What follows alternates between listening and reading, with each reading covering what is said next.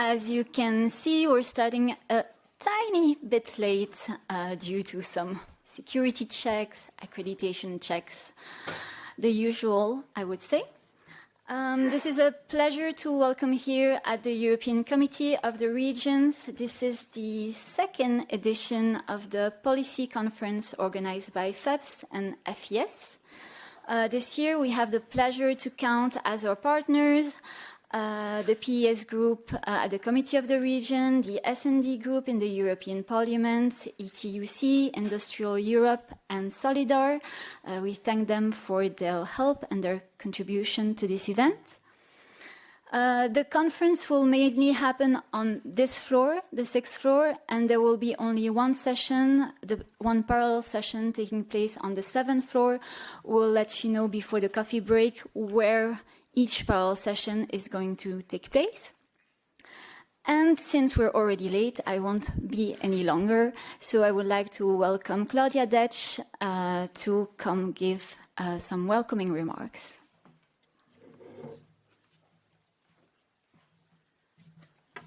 Thanks, Chloe. Good morning.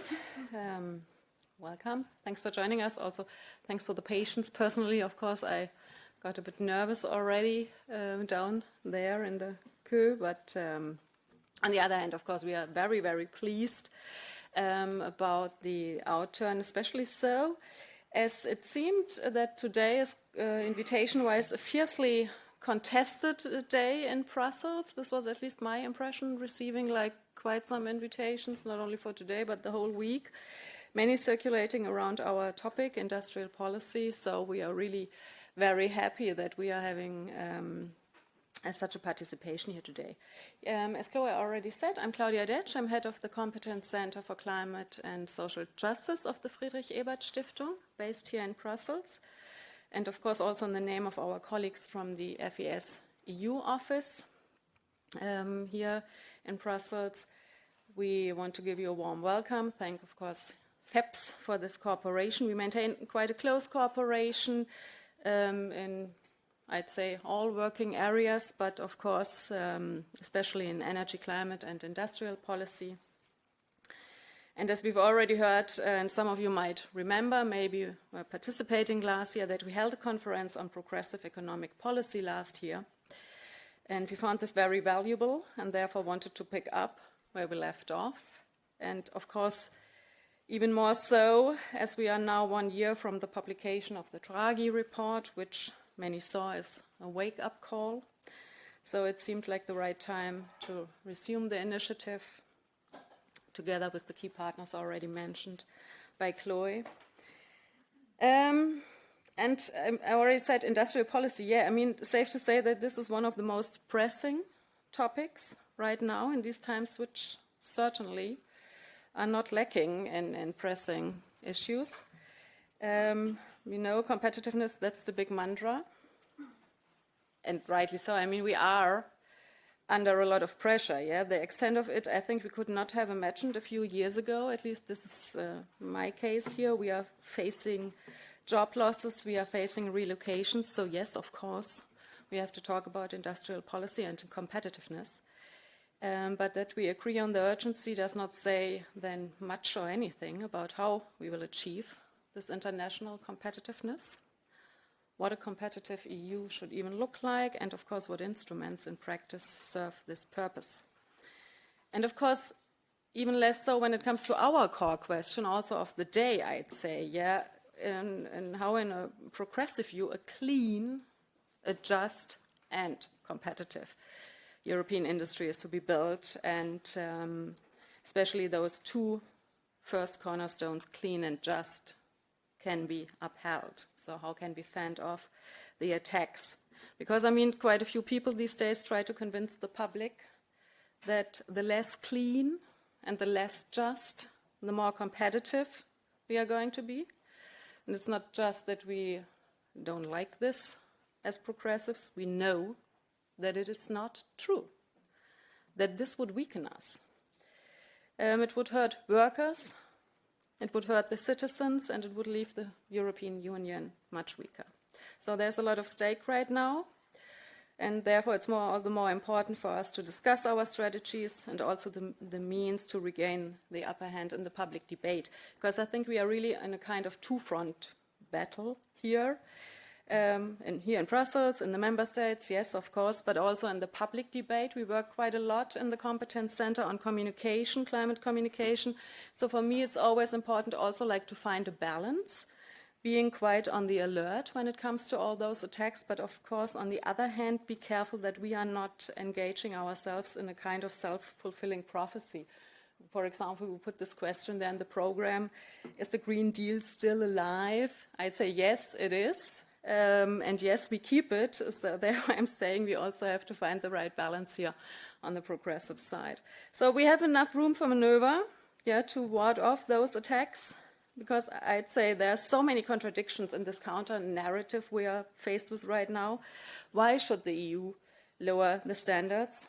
We are never going to win this race to the bottom. Others can do that much better than we are going to do this. And on the contrary, upholding the values we are known for can work to our advantage, also with our international partners. I mean, of course, and I guess we are going to talk about this afternoon, not all instruments we know are equally popular, but in general, I'd say standing up for our values and being reliable also in our cause can serve as a selling point, and I think it's really about getting this message out. It's what we want to do this day, talk about what kind of competitiveness we envision, talk about concrete strategies and instruments, and prepare ourselves for the public debate, so a lot to do.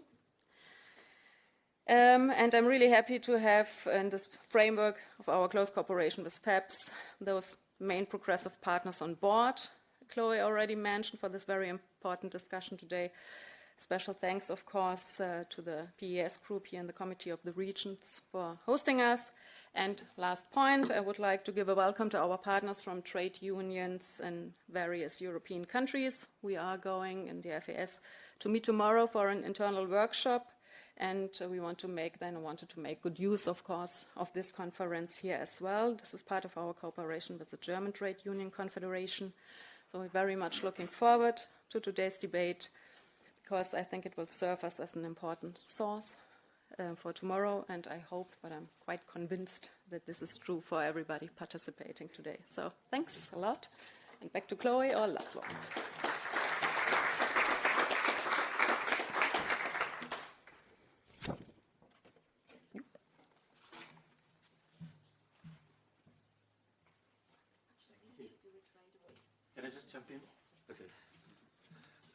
Good morning. On behalf of FEPS, I would also like to welcome you all in this day-long conference on just transition and the economic policy and the broad economic agenda of the European Union.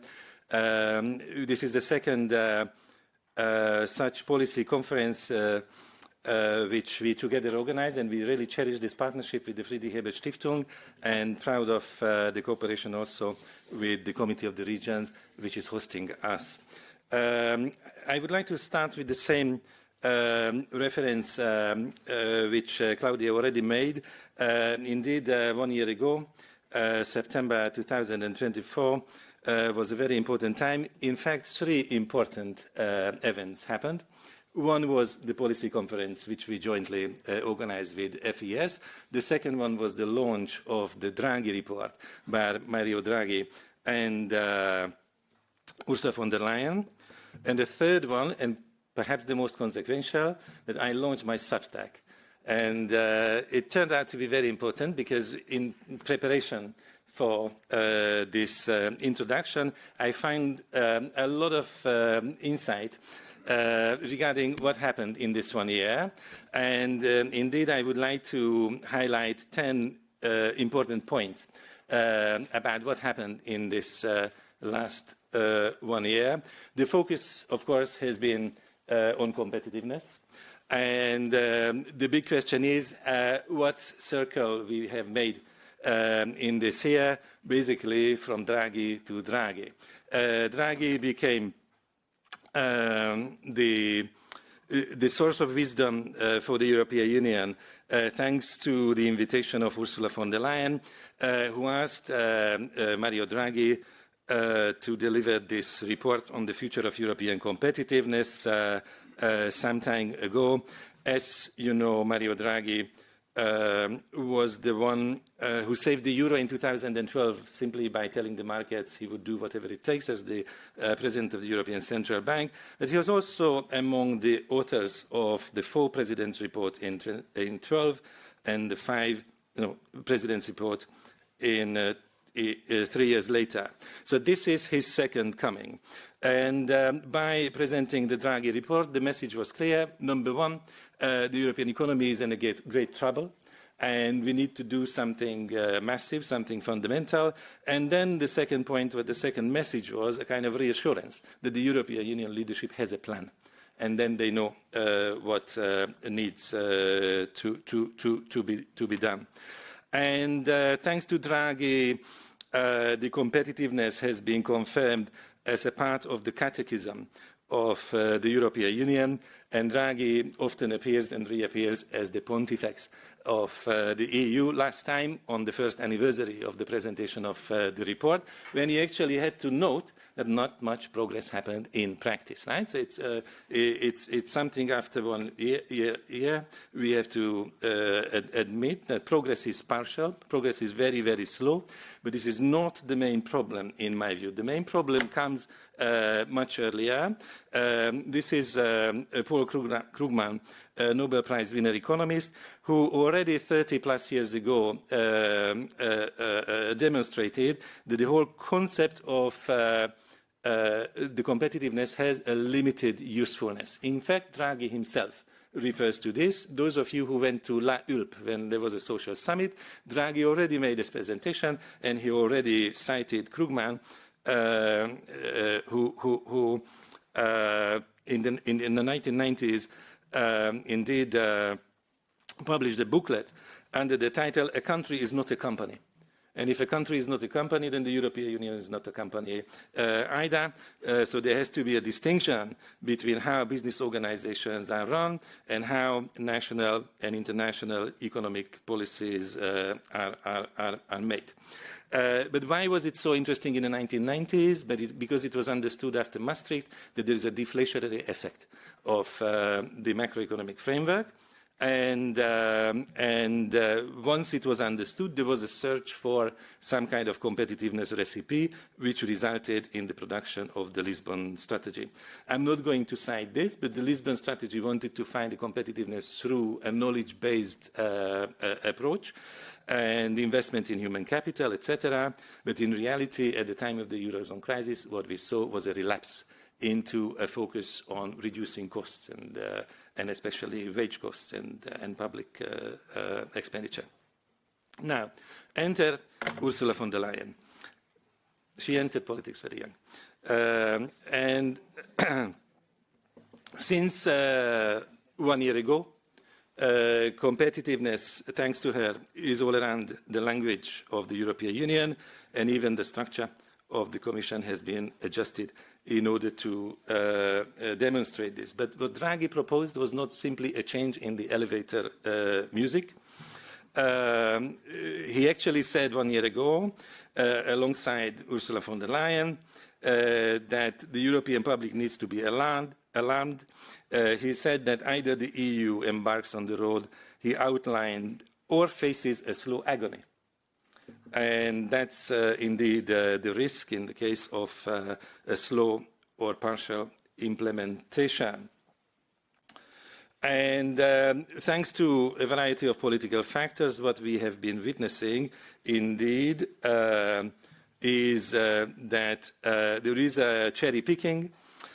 Instead of putting the full agenda into the implementation process, basically von der Leyen is focusing on 3 issues in the policy agenda. One is deregulation, the other one is financialization, and the third one is militarization. And this reductionist approach is indeed embodied in the first major document of the second von der Leyen Commission, which is the so-called competitiveness compass. Let me talk about this in a few minutes. This came out on the 29th of January and focuses on 3 key areas of action: innovation, decarbonisation, and security. There are many flagship measures outlined in this: closing the innovation gap, decarbonisation and competitiveness, and reducing the excessive dependencies and increasing security as well. Now, many of you have read it. I'm not going to go into the details, but the point indeed in this compass is that we don't know how evenly all the objectives or the nominal objectives will be really followed in the reality. Another important point is that the approach of this compass does not acknowledge that different parts of the European Union have different problems with growth.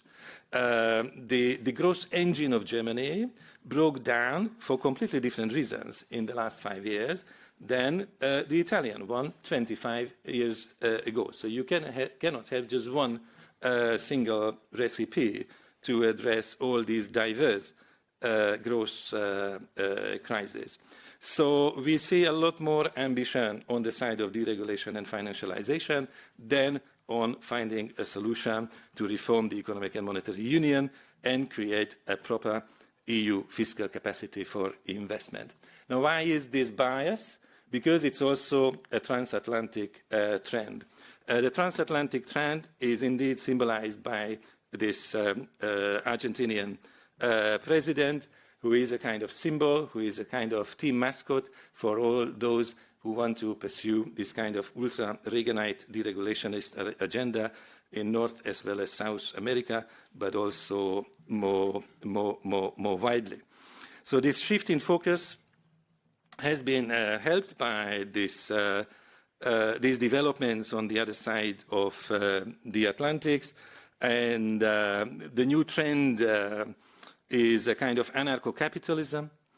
A lot of people don't notice that in reality what Milei induced is an industrial decline and a sharp rise of poverty in Argentina. Nevertheless, some of these ideas and the symbols remain very strong and influential. Just like in the 1970s, Chile was the laboratory of the Chicago neoliberals and the neoconservative practitioners in the United States and the UK. Now it is Argentina, which is the test ground for this capitalist revolution. If you want to read something better than my Substack, you should read Martin Sandbu, the European economics commentator of the Financial Times, who at the time delivered a very sharp critique of this new direction. He noted that there is a European inferiority complex, and that also helps recycling the neoliberal policies.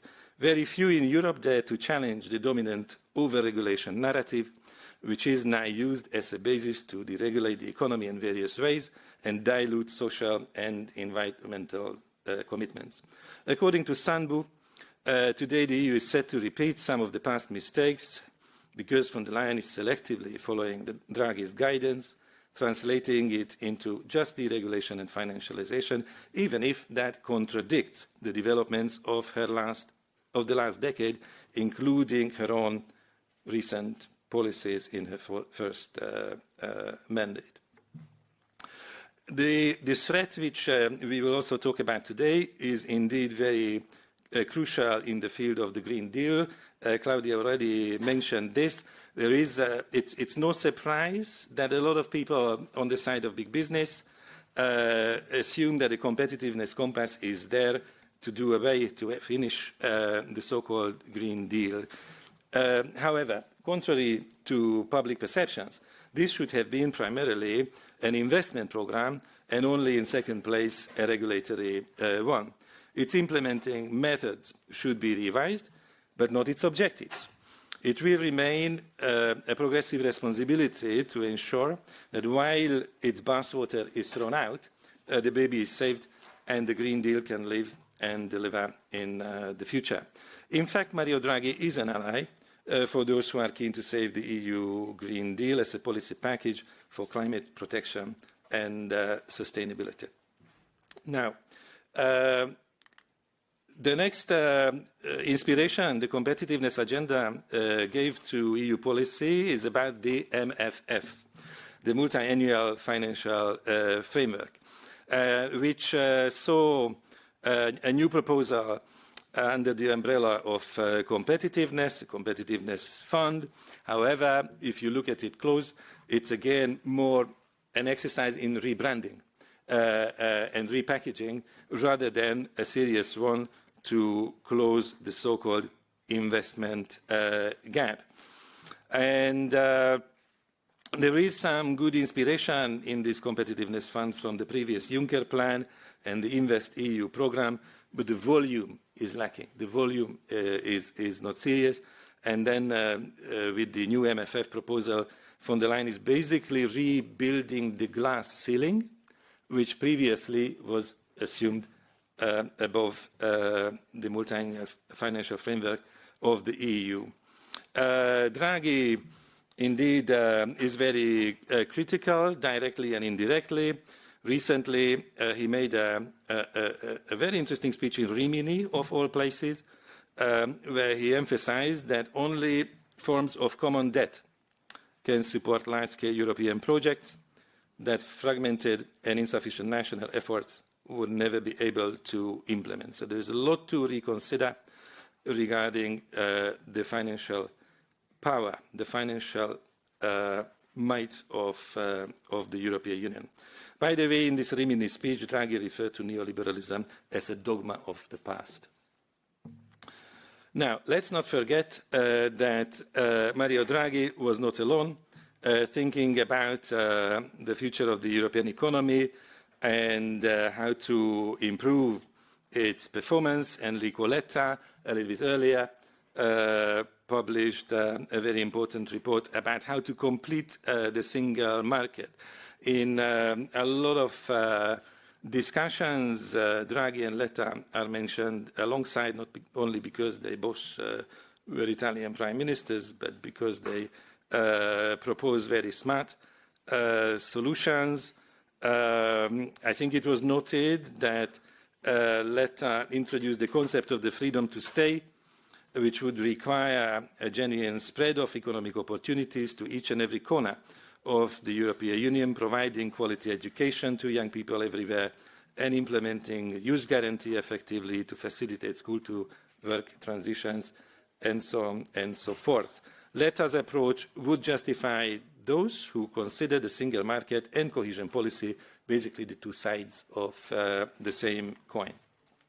And finally, the competitiveness compass, let's praise it for a moment, mentions the European Pillar of Social Rights as a source of competitiveness, literally. How serious this commitment is and what it implies in practice remains to be seen. Those of us who believe that the EU needs to find a path to recovery without dropping social and environmental standards must learn from two further reports, which I would recommend. One was delivered by Commissioner Ferreira, with the assistance of the LSE Professor Andres Rodrigues Pose on cohesion policy, and the other one a year before by Anna Diamantopoulou about the future of the welfare states. And all these reports collectively provide the necessary insight and wisdom for a progressive approach to define and discuss the future of EU policy. The search for a new economic growth model, which I think is the main point here, under the banner of competitiveness, should revive the endeavour of long-term planning with result orientation, which also necessitates targets, but most importantly and urgently, the tools of an EU-level industrial policy would need to be found. Under the recent shocks, and there have been many, the progressive potential of the European Union should be rediscovered.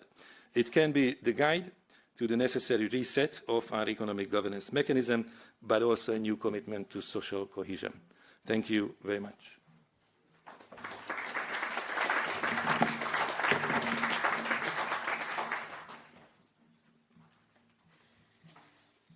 And now let's jump right away into the first panel discussion of the day. Please, speakers, come to the front here with the moderator Bart van Erck, Director of the Research Department of the ETUI.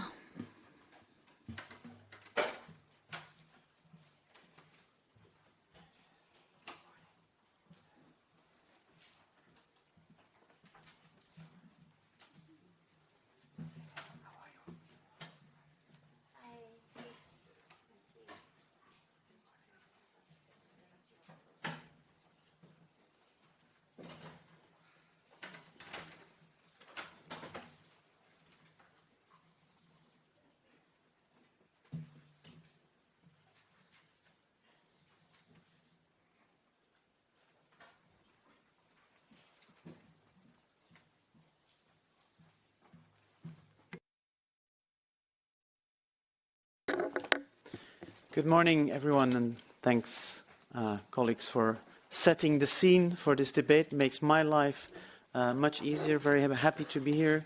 While you were talking, the room is almost completely full, so that's a great start of the day. Happy to be here. So my name is Bart van Erck. I'm indeed director of the Research Department of the European Trade Union Institute.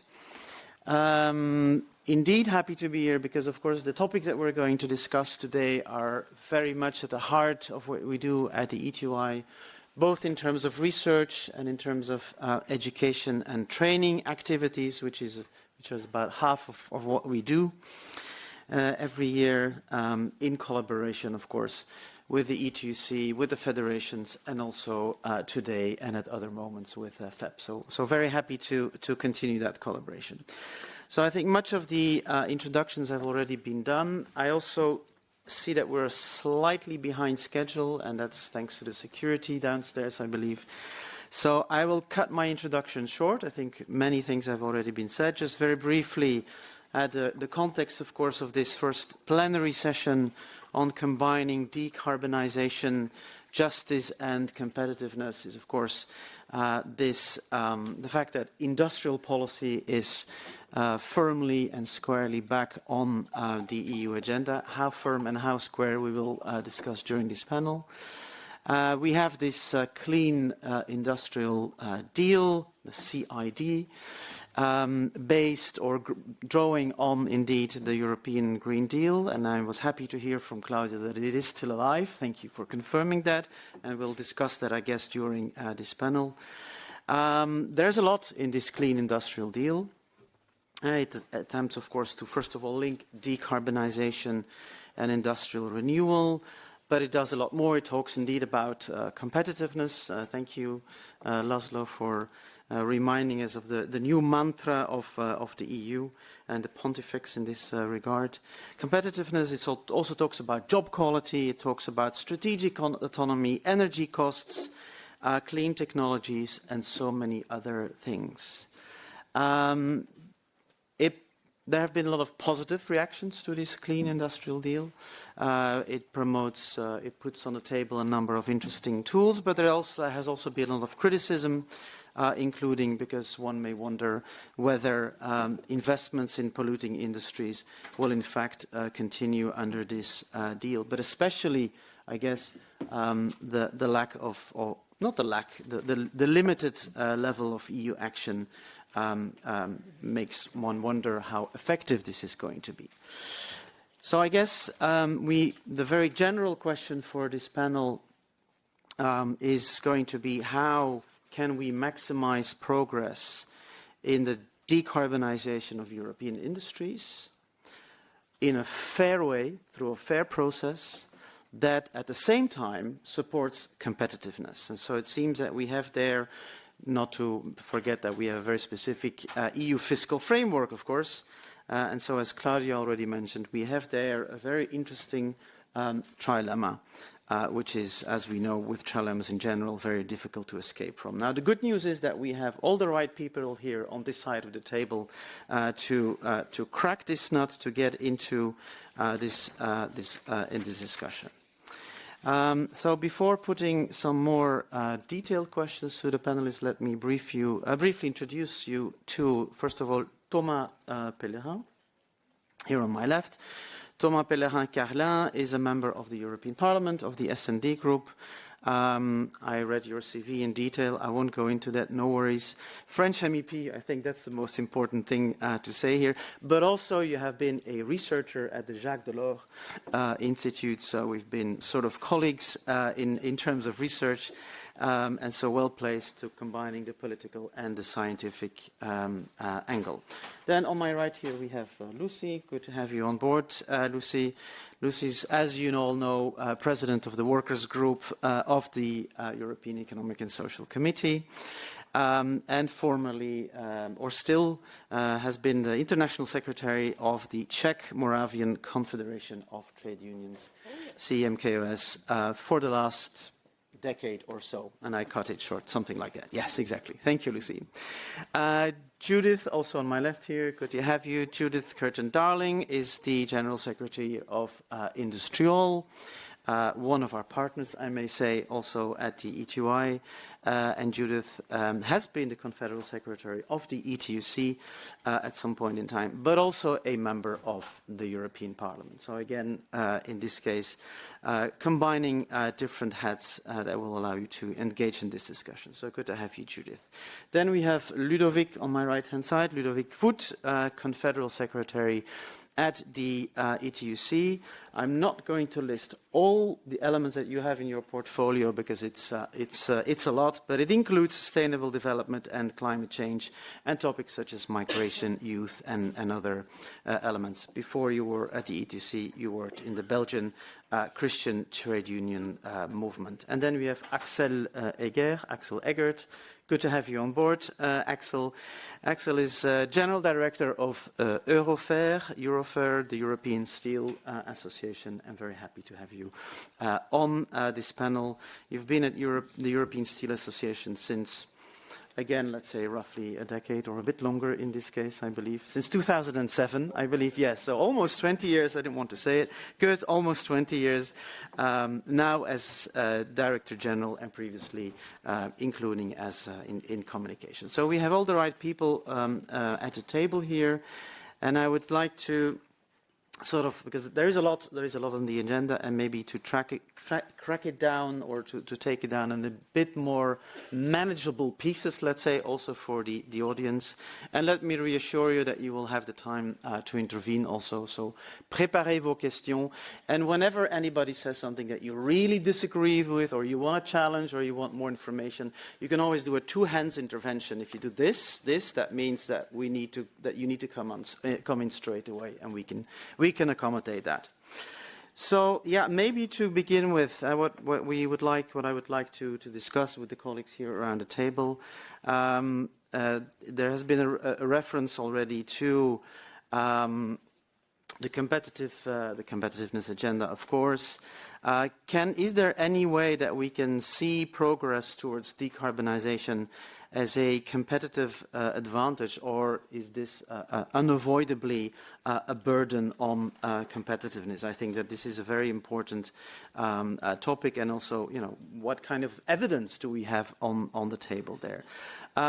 Second element that we will need to discuss is the energy price, right? Energy price is very clearly one of the greatest challenges for European industry. So how are we going to deal with that without compromising the very important decarbonization objectives of the EU? And then finally, what are the imperatives of just transition for workers themselves, for communities, for families? These are some of the topics that I think are unavoidable. And then whether we can come up with a made-in-Europe decarbonization will maybe be a topic for the second part. So I don't know who wants to go first. I have no predetermined order. Voilà. Let's just let it depend on enthusiasm. You seem enthusiastic, so I suggest you go first, and please, 3-4 minutes. That would be great for your initial opening. Thank you. Brilliant. Thanks. Also in my past, before I became a politician, I was also serving in the French army, so always volunteered to go first out of the French. Maybe first a word on the debate that we've been having in Brussels. So you mentioned the clean industrial deal, and I mean, let's cut to the chase. I don't know yet whether the clean industrial deal is the next phase of the Green Deal, that's what I hope and what I'm fighting for, or it is the replacement of the Green Deal. There is a part of the EPP that wants to cancel the Green Deal. They've been criticizing cancel culture a lot, but they've been practicing that themselves. You cannot find, for instance, a single unit in the Secretary General of the Commission now that has the term Green Deal. It has been cancelled from even official elements in some parts of the Commission, not all. 2 or 3 weeks ago, we were listening to Ursula von der Leyen delivering the State of the Union, and when von der Leyen was speaking, she spoke about the Green Deal, and she spoke about the clean industrial deal as the, let's say, Green Deal 2.0, the next phase. And I think that's the right way forward. After von der Leyen ended the speech, Manfred Weber started to speak. The first political group that he did attack was us, Social Democrats, which is an interesting choice given the geopolitical pressure that Europe is facing. So we don't know yet what's happening. So what can we do to make sure that all the democratic forces in Europe understand that the clean industrial deal is vital for many things, one of those being competitiveness, because obviously even if speaking about the competitiveness of the EU makes little sense, as László said earlier, that is what is in the mind of many of my colleagues. They really believe that a continent can be competitive, which is, I don't know, a philosophical debate, I guess. To be very practical, to make sure that some of our industrial ecosystems have a lot of competitive companies, we need to have policies that nurture those industrial ecosystems. And here, clean tech is absolutely vital.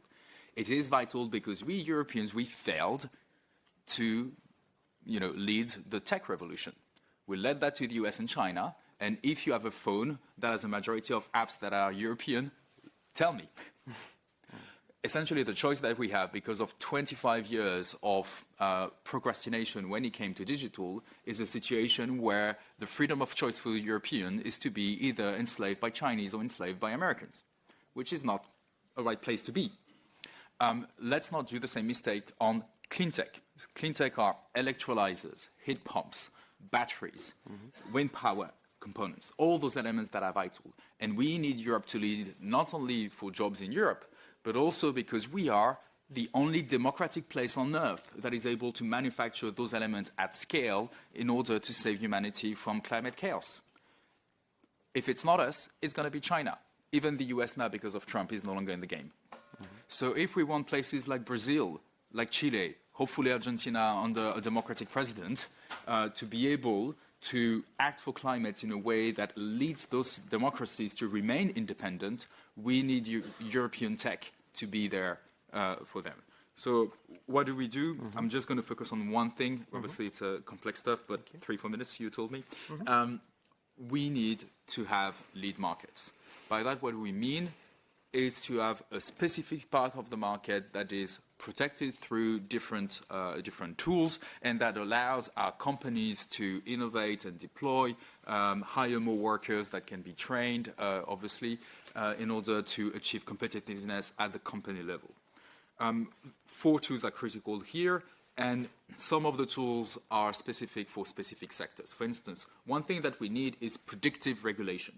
One thing that von der Leyen did well during her first mandate was to adopt the CO2 standard for cars that says that by 2035 onwards, all the new cars sold in Europe will emit 0 gram of CO2 tailpipe.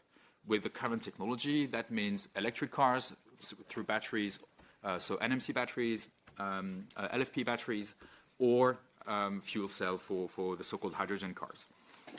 That regulation must be kept. And I'm therefore very fearful when I hear a lot of EPP colleagues that want to reopen that, because that will actually create instability. And one of the assets that we have as Europeans, one of the things we provide to our companies is regulatory stability. This is something that the EU has been good at doing, and it's more than ever a comparative advantage given the orange Judas who is in the US and who changes regulation on a whim. The second thing that we need in some of the sectors where regulation is not sufficient or not palatable politically because of social acceptance, we need finance. And one of the elements there is to have a long-term public investment plan. What I think would be a good social democratic way to approach the Green Deal is, and László already said that, but to have an investment plan, but an investment plan that looks at the long term. What is the 10-year investment plan that we have? How can we build that with public authorities articulating the EU, obviously, that has some role to play, member states that have most of the money, but also the regions that have a lot of, let's say, the responsibility in terms of investment on public infrastructure, like, for instance, local trains, renovation of high schools, you name it. That will be critical for many sectors. One of them, heat pumps, which is a sector where Europe was leading and a sector that has been struggling a lot with hundreds of workers who were fired recently in Nantes, for instance, because they have the skills to make heat pumps, but there is no longer a market because the French government is doing a lot of very silly stuff, to be polite. Third element, spatial planning. We have some sectors, especially offshore wind, where the really bottleneck that we have now is not like public support or whatever, it is spatial planning. Offshore wind, I mean, I've visited an offshore wind production site myself in Fécamp, in my home region of Normandy. It takes a lot of space. If you want to be able to have an industrial ecosystem with companies that can invest and young people that choose to work in those sectors, you need to give them a 10 to 20-year vision. You need to tell them there is already an offshore wind place here, but there will be another offshore wind park in 5 years over there, and in 10 years over there, and in 15 years over there. And we need to do that at the European level. Otherwise, we're going to have member states that are going to bicker. And I'll say that in Belgium, the Belgians need to make sure that this happens at the EU level. Otherwise, the French government is going to try to screw them. So yeah, final point, trade. We need both offensive and defensive tools. We need an offensive tool, and that's a good thing from the Clean Industrial Deal, is the so-called CTIP, so the Clean Trade and Investment Partnership. It's not a free trade agreement. It's an investment partnership between developing countries and the EU. One has been ratified with South Africa. We need to do more there, and we need to prioritize democracies. We need to help those democracies that are currently relying on Chinese tech and on Russian oil and gas to rely on Danish wind power, German batteries, and Polish electric buses. That is what we need to do offensively. Last word would be the defensive thing. We need trade measures to protect ourselves. That is especially critical if we want to ensure that our steel industry can continue to produce in Europe and invest to decarbonize. Excellent. Excellent. Merci beaucoup, Thomas, also for volunteering to go first. I noted 4 points: the importance of predictive regulation, finance, spatial planning, and trade, very important points. And you referred, of course, to clean tech. Now, I couldn't help noticing, when I was thinking about how we organize, in what order the debate, I noticed a body language in Ludovic at the moment, where you talked about whether the Green Deal has now been replaced by, whether the Clean Industrial Deal has now been replaced by the Green Deal. I saw you very nervous, Ludovic. But maybe I'm mistaken. But would you like to go next and comment on these points, please? And then we'll turn to Lucy with the question about the imperatives for just transitions for workers and communities, if you would like to comment on that. Please, yep. Ludovic. No, not nervous. Well, nervous about our future for sure. But yeah, so maybe, so decarbonation, justice and competitiveness to have a win-win-win situation. For the moment, let's say that we have a lose-lose-win situation. So I think maybe key elements, if we keep the pace of investment we have for the moment, there's no decarbonation arriving for 2050. Maybe it will arrive in 2070 and not at the same time in all EU countries. We know that also at the same time that the expected global warming by the 21st century in the EU on the continent is plus 4 degrees, sorry. So the plus 2 degrees means plus 4 degrees on the EU continent by the 21st century. So it means also it becomes unmanageable. In this regard, we have objectives 2040, 2050 that are important to have, but they feel disconnected from the social and industrial realities. So they are not accompanied with the framework that would make them socially and industrially feasible. If we see a short decline in the CO2 emissions, it's mainly when we have seen that people cannot afford to heat their homes anymore, or because of the disindustrialization. So Decarbonation, we're not on the good track. Justice, we're not in the good track. I think, I guess Judith will expand more on that, but 500, just to tell a figure, 500 industrial jobs per day since 15 years are disappearing. So I will not expand on that. But it's not because of the European Green Deal. It's because of unfair competition. It's because of profit optimization, so either or, and it's also because of lack of investment in the productive capacity. So with outdated productive capacity in a lot of companies in the EU. So we see a new appetite for industrial policy. That's fine. It's important. We welcomed the Clean Industrial Deal, but 1 year after the Draghi report, the deregulation parts didn't save a job. So maybe it's not fully implemented, and that's better. But it didn't, and it will not save a job. So, and from the start, where it came from discussing about administrative burden of farmers, of small farmers, to every sector now asking, I want my omnibus, it escalated quickly. So I think here it's important to bring the other side of the Draghi report, the one that is underinvested, is the investment. So where are the investment Draghi was advocating for? 800 billion a year. If we add social investment that are also needed, 200 billion a year estimated by the European Commission. So let's say, and I don't even add there the climate adaptation needs, that is not part of the Draghi report, it's at least 1 trillion a year of investments. We have on the table of the MFF 2 trillion over 7 years. So it doesn't match.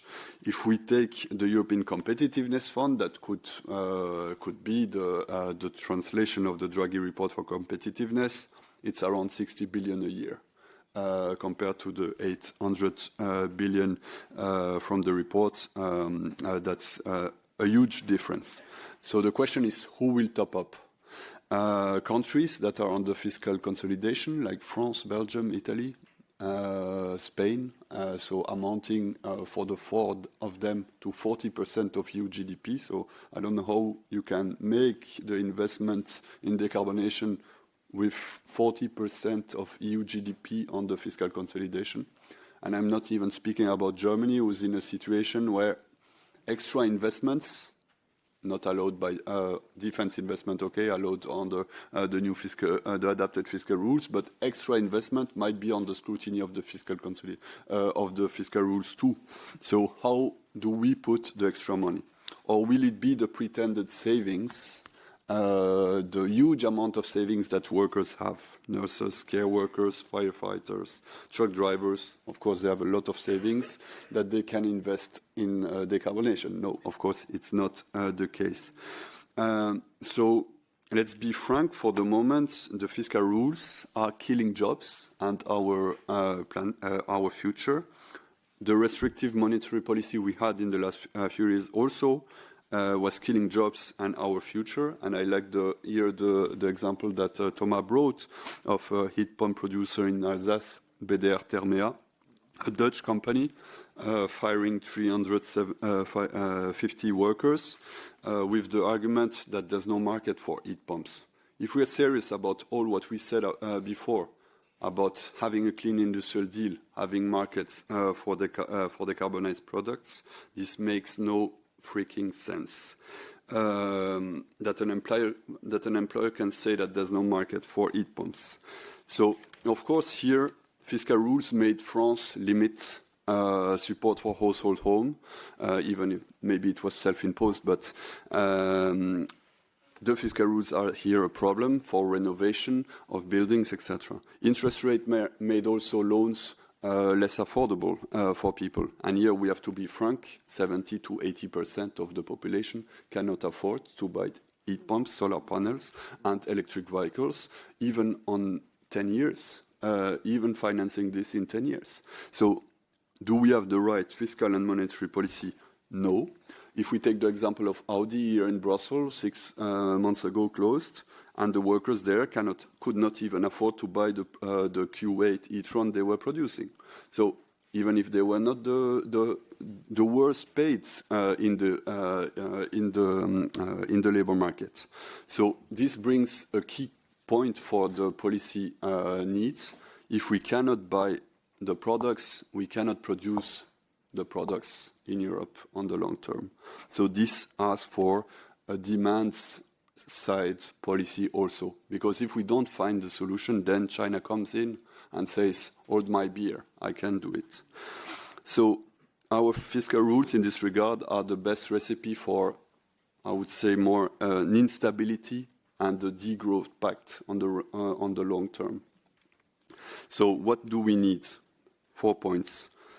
Avoid redundancies, shortly. Avoid redundancies. So we need to maintain, protect, and create quality jobs in the EU.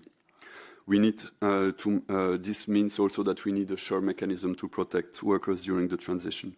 Second, we need place-based industrial policy for all regions, not only for those who can innovate the most, not an industrial policy of the survival of the fittest. Every region, every sector can and must have the tools for an industrial policy. This would bring a concrete reality to the freedom to stay of Enrico Letta. Third, get rid of the restrictive fiscal rules. Build an EU investment facility that would help, because even without the fiscal rules, most of the EU countries could not put the money to make the necessary investment, and also allowing making sure that social conditionalities are applied all over the financing tools. But finally, fourth, workers' rights need to be reinforced in the transition. We need for this a just transition policy framework, including a just transition directive, to anticipate and to avoid redundancies, to be in a situation where we don't need that we can anticipate and plan the necessary upskilling, reskilling of workers in order to avoid to the most possible the redundancies. And for this, we are still waiting. From the Clean Industrial Deal, the chapter on quality jobs mentions that the Commission wants to work on a framework on restructuring. So we are waiting there to have this proposal. So I think to conclude, it's important there to build. These 4 points are important to build trust, to fight the fears, to take this toy back from the far right, because they exploit these fears. They exploit the wave of social hunger, but only by offering more deregulation and more for competitiveness, while turning their back on the decarbonation and justice side of the question. So we must ask for sure to the other democratic forces, the right wing and the center, where will they stand in this regard? It's important to make decarbonation socially feasible. Thank you.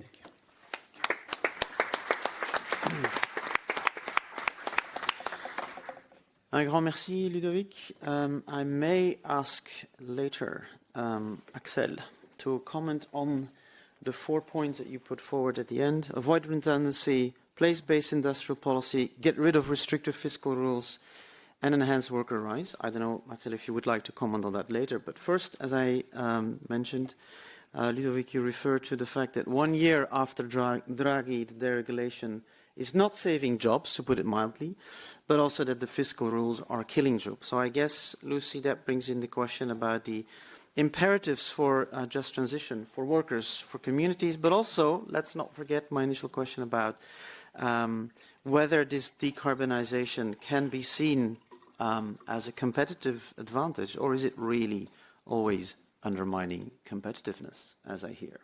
Lucy. Thank you very much, Bart. And it's really nice to have such an important event, of the two organizations taking place in our house of the civil society, European civil society. So in a way, welcome all here. I mean, let me just briefly touch on the title of this panel on combining decarbonization, justice, and competitiveness, because it really goes to the heart of the issues Europe is actually facing today. We in the workers group of the ESC, we are just not seeing this as competing goals. Mm-hmm. On the contrary, they must reinforce each other if we really want to build a sustainable future that people could support. On justice, decarbonisation will only succeed if it is fair, and workers and their communities cannot be left behind. It's in a way a cliché, but if we just skip it as a cliché, it would never work, and it's clear to us. Our group has been working here on this issue really for quite a long time. I've been working on some own initiative opinion or exploratory opinion for the Parliament some 6-7 years, and really seriously. But recently we have been working on 2 opinions, one requested by the Belgian Council Presidency on advancing the EU just transition policy framework, where we really highlighted the importance of the just transition and call on the Commission to establish an observatory on just transitions, which Council has supported, and the Commission now has established the European Fair Transition Observatory. Later on, in our own initiative towards a just transition legislative proposal, we called for a legislative proposer and stronger EU policy tools to ensure that the just transition supports social justice, decent work, and targeted place-based responses to regional and sectoral challenges. This also highlighted the importance of data-driven approaches, with the Fair Transition Observatory playing a key role in monitoring and support. Since the momentum of a Just Transition Directive has grown, backed by the trade unions, political groups, and European Parliament's Employment Committee, which in January this year formally called on the Commission to propose a directive grounded on social dialogue, collective bargaining, and is now working on own initiative legislative report with recommendation to the Commission on Just Transition Directive in the world of work.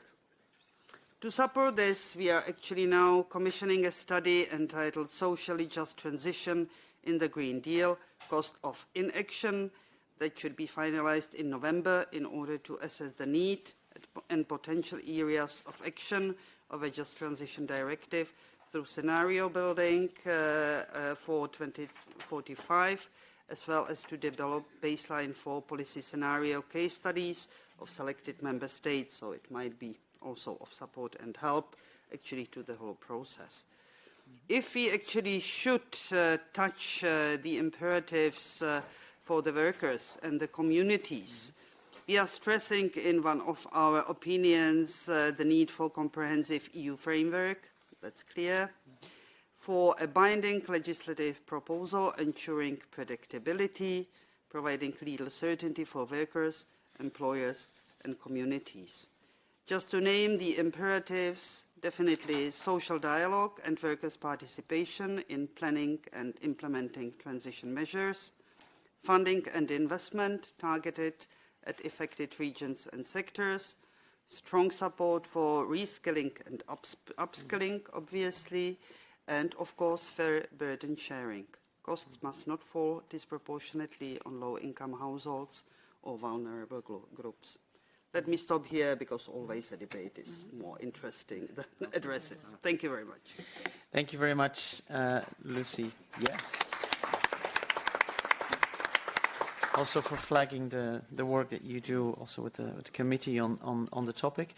Now I'd like to move to Judith at this stage. So I've heard Ludovic say that industrial policy is fine, quote unquote, but 1 year after the Draghi report and into this new deal, not much seems to be happening. Where are the investments, you said? So, Judith, would you like to comment with your pace on that?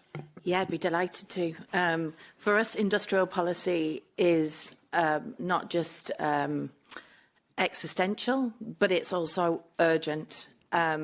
We know that to reach anything close to the climate objectives, and in fact, just for the maintenance of the industrial fabric in Europe, we need massive investment in industrial sites, particularly in the energy-intensive industries. Agora Energiewende put out a report a few years ago saying that half of Europe's steel plants have to be renovated or upgraded by 2030.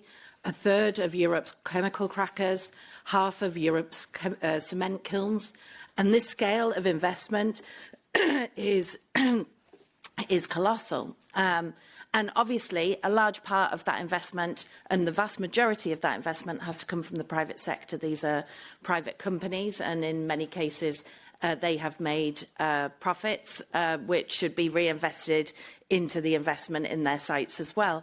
But we can't underestimate the scale of investment outside the factory gates in order to guarantee the investment inside the factory gates. Over 500 million, I'm going to get the wrong number, but you'll correct me, Thomas, for the grids package.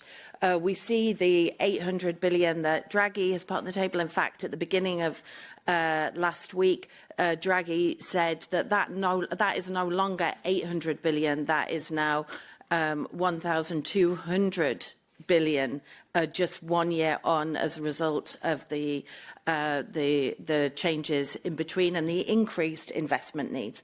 So the investment question is really absolutely crucial. But how do we create a business case in Europe? And I know it's strange, a trade union leader talking about the business case, but I actually think it's really important that we do talk about the business case. And that's why what Thomas set out in the introduction is absolutely critical, because the low-hanging fruit, how you do something urgently in Europe, how you do something in the next few months, if there is the political will between member states and the European Parliament and the Commission to save large parts of the industrial fabric. And as you've said, we are not just seeing massive restructuring, something like 90,000 jobs lost in the automotive sector in 2024, more than 2022 and 2023 combined.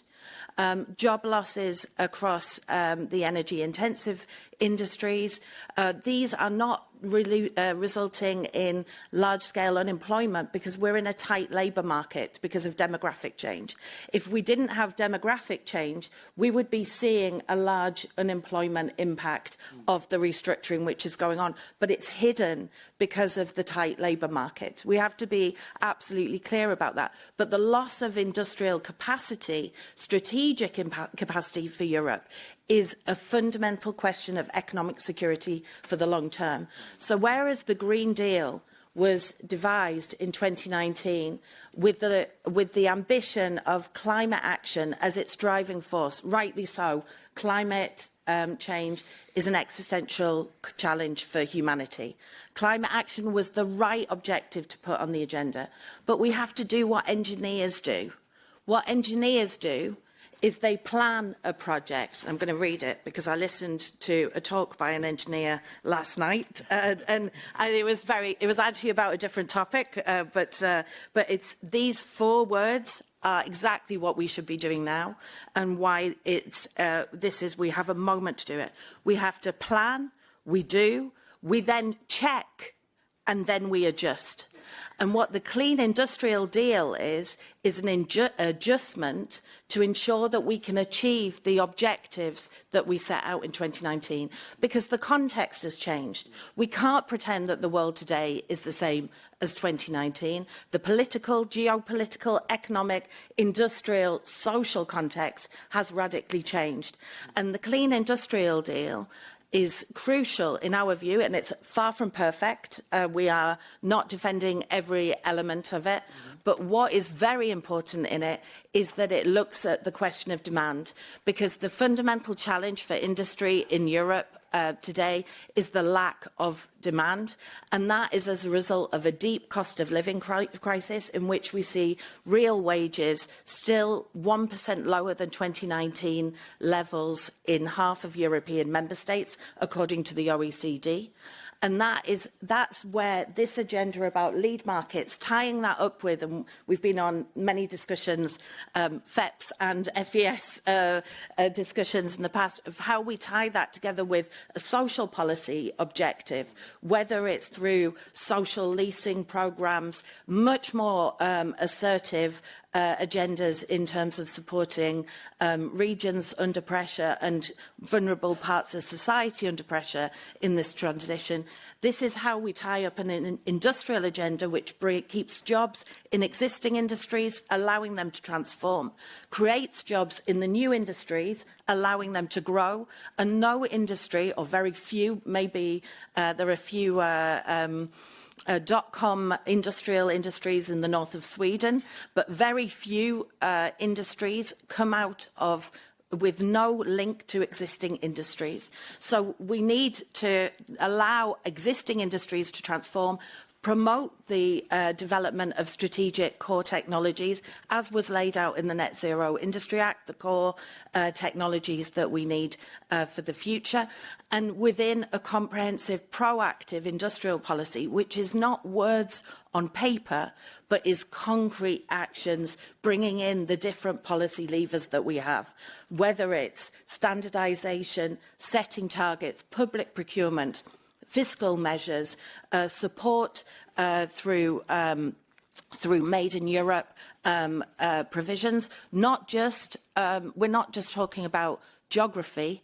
We want to talk about quality, and that's why social conditionalities are so important to us, because tying an industrial policy to social conditionalities is about tying it to an agenda which is about social quality and about the quality of the labour market and about increasing and ensuring that decarbonisation really delivers that fair transition. Finally, just maybe to say that it was mentioned, but it's really critical in this is the question of energy and affordability and affordable energy. And there will be very difficult political conversations to be had about how we have an energy transformation which ensures affordable prices for industries in transformation, the massive electrification of industries at the same time as we are pushing for the electrification of cities, the electrification of transport, and all of the increased energy needs that we have. And at the moment, one of the challenges that we face, and I think I feel like I'm in a safe space. I'm not sure Axel does, but I feel like I'm in a safe space here. But there is a lot of ideology in the debate at European level. There is a lot of polarisation of people in trenches fighting one side of the other, and there are sacred cows at European level. And if we want to actually tackle this industrial policy in a comprehensive way, then we have to be willing to look at sacred cows around energy market regulation, for example, and price tagging between electricity and gas prices. We need to be able to look at sacred cows around trade policy, around Made in Europe. We need to be able to look at sacred cows when it comes to some of the liberalisation policies and the role of the state in industry. Very interesting for us that the European Commission, it's my last point, it's maybe one of the biggest, smallest steps, but most dramatic steps. Last week, I was in the, or 2 weeks ago, I was in the strategic dialogue on the automotive sector, looking at how we avoid losing the small but important battery sector that we have in Europe and avoid that we lose any more ground in that sector. And in the discussion about the battery booster, the idea of public equity has been put on the table. This, in a way, is a big, what's the river? What's the famous river? Shit, sorry. The Rubicon. Always going to go. This is a Rubicon in European industrial policy thinking. I mean, we need to be thinking creatively, and we need everybody around the table to do that thinking. The workforce, the employers, public policymakers at different levels, the regions, in order to really develop that industrial policy framework. But we need to do this quickly because the urgency is really there. Thanks.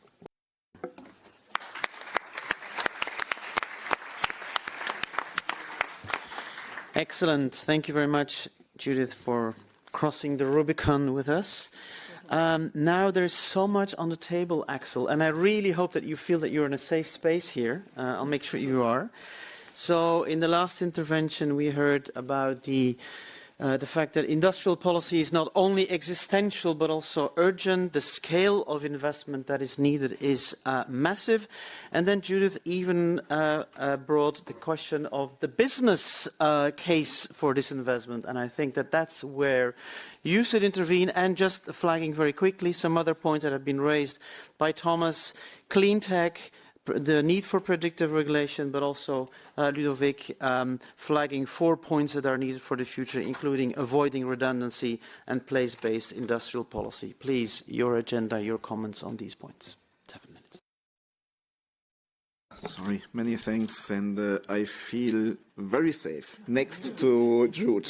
Very safe, and I don't have to add much more. So I believe that we have really similar objectives with Industrial, and we have both agreed on a European Steel Action Plan back in October last year, with the support of the members of the European Parliament, led by the S&D Group, by the way. Thanks for that again. And we have agreed about many points which we have raised today. We need to fix the trade issue. We have a staggering global overcapacity. Some countries in the world try to conquer based on raw materials going into technologies, the rest of the world, killing off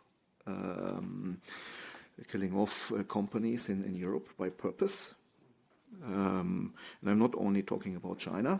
You can also talk about the US now, if you want so, but many more. China is just the best example, if you want so, building a huge global overcapacity in steel production, and putting 100 million tons of steel on the global market. We produce in Europe 130 million tons, depressing prices with subsidized steel, putting on the global market below Chinese production costs even, depressing global markets.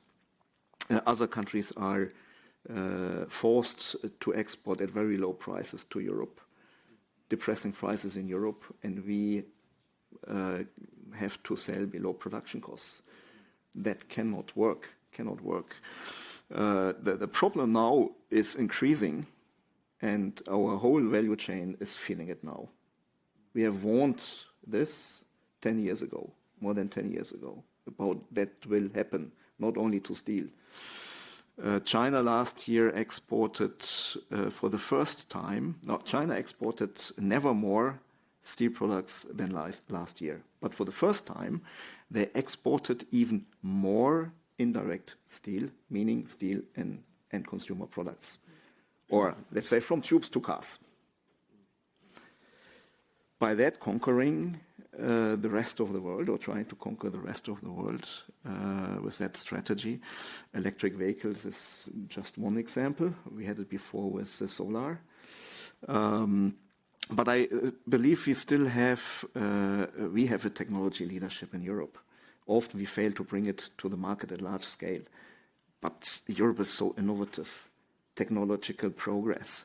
Just think about industrial equipment. We have the best companies in Europe, Daniele, Tenova, SMS Group, all these, and in other sectors, many more. So we still have that leadership, but we are about to lose it. We are really about to lose it. So our steel and steel action plan with the unions is including the trade dimension, fixing the carbon border adjustment measure, make it really work, because it's absurd when we are talking about competitiveness. We invented the emissions trading scheme in 2007, came into force in 2008. And I believe it's a great tool if it's applied globally. We have, however, forgotten to make sure that the imports should also pay carbon costs. I mean, we are shooting our own food when we say European producers pay carbon costs, have to invest in the transition, which I fully agree, but the problem is, if the imports are not doing that, they are coming at lower prices. So from that perspective, the CBAM, we can all criticize it. We criticize it as well, but we need to fix it, that it works, so that it creates a real level playing field and incentivizes our global competitors, including the countries, third countries, to decarbonize as well. We have the second largest market in Europe globally, and we are not using it. We're not using it to incentivize others also to speed up decarbonization. Having said that, there's indeed a lot of discussion about should we put the brakes on the Green Deal. The steel industry is not doing that. There was a discussion in the German TV on free allocation lately, but there the issue, the background issue is exactly what I mentioned just before, it's a CBAM. If the CBAM doesn't work, how can we decarbonize if we don't have a level playing field with our competitors? So we stick as an industry to the objective to be carbon neutral in 2050. And I would say even before, we need to be close to carbon neutral by 2040, already required by the emissions trading system. We won't have free allocation anymore, so we need to decarbonize. With 2040 targets, my problem is not to decarbonize 19 blast furnace sites in Europe. These are huge emissions on few spots in Europe. My problem with the 2040 target proposed by the Commission is how can we decarbonize 130 million households in just 14 years, almost decarbonize. I think that is the biggest challenge. And we should think about how to do that. Because it's also about our democratic landscape. We have to protect that. If we drive people into the far right and far left corner, we not lose our democratic base, but we lose also on the climate front. So has to be thought about, I believe. Energy has been mentioned, very important topic. The biggest issue we have is market design.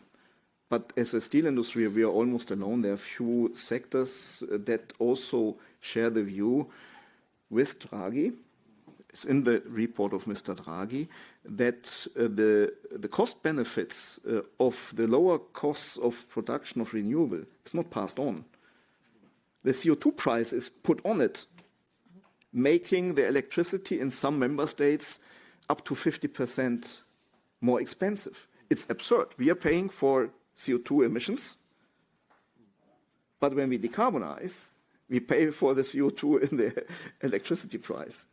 So we had, of course, discussions with the Commission, also together with Industrial, that please make at least start with an assessment on the marginal pricing, so that we may have better ideas for the future how to create a market design for electricity that is leading to lower prices for consumers, households, but also industry, both. Raw materials, scrap, that's very important as well because we are exporting 17, 18 million tons of ferrous scrap every year. If we would keep it here, we could save a lot of resources and a lot of energy, because that scrap amount, which I just mentioned, has an electricity equivalent of 35 terawatt hours of electricity, which is more than Denmark consumes or the Slovak Republic every year. So I don't go more into detail, but it's a very important topic. Lead markets. We are talking now about corporate fleets. 60% of new car sales go into corporate fleets. Why not putting European content with green elements? China is doing it, the US is doing it, everyone is doing it. We are not doing it. 60%. Investment, yes. Just transition, very important. We have agreed to that. We have agreed that the Just Transition Observatory needs more resources, or needs the resources it requires. That we have an EU directive on just transition to make sure that the workers are, and also regions are not left behind. So I think that is also unique. But of course, at the end, it's probably the member states and the companies in the member states deciding about all that. But we have a clear view, and we believe that, of course, also in the steel industry, a lot of things went wrong between the management and the employees, and I believe that has in particular to do with communication. You want to stop me now, but I have a lot of more things to say. So Making sure that everybody has roughly equal speaking time. No, I know we also want to open the floor to discussion, but if you want to wrap up your final statement. No, I think I can stop here for the moment. Just saying, we have a steel and metals action plan now under the Clean Industrial Deal. And this has to be implemented now. And we have good signs on some of the files, on trade, for example, coming from the European Commission. So this is very encouraging, and I would now not blame the Commission or Mr. Draghi that one year after the Draghi plan, nothing has been implemented. Europe doesn't work as quickly as now under the Trump administration in the US. But I think there is more speed now. It comes late, but there's more speed now. And we are happy that for the first time we have a real industrial policy now.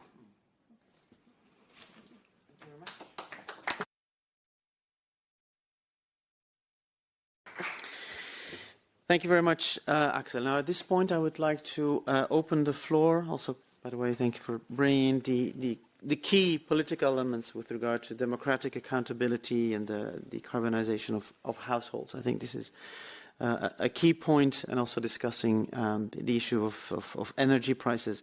I think I want to open now, realizing that because we started about half an hour late, I think, we're a bit behind schedule, so I just want to see with the organizers if we take 10-15 minutes for discussion. Is that still okay, or do we need to stop because we started very late?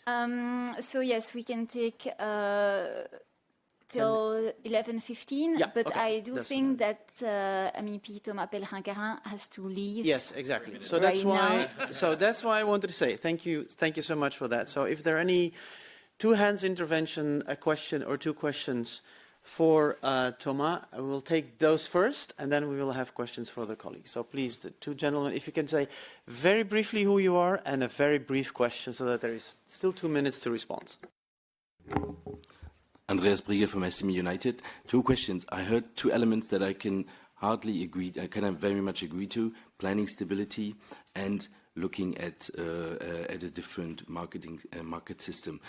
Thomas, how's your feeling in the Parliament? Is this something that there could be a majority on, or is there a big blocker? Gentleman behind. Yeah, Jakob Winkler from the German Association of the Automotive Industry. Ms. Curtin-Darling, you said we need to plan, check, and adjust. Mr. Pellerin-Carin, you said we need predictive policy, stability, and keeping the targets as they are. I see a conflict there, don't you? I'll let you respond. No, so I don't see any conflict here. So, the first thing that we do in the military is to adapt an operation plan when we are actually at war. The contrary to what has been told, let's be clear. The diesel lobby has been lying. A year ago, they were saying that there would be 15 billion euros in fine for car makers in the year 2025. That was an obvious lie. Why do we know that? Is because when those companies were saying they would be paying 15 billion euros to politicians, so they said that to politicians, they said to financial markets 4.5. That is a big difference. There was a change. There will be no fines for companies that do not abide by the CO2 study forecast legislation in 2025 and 2026. That is an adjustment. The thing that has been called by other members of the diesel lobby is to scrap everything and to actually end the final objective of 2035. And this is something that we cannot simply accept because that would be ensuring that China, that is already leading, will be the hegemon on the automotive industry, and that will be the end of the automotive industry in Europe in the coming decade. How we can try to achieve that in the European Parliament, that will answer the first question. It's, frankly speaking, I think we're missing a massive opportunity in European history. We Europeans are small. Even the biggest country in Europe by population, Germany, is barely half the size of a Chinese province. We need to be united if we want to survive, more than ever, because we are now under threat. Putin wants our civilization to die. Trump wants to colonize us. The treaty that was agreed by Ursula von der Leyen is an unequal treaty. Trump sees us like the Belgian king Leopold II saw the Congo. We are the Congo of the 19th century. That is the way Trumps look at us. The only way forward there is for us to declare independence as Europeans and to bring ourselves together. For that, we need a pro-European, pro-democratic coalition. This is not only me, a social democrat, saying that. I'm certain that if Jacques Delors was still of this world, he would be of the very same opinion. And I'm happy to see that President von der Leyen is of that opinion. She told us so in Strasbourg 2 or 3 weeks ago. Obviously, in more diplomatic terms than I did, but I'm not the president of the European Commission. For that, von der Leyen, but more importantly, like the 450 million people that live on this continent who wants to be free, who wants their children to have a free education, who want to have free speech, who want to be able to listen to comedians, because that is now under threat in the US. Those people need a pro-democratic coalition in Parliament. That is what von der Leyen has been asking for. That is what we as Social Democrats are ready to answer the call of history. The problem that we have is that the EPP has not been clear. There are a lot of people in the EPP who understand that, especially the Polish EPP, because they know what it means to be under the Russian boot. But there is the leader of the EPP currently that has been, 6 September of last year, chronologically making alliances with the far right. For some members of the EPP, their first instinct now is to work with the PFE, so the Kremlin people in Parliament. That is the first thing that they do chronologically. Only after they fail to do an alliance with them, they come back to pro-democratic forces. So I'm ending on that very strong element. But more than ever, we need Christian Democrats to remain Christian Democrats. That is what we need. If we have that, then we will be able to discuss in details what needs to be done on green public procurement, on lean market, and so the corporate fleet, etc., etc. But the first thing that we need to achieve is an EPP that remains, again, what it has been for the last 74 years of European integration, a democratic party that works pragmatically with other democratic forces. On that, I need to go. Okay, thank you.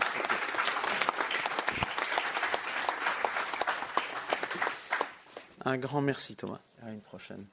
All right, the floor is still yours, colleagues. So who has a burning question or a less burning question? Who has a question to any of the panelists? We have a few more minutes, so please, the floor is yours. Don't be shy, because if not, I'll just appoint somebody to ask a question. Ah, you were smiling. Would you like to ask a question?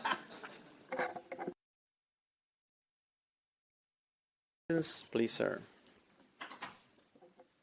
Thank you. I'm João Hall from Trade Union Confederation, LO in Sweden. I was just curious, this discussion, just to understand it, because they talk about decarbonisation and expensive energy prices.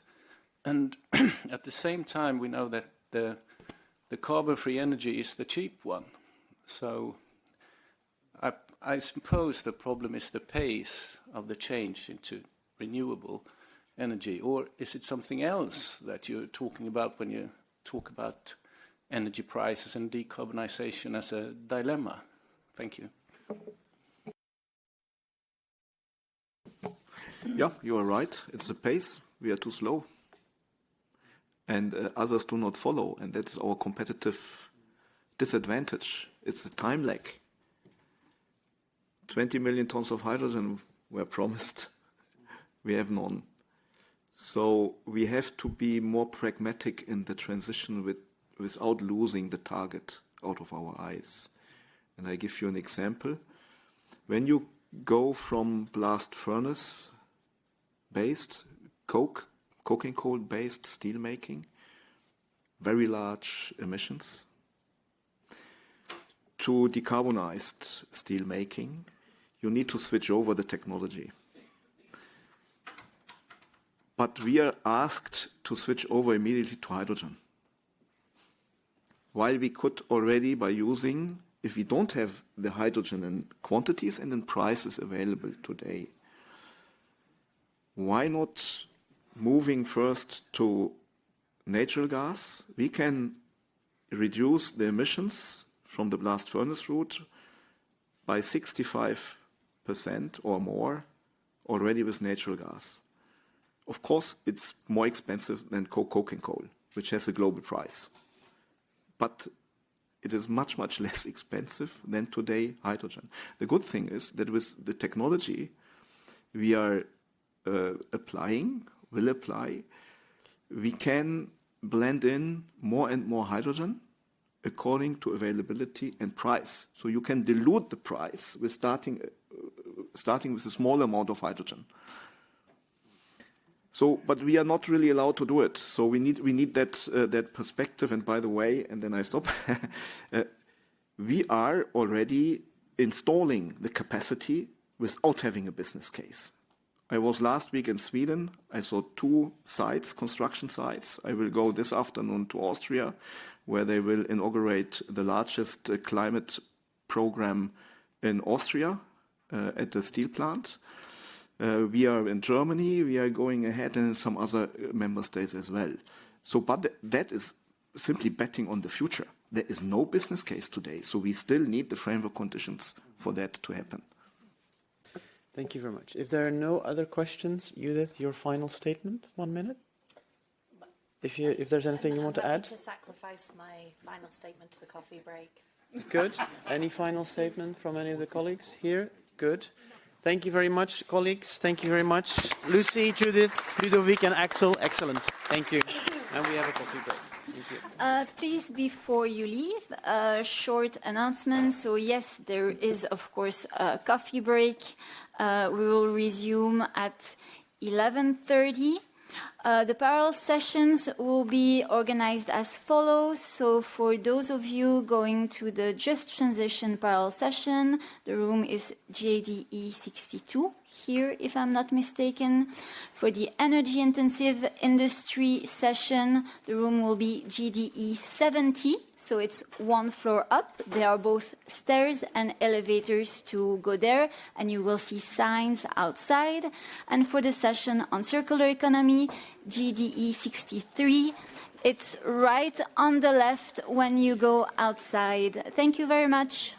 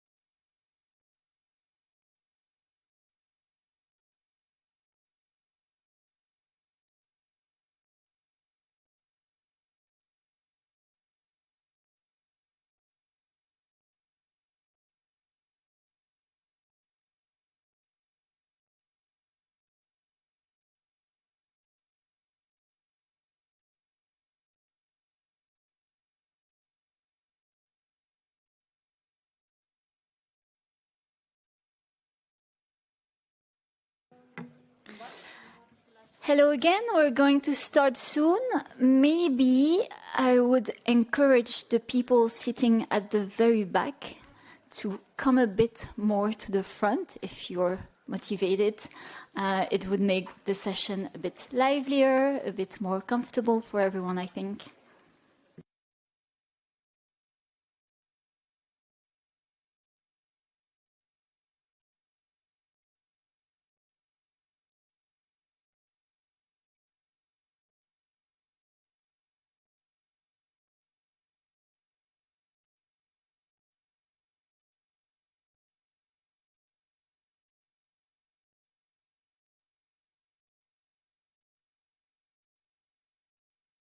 Okay.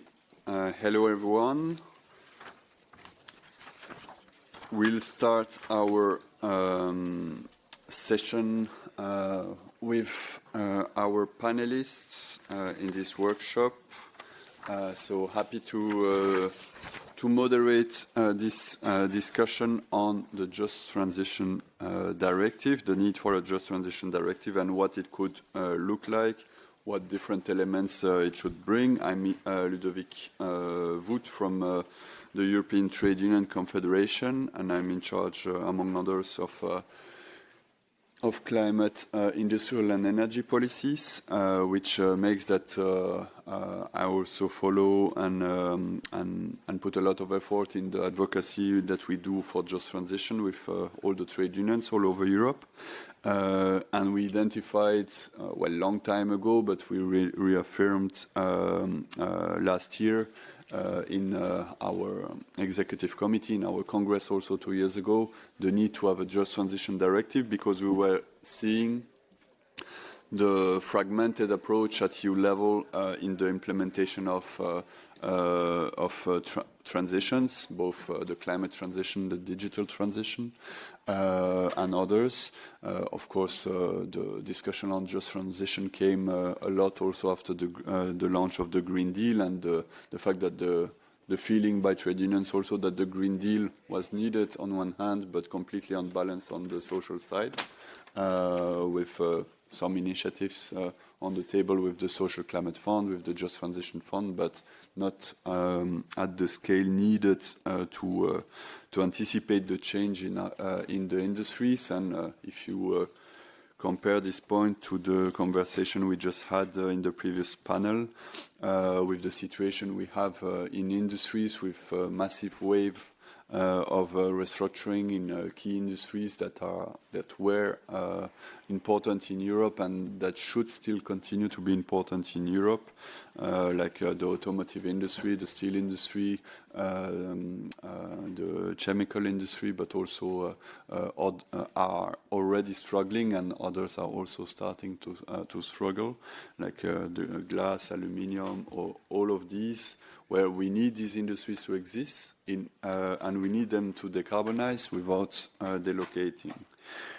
So that's a little bit the starting point, of course, for European workers, keeping jobs in Europe, decarbonizing them, and having a path that makes that workers can find their ways in order to get to keep a job and also keep the faith that the transition to a climate neutral economy can also be done in a fair way. Of course, this has multiple dimensions: European, national, regional, company, sectoral level, and this is why we wanted to have also, in the framework of this conference, in collaboration with FEPS and FES, a specific panel discussion on the need for a Just Transition Directive. It's also topical because the European Parliament is now discussing an own initiative report on a Just Transition Directive. You will know more about that really soon. So I want to introduce our three speakers. So on my left, I have Klára Dobrev. She's MEP of the S&D Group, member of the Regi, Empel and AFCO committees. She's an economist, lawyer, and Social Democrat politician. Since 2019, she has been a member of the European Parliament in the S&D group. She is a committed federalist and works primarily for social justice, equal opportunities, and the restoration of the rule of law. She was vice president of the European Parliament between 2019 and January 2022, and she is Hungarian. Second on my left, Christophe Rouillon is mayor of Coulennes in France. He's a French politician and lawyer, mayor since 2001. At European level, he has been a member of the European Committee of the Region, building in which we are, since 2005, advocating for social democracy, regional solidarity, and EU cohesion. And last but not least, Ben Lennon, our from the ETUC, also is our advisor on industrial, climate and energy policies. Before being in the ETUC, was working for the UK NGO platform on planning a just transition for fossil fuel, agriculture and construction workers in the UK. And now he's trying with me for the trade unions to lead the advocacy to get a just transition directive at EU level. So I would like to ask Ben first to speak, because in the last few months, work has been done to develop a possible proposal for a European Just Transition Directive, which is not the a text of the ETUC, but has been done by in collaboration by a subcontractor, Séverine Picard, in collaboration with FES, but with a regular exchange with the trade union movement. And we wanted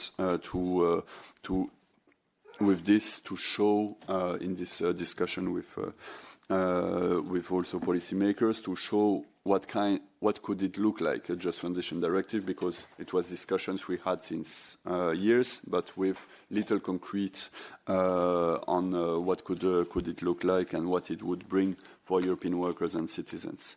Yes, Ben, over to you. Thanks, Ludo.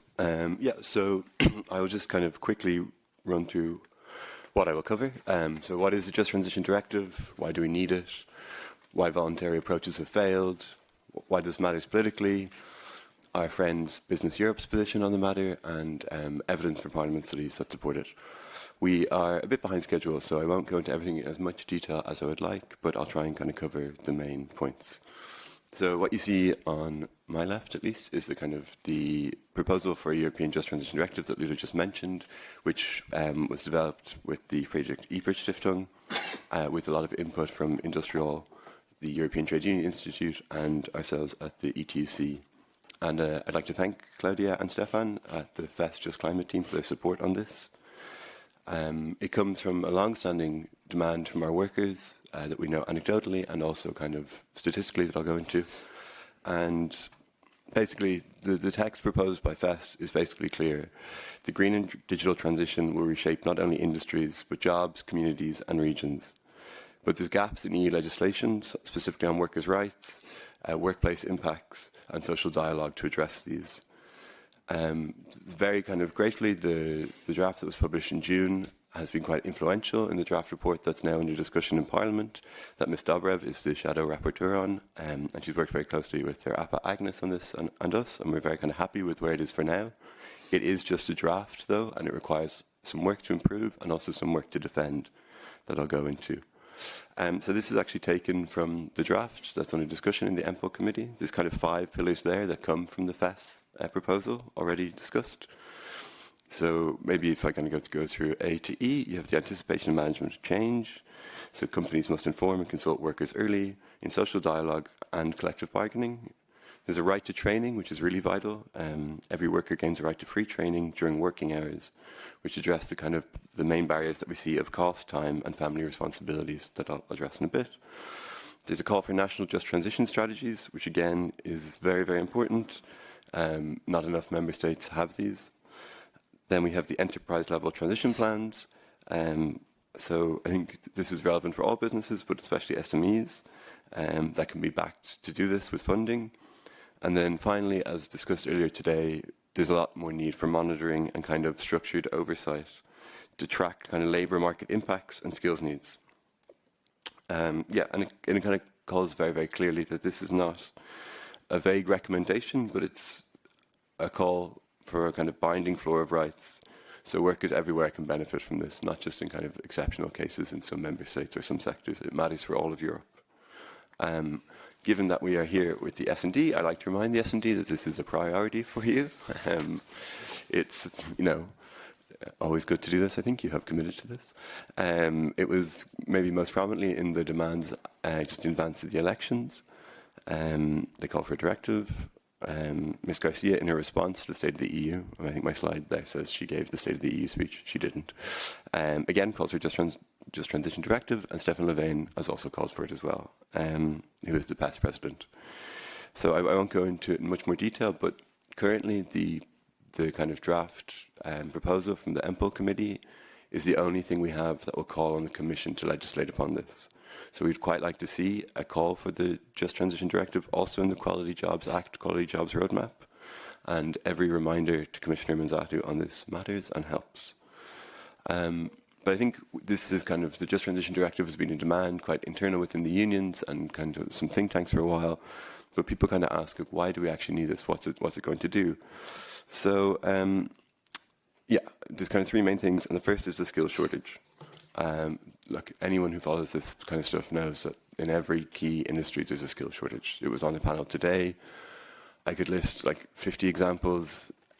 Maybe the most prominent one there is a recent DG Empel study that found 145 additional energy workers are needed by 2030. So that's just in the energy sector to meet our climate goals and to reduce prices. That's very difficult. And there are many other examples. I think there are some things that are often kind of hidden and people don't realize about how profound and like deep the skill shortage goes. There are fewer than 24 ships outside of China that are able to install offshore wind farms. They're all booked out for years. We don't have the skilled workers to be able to build them at the pace we need. So any talk of kind of rolling out the energy transition for competitiveness to lower energy prices is not going to happen unless we empower workers to upskill and reskill for key industries. I think something that's a bit underplayed is the kind of the disruption that's going to be coming from AI. I think it will happen in two ways, gradually and then suddenly. The World Economic Forum notes that 44% of workers' core skills will be disrupted by AI within 5 years. And as Draghi himself says in the kind of influential report, despite massive and repeated top-down measures, adult participation in training has hardly increased over the last 15 years, I think he looks at. I think we need to look at why this actually is. The European Year of Skills was a great year, but not much changed. There are some good things in the Union of Skills, but it's not enough. We know it from our members, we know it anecdotally, and we know it from the core data that this is kind of one of the main reasons that we decided to do this directive. It's a bit of a complicated bar chart, but if you look at the three biggest reasons on the left that people don't do upskilling or reskilling, it's schedule, family reasons, and costs. This has been the same since 2011, 2016, and 2022, from when we have the most comprehensive European-wide data. And this directive is kind of directly designed to address that challenge. It's paid training during working hours and employer contributions and collective planning. There's no transition until we overcome this. There's no reducing energy prices for households and companies until we address this. A second point that I think why we need binding legislation is the voluntary approach has failed. To keep it short, at the last comprehensive review of kind of member states' plans on a fair transition, only one member state, which is Spain, has a kind of a dedicated framework on the employment impact of the transition. The EPSCO review found that there's still scope for a more systematic, coordinated and coherent approach in tackling challenges to a fair transition. On the right there you see a kind of a headline from the Financial Times from last year, which kind of reported on, I think this isn't widely known for many people outside of the kind of unions or these relevant sectors, that we had a gas sector deal on the table that was negotiated in tripartite ways between the Commission, trade unions and employers. It would have been a transformational plan to kind of slowly wind down the European gas workforce and get them into new skills such as renewables. It was really far developed. The agreement was really good. Our colleagues at EPSU and Industrial worked on it from the trade union side.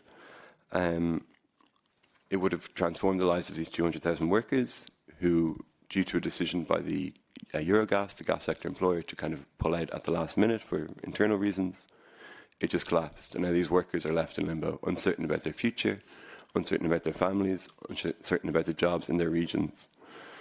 I'll leave it to your own decision if you think it's a good idea to leave the transition away from fossil fuels up to the goodwill of fossil fuel companies.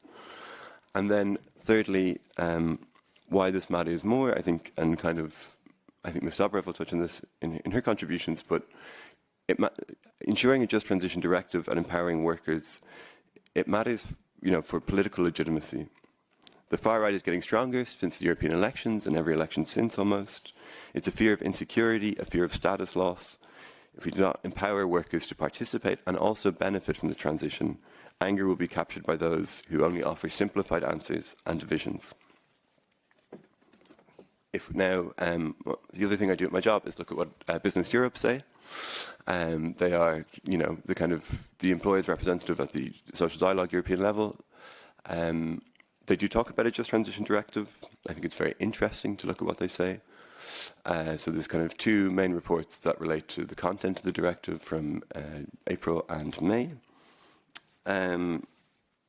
Interestingly, a lot of things they say support the directive.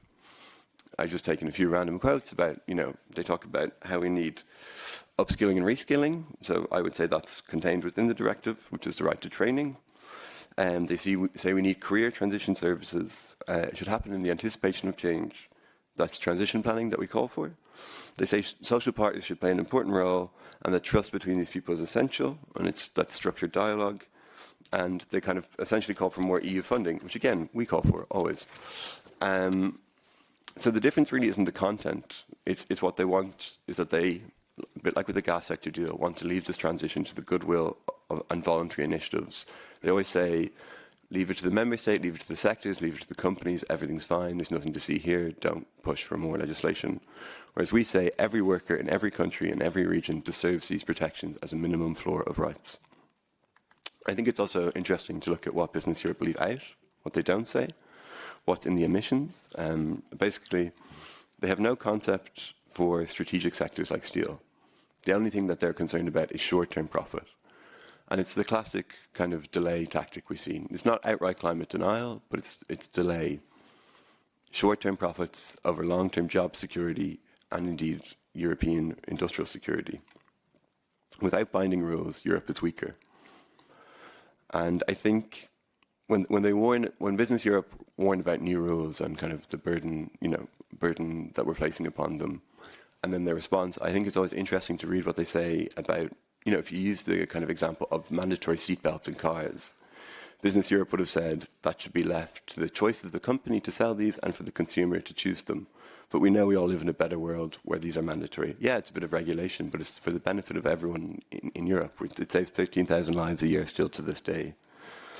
I think also interestingly, they pointed 3 pieces of legislation that at the EU level that say this is all fine, we have all these things in place, it's enough. The most recent piece of legislation they point to is from 2002. I was 10 years old then, it's a very different time. Laws from another era cannot meet today's challenges. And then my favourite bit of their 2 reports is when they suggest 3 random countries that kind of prove examples that we don't need a just transition directive. The 3 random countries they choose are 3 of the most unionized countries in the world that actually have specific programs in place to help the transition in different ways. Due to time, I won't go into the specifics of them, but basically, we completely agree with what they're proposing in these 3 examples. It's exactly what we want. It's the minimum floor of rights that we want to make accessible for every worker in every sector, in every region, and not just in kind of Northern and Western Europe that has these strong rights, but for all member states. And I think they kind of prove our case. What works in a few sectors or even a few regions or member states should be open to everyone. And then just to kind of quickly go through what the more recent view of the institutions is. Last week there was 2 studies or kind of briefings published specifically on the Just Transition Directive. One is, at the request of the EMPL committee. I could quote both of these for days, but to keep it short, is the EMPL study says that the first enabler is an early and fair participation. Effective participation is formalized, adequately resourced, and connected to decision points. So that's social partners. And then I think possibly more interesting is the shorter European added value assessment on the Just Transition Directive. These things are usually a bit more vague, apolitical, neutral, maybe is one way of putting it. And it's completely in favour of what we propose. It says there's legal basis to do this, there's added value. They even point that if this was implemented, a fair transformation, which what they say the Just Transition Directive is, could yield 261 billion per year in benefits. When we think about the cost of the transition, the cost this will have on employers, the cost it will have on regional, local, national, EU budgets, we always have to think of the cost of inaction. You know, what is the cost of delaying this? I think it's a bit better to spend a bit more now and see how we go in the future. So having kind of delivered all this kind of good news, this positive momentum, I think it's also good to be realistic about the challenges we face to get this draft passed in the EMPL committee, but also a plenary. We need the support beyond the S&D, Green, Left and Renew. You can see there I've made a very quick calculation of, you know, the majority that's needed to pass these things. But I think so far with the EPP, we have to be clear. The shadow rapporteur has been somewhat supportive of this. There is kind of the opportunity to work with them. I think it's important to remind them that the greatest threat to competitiveness is actually the unmanaged disruption, sudden layoffs, collapsing regions, and skill shortages. Just the immediate effect of this already is the high energy prices, to name just one thing. And I think what we're proposing is not only good for workers, it's good for competitiveness. It helps firms avoid the loss of experienced workers. It supports lower energy costs and new investments in strategic sectors. And as I think we'll go into in a bit, it's really important to protect jobs in smaller towns and regions, which are the very places most at risk of decline and the places where Europe's cohesion and political stability are ultimately won or lost. But just to remind everyone, this will not be easy. So what you see there is the voting result from a motion in the Employment Committee from March this year that was led by the S&D MEP Estelle Kuhlmans on restructuring. It had a specific amendment on supporting the Just Transition Directive, and it lost. I think we need to be clear that so it lost a plenary on this specific amendment, and we need to be clear we do face a big challenge with this, and it will require kind of working not just with the S&D but with everyone we can to find support. It was very welcoming on the earlier panel today to hear Axel from Eurofair, the Steel Employers Federation, saying he supports the Just Transition Directive. I think we need to work with more, forward-looking and realistic employers like that, and that work is ongoing between ourselves and with Industrial Europe. And just to maybe remind everyone of the process and kind of wrap it up very quickly. The first deadline for tabling amendments is on Thursday this week. Thank you to the S&D colleagues for their work on this so far. And then we hope to have a vote and indeed an adoption in EMPL in December, and then finally a vote in plenary in January. So the timeline in which to work on this is tight, but we remain kind of optimistic. We will call on the support of many different organisations at different stages to achieve this. And just remember, without passing this, we have nothing calling on the Commission to act. I think if we can work to make this kind of a priority and a common cause to ensure that every worker in every country and every region has the right to anticipate, to train and to shape the future before it's too late, both for decency at work, for quality jobs and for European industrial strength. Thank you.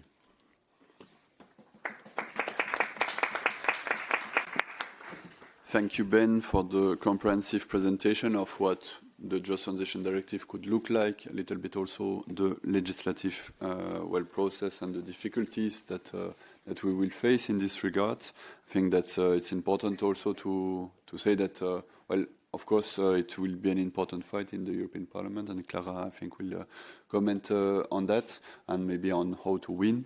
Unfortunately, we have to. The Commission is not yet advancing on it. So we're still trying to make sure that the Quality Jobs Act could include elements on just transition. Quality Jobs Act and roadmap are promised for the 1st of December, but there's no commitment for the moment that the just transition would be tackled there. While in the Clean Industrial Deal, I quote, the Commission said in February, the Quality Jobs Roadmap will provide support to workers in transition. In this context, the Commission will discuss with social partners a framework to support restructuring process at EU and Member States level. The framework will be focused on just transition, anticipation of change, quicker intervention when there is a threat of restructuring, and an improved information and consultation framework. So I don't understand why the Commission is waiting. And it's really good that the European Parliament will, we hope, again say to the Commission, why are you waiting? We want from you to act. So yes, we want here to have the inputs from Clara Dobrev, MEP from the SND, and maybe in particular to say why it's a priority for the SND, and not only why the Just Transition Directive also matters for Hungary and for Central and Eastern Europe, countries that are not always at the center of the discussion, and where we feel just transition is also a matter, especially for these countries. Thank you very much. And after Ben's presentation, if you don't mind, of course I'm prepared with over 50 amendments I've made to the Just Transition report in front of the Parliament, but I would like mainly to talk now about the political climate we are in, because that will define, and the answer to your question at the end will be why is the Commission delaying these issues. So first of all, just 2 days ago, the President of the United States and the UN Assembly said that there is no climate change. So why are we talking about it? And it was not a lunatic somewhere. It was the President of the United States who said that there is no climate change, and everything what we talk about is just simply an attack against the industry, against the big business. In the same time, when we are talking about just transition, there are several files in front of the Parliament. I myself, I am included in the simplification file, which is actually about cohesion policy, but now everything is about the same issue, whether it's about just transition, simplification, the new MFF, how we structure the Quality Jobs Act, and whatever we are talking about, it's about one thing. Everyone is thinking about the one thing, even if they don't talk about it, and it's competitiveness. Because that's in the middle of the right-wing politics now in Europe, not only in the European Parliament, but in the right-wing Commission as well. And if you ask them what is competitiveness, I had several discussions with employers, Business Europe you mentioned, with all kinds of people. And now they feel very free to say that Europe is lagging behind, Europe is not competitive because of two issues. That's what they say. First, it's the social model we have, and the second, it's about the climate defensive and the climate, the battle against the climate change. So that's in their priority.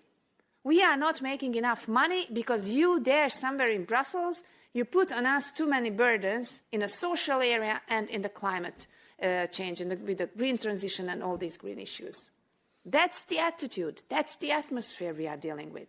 And what I see in the European Parliament is that several times, right and far-right politicians on the basic economic and social issues, they are on the same platform. They vote together several times.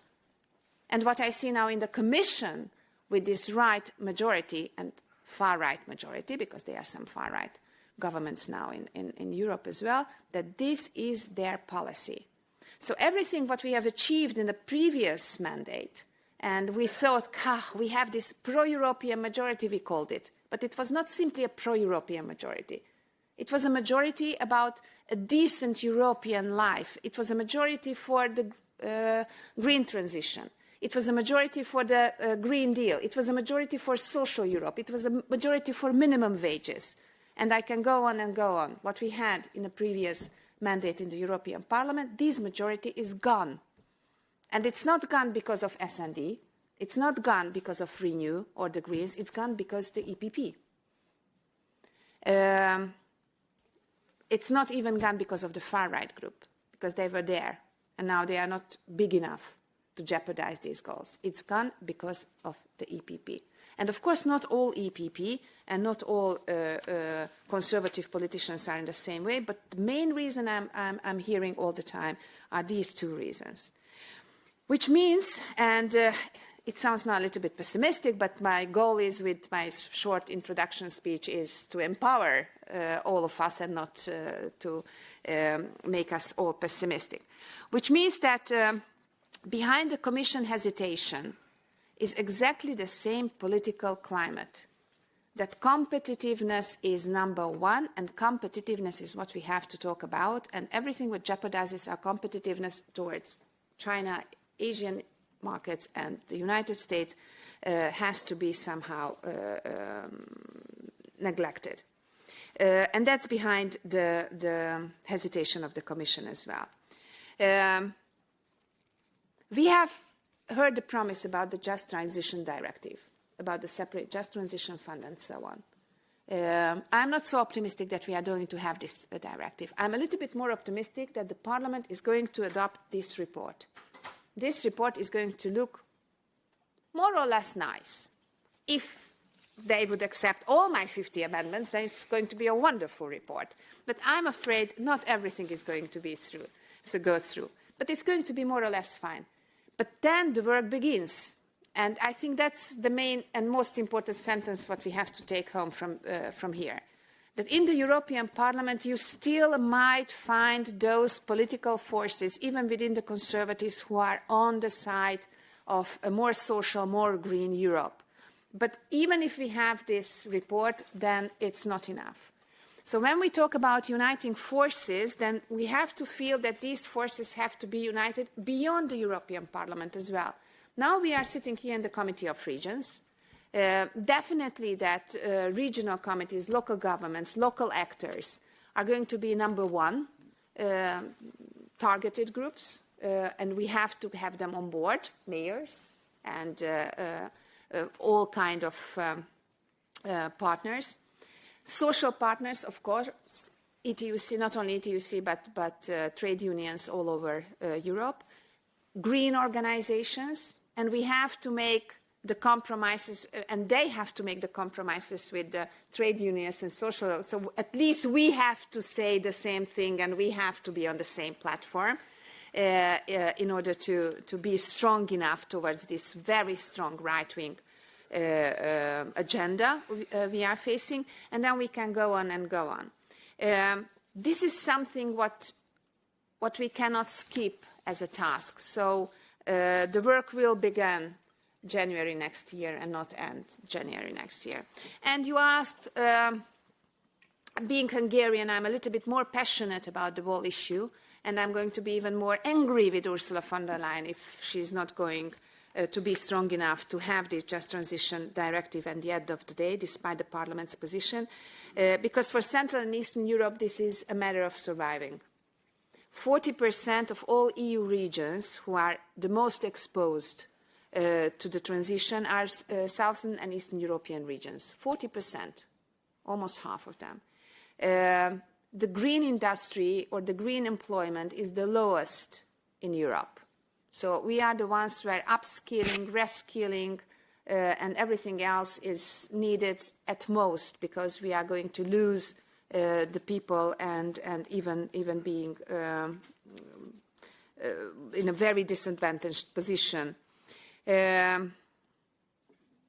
We have a huge workers' risk. We have much older worker skills with a lower skilled employees who are dominating the industry and the sector without really training possibilities or retraining possibilities. And I loved your example about Sweden, Denmark, and even Spain, because thank you.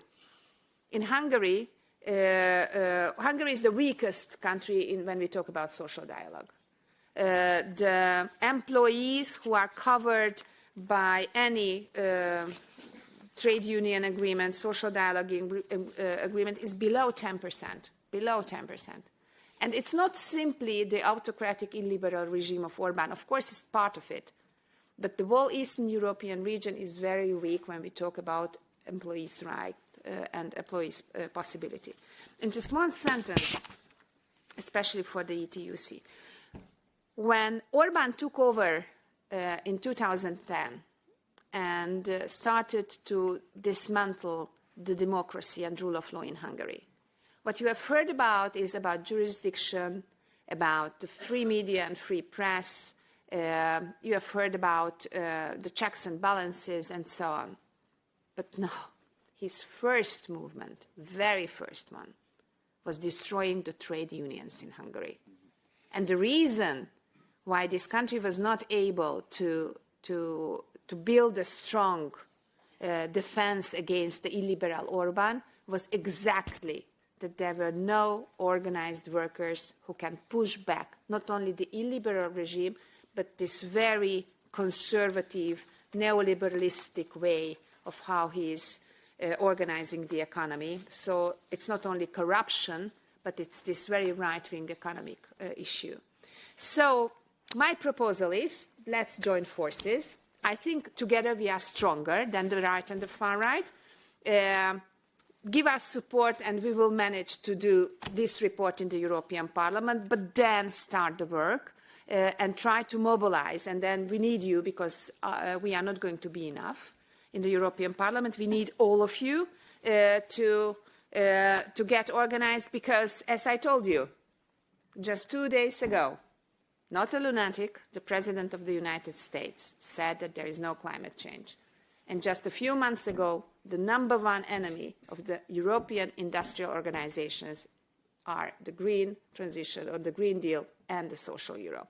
So they are quite strong forces. So we have to be even stronger. Thank you. Thank you, Clara, for the strong message. Maybe on, I think, as you mentioned, the political climate is on competitiveness, but who would say that it's competitive to lose the automotive industry in the EU? Who would say that it's competitive to lose all the value chain of the automotive industry? The steel industry, we had in the previous panel the representative of Eurofair, who are asking for just transition directive with the unions in these sectors. So it's not competitive and sustainable in the long term, what's happening for the moment in Europe with underinvestment and with in fact, no participation of citizens and workers in decision on the transition. And yeah, their social dialogue and discussion at company level is a tool that we want to use in order to build the democratic support for the climate transition. We think it's the only way not to leave this in the hands of the companies, because as you mentioned, also the interlink, in fact, with Orban, is that the interlink on the attacks on democracy is also to build a politics that is a free blank check for big business. There's always a link, and we see also this in the different developments more in the latest months and years in different also countries, the link between the attacks on democracy and the support for big businesses. So here it's a matter of democracy, it's a matter also for regions, so that's how I will also go to Christophe. It's a matter for regions because, well, we have seen also in the past, without the climate transition, that, for example, globalization impacted a lot also different regions in the EU. And so, of course, for the if transitions are not managed with workers, with regions, this has a consequence with desertification of economical activities in a lot of regions, with with in fact no right to stay, no freedom to stay.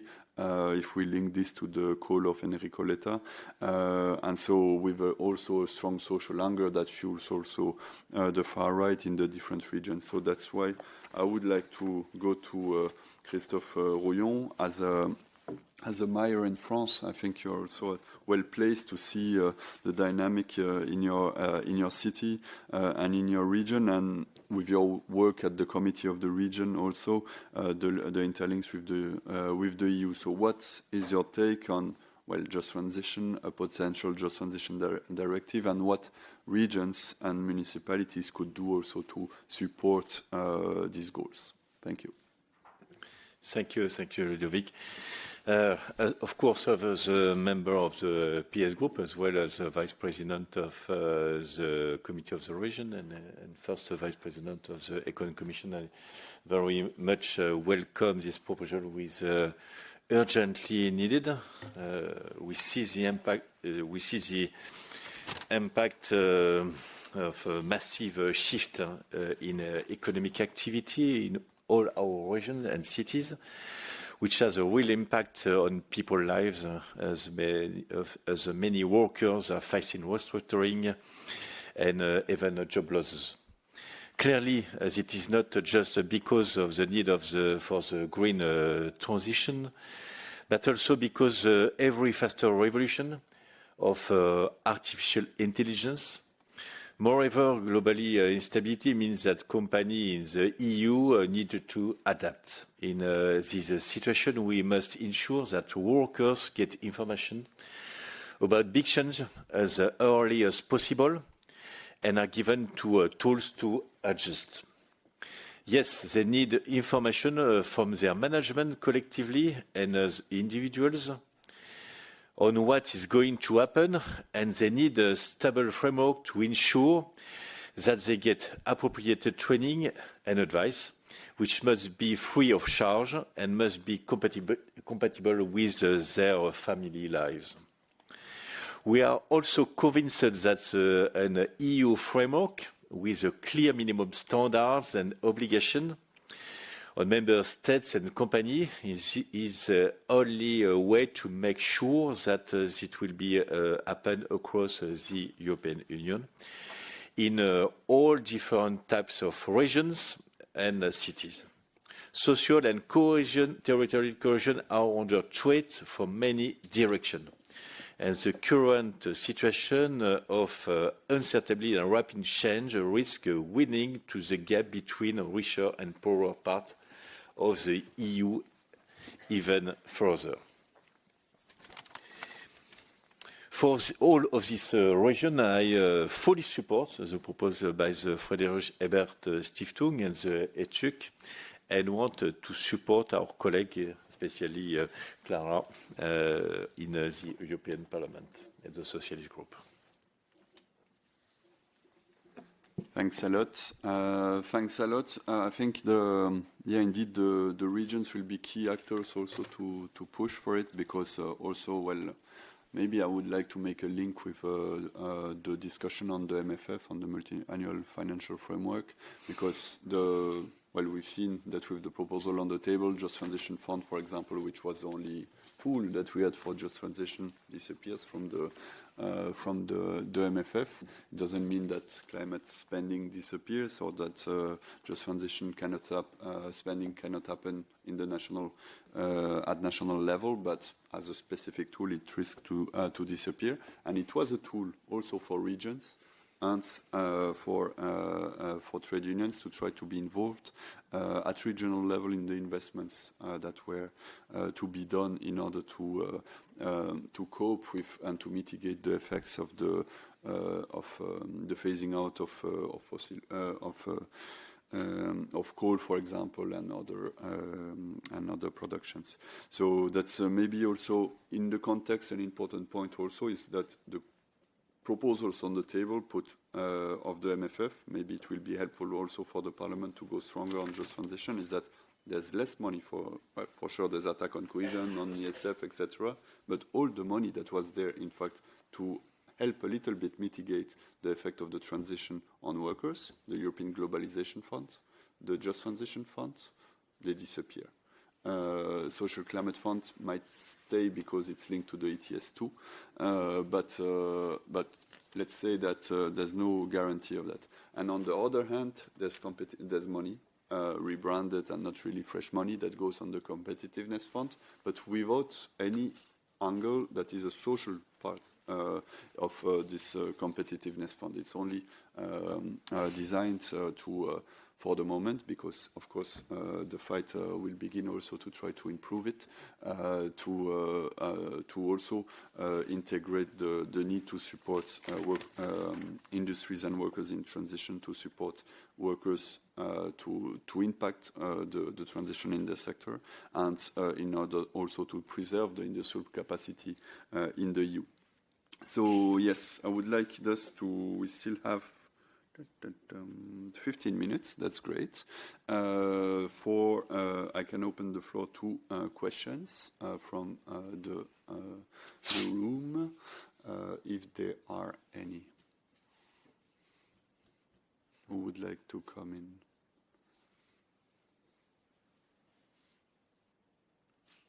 Everybody ready for the fight. Very good.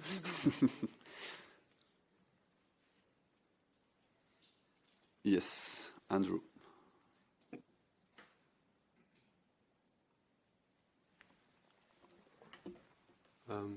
Yes, hello, Andrew Watt from the European Trade Union Institute. Yes, as no one else wanted to take the floor, maybe I just underline one point that you actually made briefly, Ludo,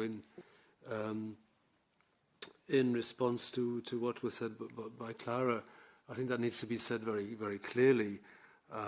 You know, if the right is arguing that we need to sacrifice our environmental and also social goals in favour of competitiveness, then I think they're on weak ground, and I think we can take that argument on really head on, because I think we have very strong arguments there that, you know, decarbonising our industries and indeed also our service sectors are actually key for our competitiveness. I think that's, you know, there are some short-term issues indeed, and some trade-offs and some complications, but in the medium and longer run, you know, if we can reduce our dependence on fossil fuels, almost all of which is imported, right, and subject to all the gyrations in prices that we've seen, if we can build up value chains in related areas of clean tech, those are the industries, those are the products that will be in demand in the future, and that is actually key to our competitiveness. That's the key to having workplaces where workers can have secure jobs and high wages. And I think we'll see that actually maybe even quite soon in reverse. I mean, Clara, you mentioned Trump. I mean, it's not only that he's inveighing against climate change at the UN.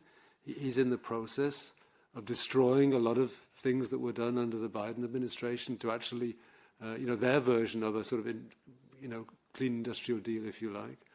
And in fact, I believe he's actually going to be opening up some scope, some space. I think the competition with China is very difficult, but at least in terms of the US, I think Trump's actually policies are going to prove very destructive for American industry, and also open up some space for European competitors.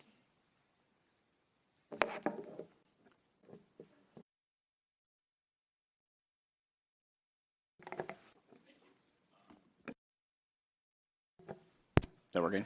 Thank you. Mike Williams with the Center for American Progress, coming to you from the captured nation of the United States of America, the creeping fascism we're dealing with, because I think the gentleman from the previous session called him the Orange Judas. I subscribe to that as well. So I get to a question, but just to lead into it, and what the gentleman just pointed out of how Trump is dismantling programs that President Biden put forward, and I think there's an opportunity and lesson certainly for folks in Europe. Everything Trump has done has been under the guise of supporting working people and bringing back industry, and the results are completely clear that none of that has happened. It is just a pure tariff regime that is generally not backed by reason or actual necessity. It's all of the bad words we could use, the reasons behind it. And yet, in the previous administration, under the Biden administration, there were tariffs as a part of it. I know there were some complicated trade relations, but there was also a core industrial policy underneath it. And because of that, we actually did see growth in manufacturing sectors, especially in the auto sector, the EV sector. We started to see growth in solar manufacturing sector. Since Trump came into power, all of that is going kaput, completely falling apart, and we're losing all of it. So there's a true opportunity there. And this leads to the question I was interested in asking folks. In the previous session, Judith Curtin-Darling mentioned needing to deal with some sacred cows, especially when it comes to industrial policy, and certainly when it comes to dealing with working people in Europe. One of them I wanted to inquire about is specifically about how we should approach a reformation of trade policy, and specifically a reformation of the WTO, and how that impacts working people. The example I'm thinking of is specifically around the auto industry.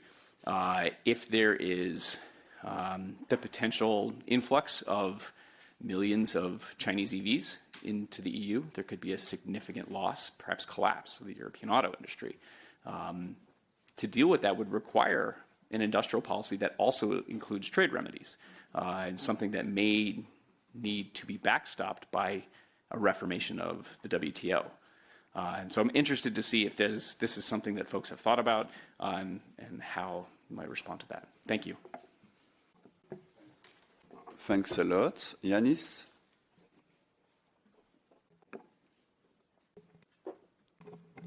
Right. From my environmental background, I would like to say that he is more than dangerous, the Orange Buddha, more than dangerous and arrogant and stupid to be the least from all the things that he said. I read an article on BBC Today that 6 years ago he was in the same place and everyone was laughing. And yesterday no one was laughing and everyone was silent. I have to agree with Clara for many things. And I don't know why everyone is obsessed with the word competitiveness. And I'm very, very annoyed with that word because I said this to the committee that I'm in at the EDUC. We have so many things that I believe that are more valuable than compete with the US or the China. And no one has forced us to compete for many, many reasons. And I think we should just change the word compete to coalition.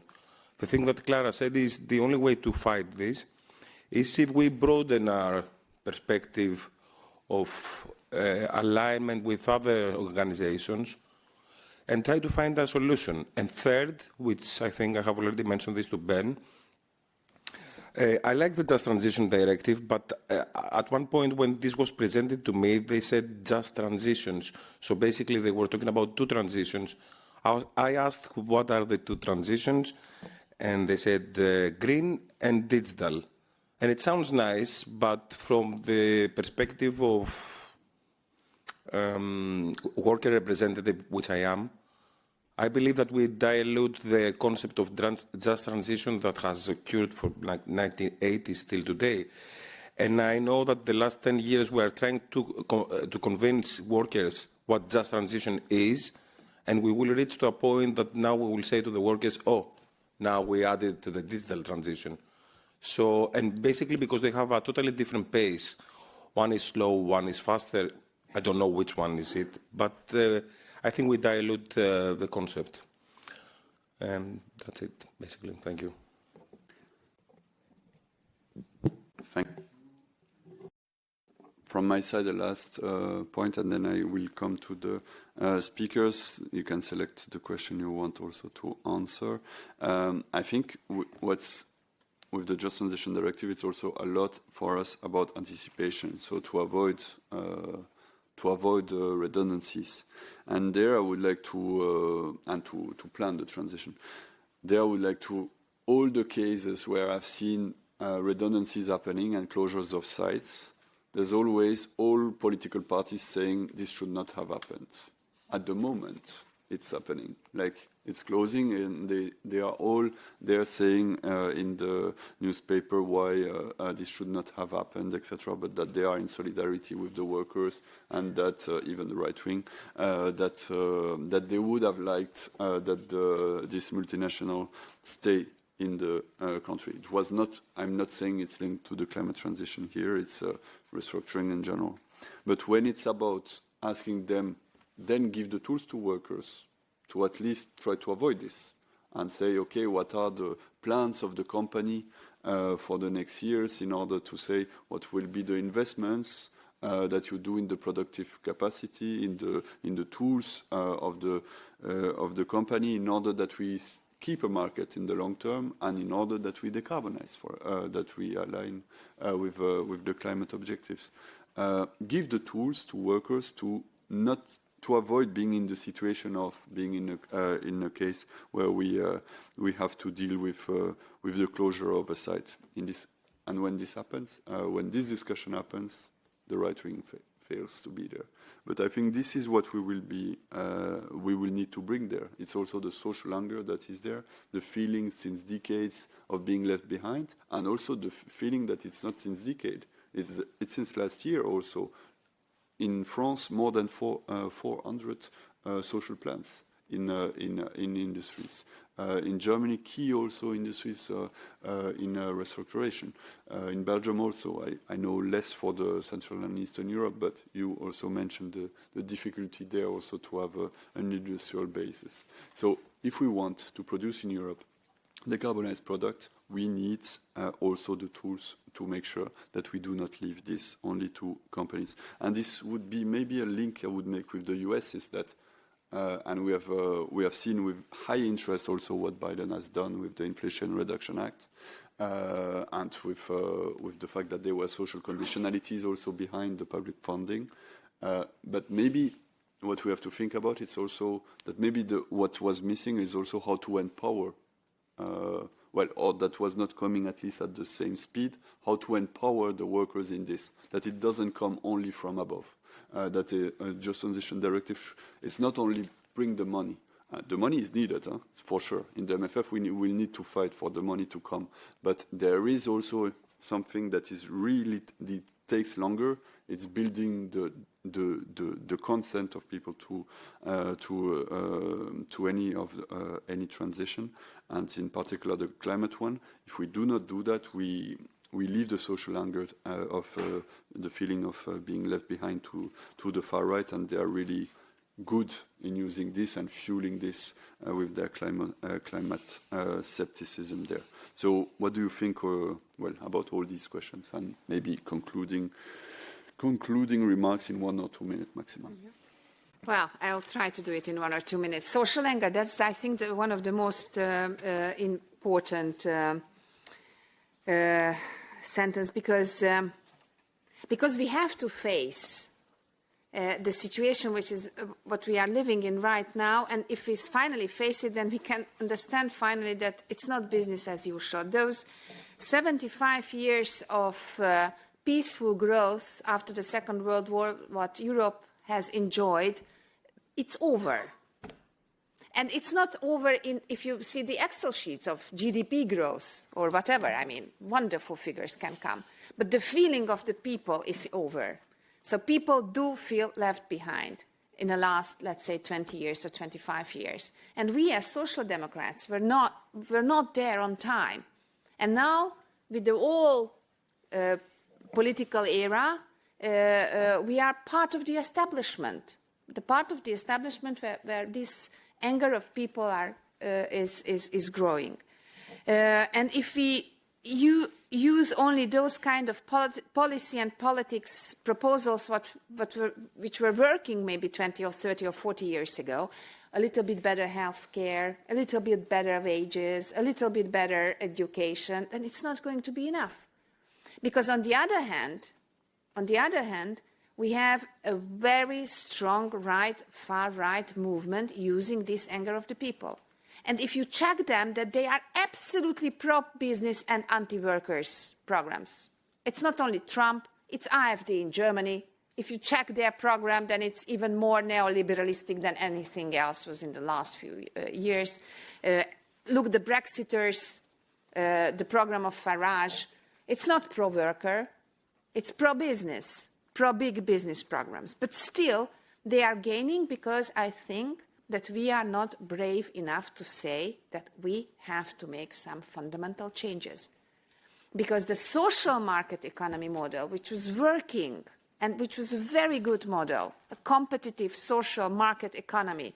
Every single part of it is now under attack, or it's not working. It's less social than ever in the history. That's what people feel, that they are left behind with pensions, with wages, with childcare, with elderly care, with unemployment issues. So they do feel insecure. It's less market than ever. I mean, come on. The biggest part of the big business in the world, when you see in a global ways, it's an oligarchic system. It's maybe not monopolistic, like, okay, it's monopolistic in the most important new industries, in the tech industries, but on the rest, it's an oligopolic system. There's no competitiveness anymore, or not the way how we used to think about it in the 60s, 70s, or even early 80s. And what Ursula von der Leyen was talking 6 years ago, economy that works for people. Now it's absolutely around. Now the people are working for the economy. I mean, when we talk about the economy, it's a big business. And I do have these kind of arguments with my fellow social democrats as well. Because I do understand that in countries like Germany, like Denmark, like Sweden, where you have this very, very good functioning social economic system with trade unions, employers organizations, employees organizations, and it was working quite fine in the past decades, then it's very difficult to change. It's much easier from my side because in Hungary workers have no right at all, so I can be as loud and as radical as I want because there is no partner on the other side because workers and people are not kept as a partners. I do understand that it's much more difficult for the systems and institutions which have this kind of support in the past few years. But if we do not wake up, then we can make a wonderful Just Transition Directive report in the European Parliament, and we can shake our hands with ETUC and with the Committee of Regions and with everyone else, and nothing will happen. So that's why I would propose really to be a little bit more brave and to look in the core of the system. It's not about 20% or 25%, but it's about whether the state on the European level, national level, can take a responsibility and be much harder and much stronger on these issues. And the state alone is not going to be able, only if we organize and back up them from behind. Thank you. Ben, really short? Very short. I'll take just Janet's question on why do you talk about the AI and climate transition together, and does it dilute them? I think in some ways it does, but I think in some ways it doesn't. It's not a super clean, clear definition between the two. But I'll just give one example of work I did where I interviewed people in my old job of like, why isn't the transition happening? Why aren't you getting green skills? Why do we just say these barriers are happening? What are the reasons on the ground? And there was one woman who worked in a temporary insecure job in a call centre in the north of England, so like a phone helpline.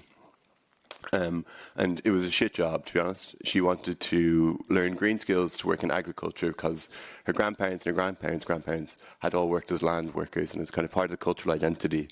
There was a training course available, but she couldn't afford it. She didn't earn enough to be able to save enough to be able to afford it. It was the family reasons and the cost that got in the way.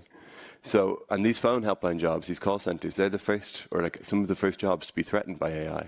So it's the anticipation of management and change. It's getting people are going to lose their jobs due to the AI transition, and we need to get them into the green transition. It's not always going to be a one-for-one swap, but I think there are lots of people in those cases that will benefit from this, and that's why we've chosen to put them together.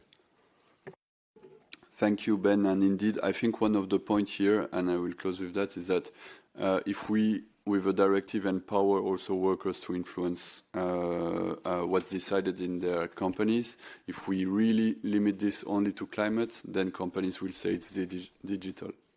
They will find a way to say it's not climate, why they are making the restructuration. So we know this from trade union experience, is that if the definition is too precise, there's a lot of ways to circumvent it. So it's really about empowering. But then this should come in complement, of course, to a just transition policy framework The policy framework should ensure the necessary investment in order that the companies also go to decarbonation.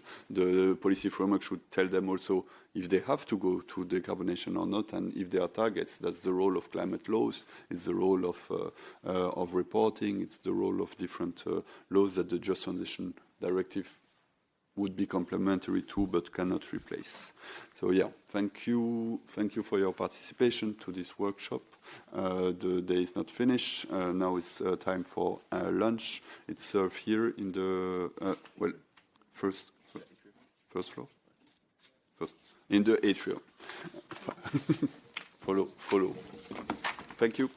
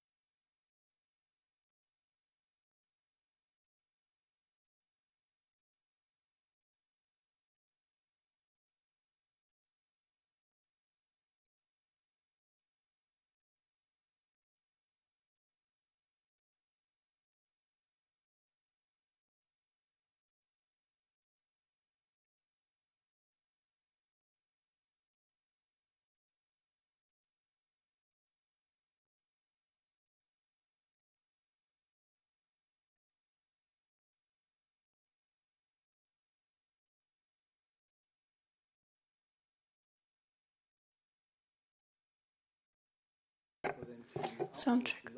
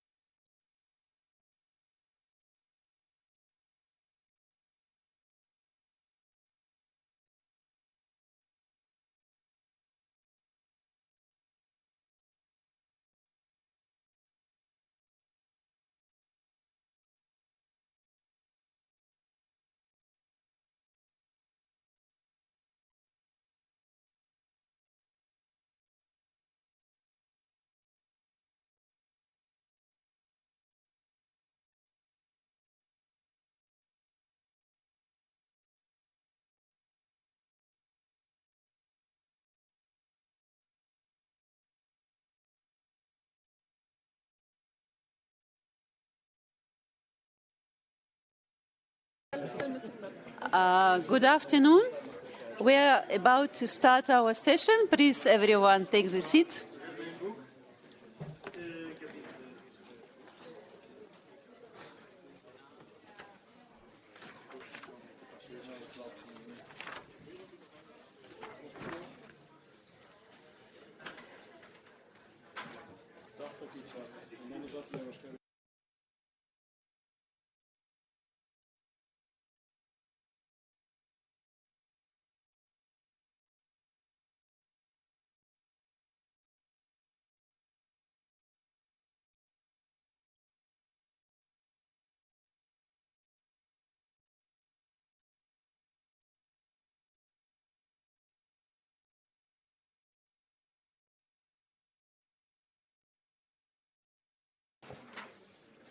Welcome, everybody. Hello. Welcome to our next panel on the topic of competitiveness, its meaning and goals. My name is Marie. I will be co-moderating the session together with Anna. I work for the Friedrich Ebert Foundation. Anna is policy analyst at FEPS. The structure of today's panel is the following. We will begin with a short scene-setting input of about 10 minutes. This will be followed by a first round of structured inputs from the panelists. And after that, we will open the floor to all of you. So feel free to prepare any points that you would like to raise during the discussion. We will collect some of them and then hand them over back to our speakers for the reactions. Before introducing our first speakers, I would like to briefly set the context. At the beginning of this mandate, Mario Draghi published his report on the future of European competitiveness. And building on this, the Competitiveness Compass translated some of his recommendations into the timeline and highlights the key economic policy initiatives that are planned for this mandate. Vice President Séjourné presented this compass as the economic doctrine for the next 5 years and summed it up in the 3 words: competitiveness, competitiveness, competitiveness. So now we are 1 year from the Draghi report, and the theme remains highly present everywhere in Brussels. In the State of the Union address, von der Leyen repeatedly emphasized competitiveness. The president of the workers' group in the ESC even stated that competitiveness must become the organizing principle of EU policymaking. So in short, competitiveness is everywhere. With this panel, we want to take a step back and critically reflect on the concept, especially given how it's sometimes used politically to advance initiatives that are often otherwise difficult to sell, such as deregulation efforts packed into so-called omnibus proposals. With this being said, I would like to hand over to our scene setter, Patrick, who will give the input first. He's a postdoc researcher at University Mannheim, and he has also very recently published a paper for FES on exactly this topic. Anna and I, we will try to be very strict with the time management, so please, everybody, limit your speaking time. Vanessa will share the slides exactly, and Patrick, the floor is yours. Thank you. Thank you very much. It will be difficult to get it done within 10 minutes, but I'll do my best. As mentioned, I want to take a step back, and in fact, when you look at the Draghi report and a discourse that he held just prior to its publication, what was interesting was that he referred to an article from Paul Krugman from 1994, which was titled "The Dangerous Obsession with Competitiveness." And a lot of the critique that I will present here conceptually is already in that article and was also adopted by Mario Draghi. So it was mentioned that competitive now is pretty much everywhere, and one of the things is that this has been pretty much the case from the very start of the European Union. So the Maastricht Treaty, the Lisbon strategy, where Europe wanted to become the most competitive area in the world. During the Eurozone crisis, we were talking a lot about competitiveness. And now, again, competitiveness is center stage. Often the demands are that we need to lower wages, that wages are too high. we need to deregulate, we need to cut taxes, and so on and so forth to become more competitive. And the question that I ask is that, is competitiveness really a meaningful compass for Europe's future? And the first thesis that I think is absolutely crucial to answer that question is that we know what we are saying when we use the term competitiveness. So one definition that I have selected is a firm, or in this case a country's, relative ability in comparison with other firms and countries to sell and supply goods and services. So it is a relative concept. It is not an absolute goal. I mean, if you want to put it next level, you could ask the same about the world economy, right? The world as such cannot, or as a closed economy, cannot become more or less competitive. And it's a zero-sum game when we're just talking about competitiveness. So it is a critical subject to the fallacy of composition. What might apply to one country does not apply to the system as a whole, right? And the same applies to firms. So if a firm, for example, is lowering its wages, by keeping productivity constant, it can reduce its unit labor costs. But if all firms are doing that, then wages go down, demand goes down, and the economy is then struggling. And the same applies to when we talk about competitiveness of entire countries. One country's gain is another one's loss. A good example to illustrate that is, for example, currency revaluations, right? If one country depreciates, so this is of course also a way to increase competitiveness just by devaluating the currency. This is necessarily, by definition, an appreciation of another country's exchange rate. So it is impossible for everyone to become more competitive. That's the first message. Then when you have that, you can ask, okay, so what should be the actual objective? And this is where I put productivity center stage. Productivity is an absolute goal, and it's pretty much the only lever that we have to increase living standards in the long run.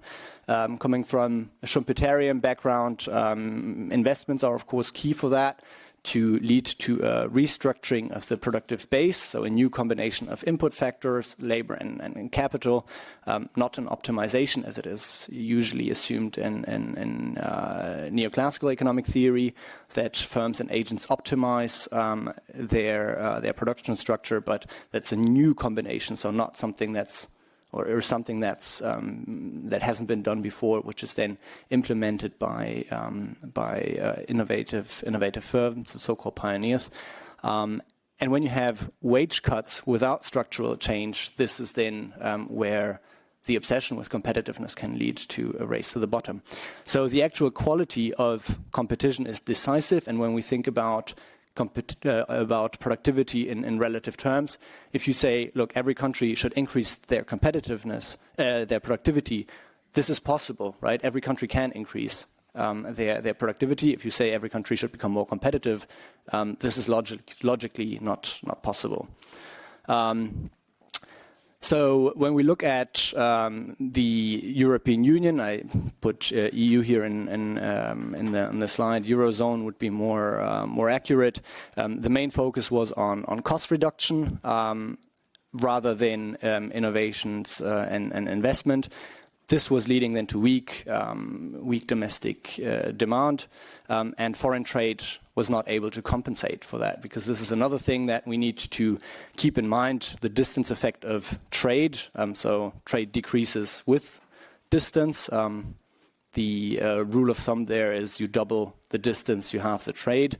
And domestic demand is a lot more important for domestic growth in larger economies compared to external demand. When we look at the figures here, we can see that the only years pretty much in which foreign demand outpaced domestic demand in terms of contributions to GDP growth were the years during the Eurozone crisis, which of course weakened internal demand to an extent that it led to a worse overall GDP growth performance.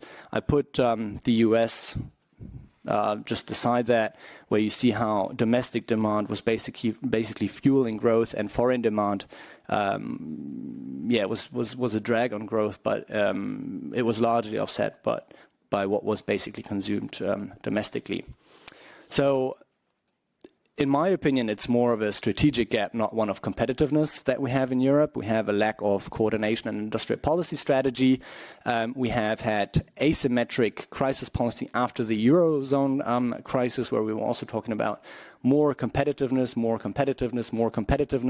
and the main mechanism was fiscal adjustment, internal devaluation, pressure on wages, with basically countries trying to reach the German level. What we see here, of course, is that with the crises that we had in the last few years, with inflation and so on, that somewhat offset the larger developments. But I put here Germany, France, and Italy as exemplary cases for what was happening in Europe. And we saw that in Italy, for example, unit labor costs were rising much faster than in the rest of Europe. That was also the case in other southern European countries. And without a mechanism to adjust the exchange rates, that obviously led to a loss of competitiveness, whereas other countries, most importantly Germany, was restraining wage growth, and that increased their competitiveness. So that created the huge imbalances in Europe. And following the Eurozone crisis, what you can clearly see is that countries, even countries like France, which was basically on track with its unit labor cost development in relation to the ECB inflation target, they were all trying to kind of internally devalue in order to become more competitiveness and close the gap to the German hyper-competitiveness in that sense. So what Europe really needs is more of a growth strategy, and thereby, of course, the model of competition that we have will be structured in a way that the competitiveness of each country ideally remains constant to avoid the emergence of imbalances. What we need is to understand that competition should be between companies, not between states, and that also relates, of course, to regulations on taxes, environmental standards, labor standards, and so on and so forth. So the paradox that I put forward is that for more competitiveness in a sense to relation to the US and China, it is more important that Europe will focus less on becoming or on trying to drive every country to become more competitive.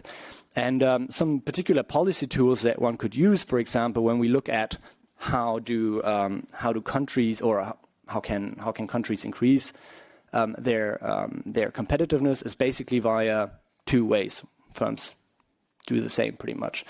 So you can either increase your productivity, or you can keep productivity constant and lower your wages.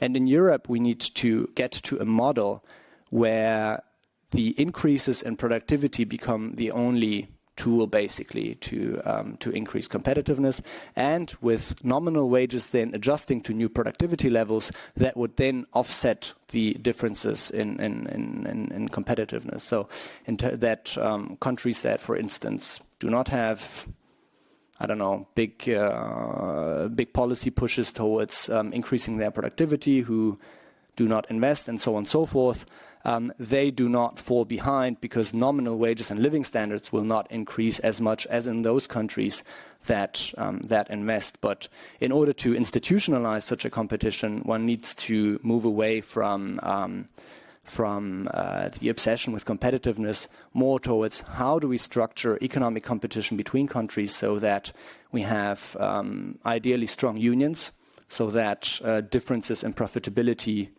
between the firms in a given sector are determined by differences in productivity and not by lowering wages. Because otherwise, I mean, to give you another example, if one company increases its productivity by 10%, unit labor costs fall by 10%. And then another company could say, oh, okay, so now we need to lower wages by 10%, and then we're exactly on the same unit labor cost level. but one country had to innovate, one company had to innovate, the other didn't. So we need to make sure that innovation and productivity gains will remain the primary lever for competition, and that of course requires much broader economic and institutional cooperation between the different countries. So it's the quality of competition that is decisive and not the level of competitiveness of the Eurozone as a whole.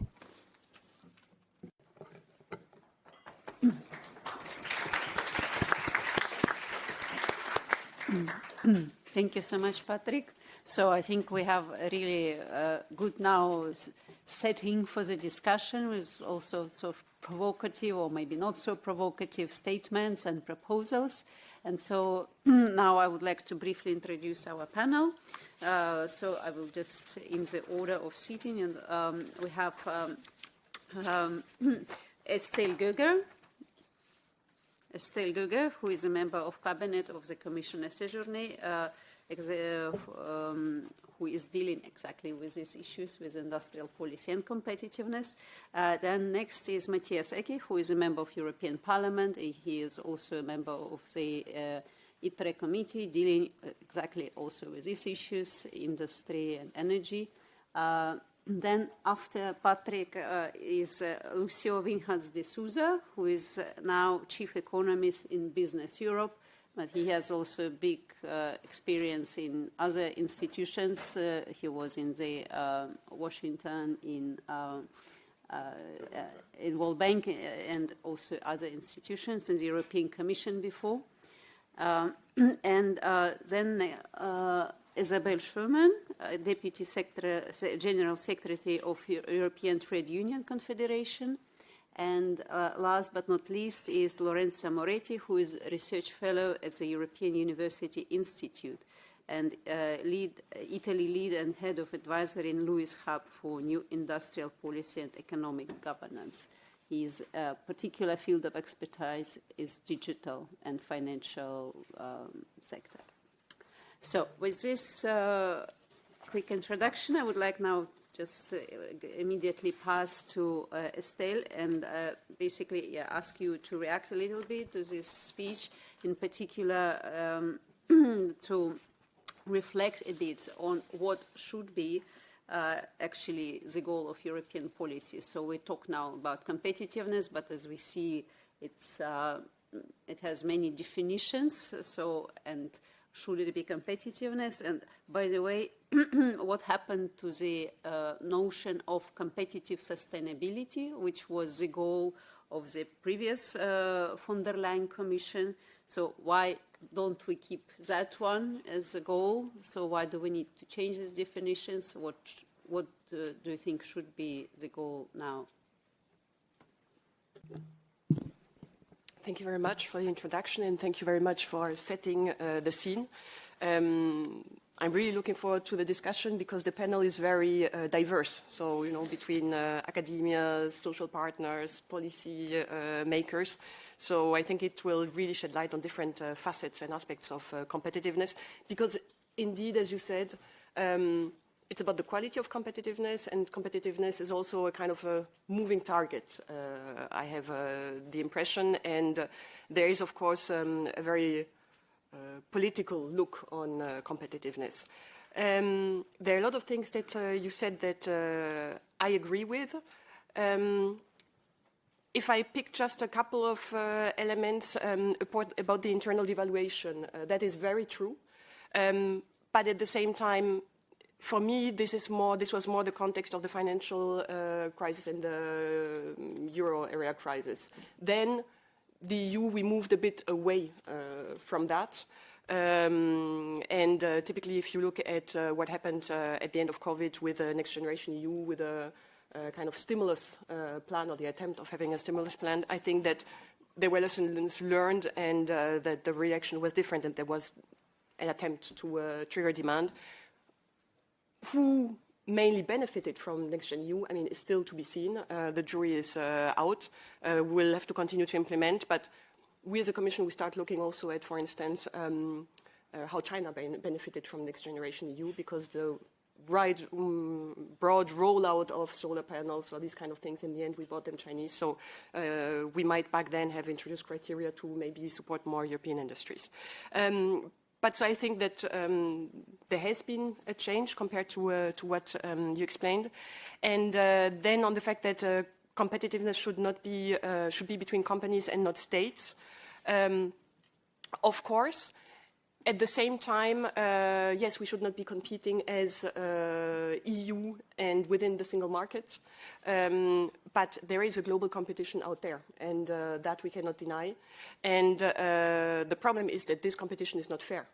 And so part of what the Commission is trying to do, or what policymakers at European level and also member state level have to try to do, is to create a favorable business environment. To what degree you call this deregulation or not, I mean, that will also be part of the discussion, but look at what are the framework conditions that are needed for companies, small and big, but also how to try to re-establish a form of level playing field. And here we have to make a better use of our trade defense instruments, I think, and also look at inserting local content requirement. I think that we are moving towards this. Coming to the term competitive sustainability, that was more prominent indeed under the last mandate. The thing is that I think it's still there, but what happened since 5 years ago, really at the beginning of the last mandate, when this was put forward, I think with the first European semester cycle under the last mandate, the thing is that then you had COVID, you had the war in Ukraine, the IRA, then Trump, and China flooding us with overcapacities. So all of this, I think, led to the fact that in addition to the sustainability dimension that still remains very important, we also looked more at resilience, at open strategic autonomy. Now it's more strategic autonomy and made in Europe. So here as well we are shifting. There are different nuances of grey always. I mean, it's by the week that these things are shifting. And so I think that we've broadened the scope, and that competitiveness, at least this is from the perspective of the EVP that I work for and whose portfolio name is Industrial Strategy, Prosperity and Industrial Strategy. So this is the aim. And competitiveness is a means to reach these policy aims and objectives, and what really makes a bit the European model as well. So I would say that we've added different notions, and that competitiveness is really a means. And then I will decline a bit later on in the discussion on policy actions taken. Thank you very much. Then next I would like to hand over to Matthias Ecke. You can maybe react to what you've heard, and if you would like, you can answer the question, in your view, what would be the ingredients to increase productivity in Europe, and are the Commission initiatives in this mandate helpful to achieve this?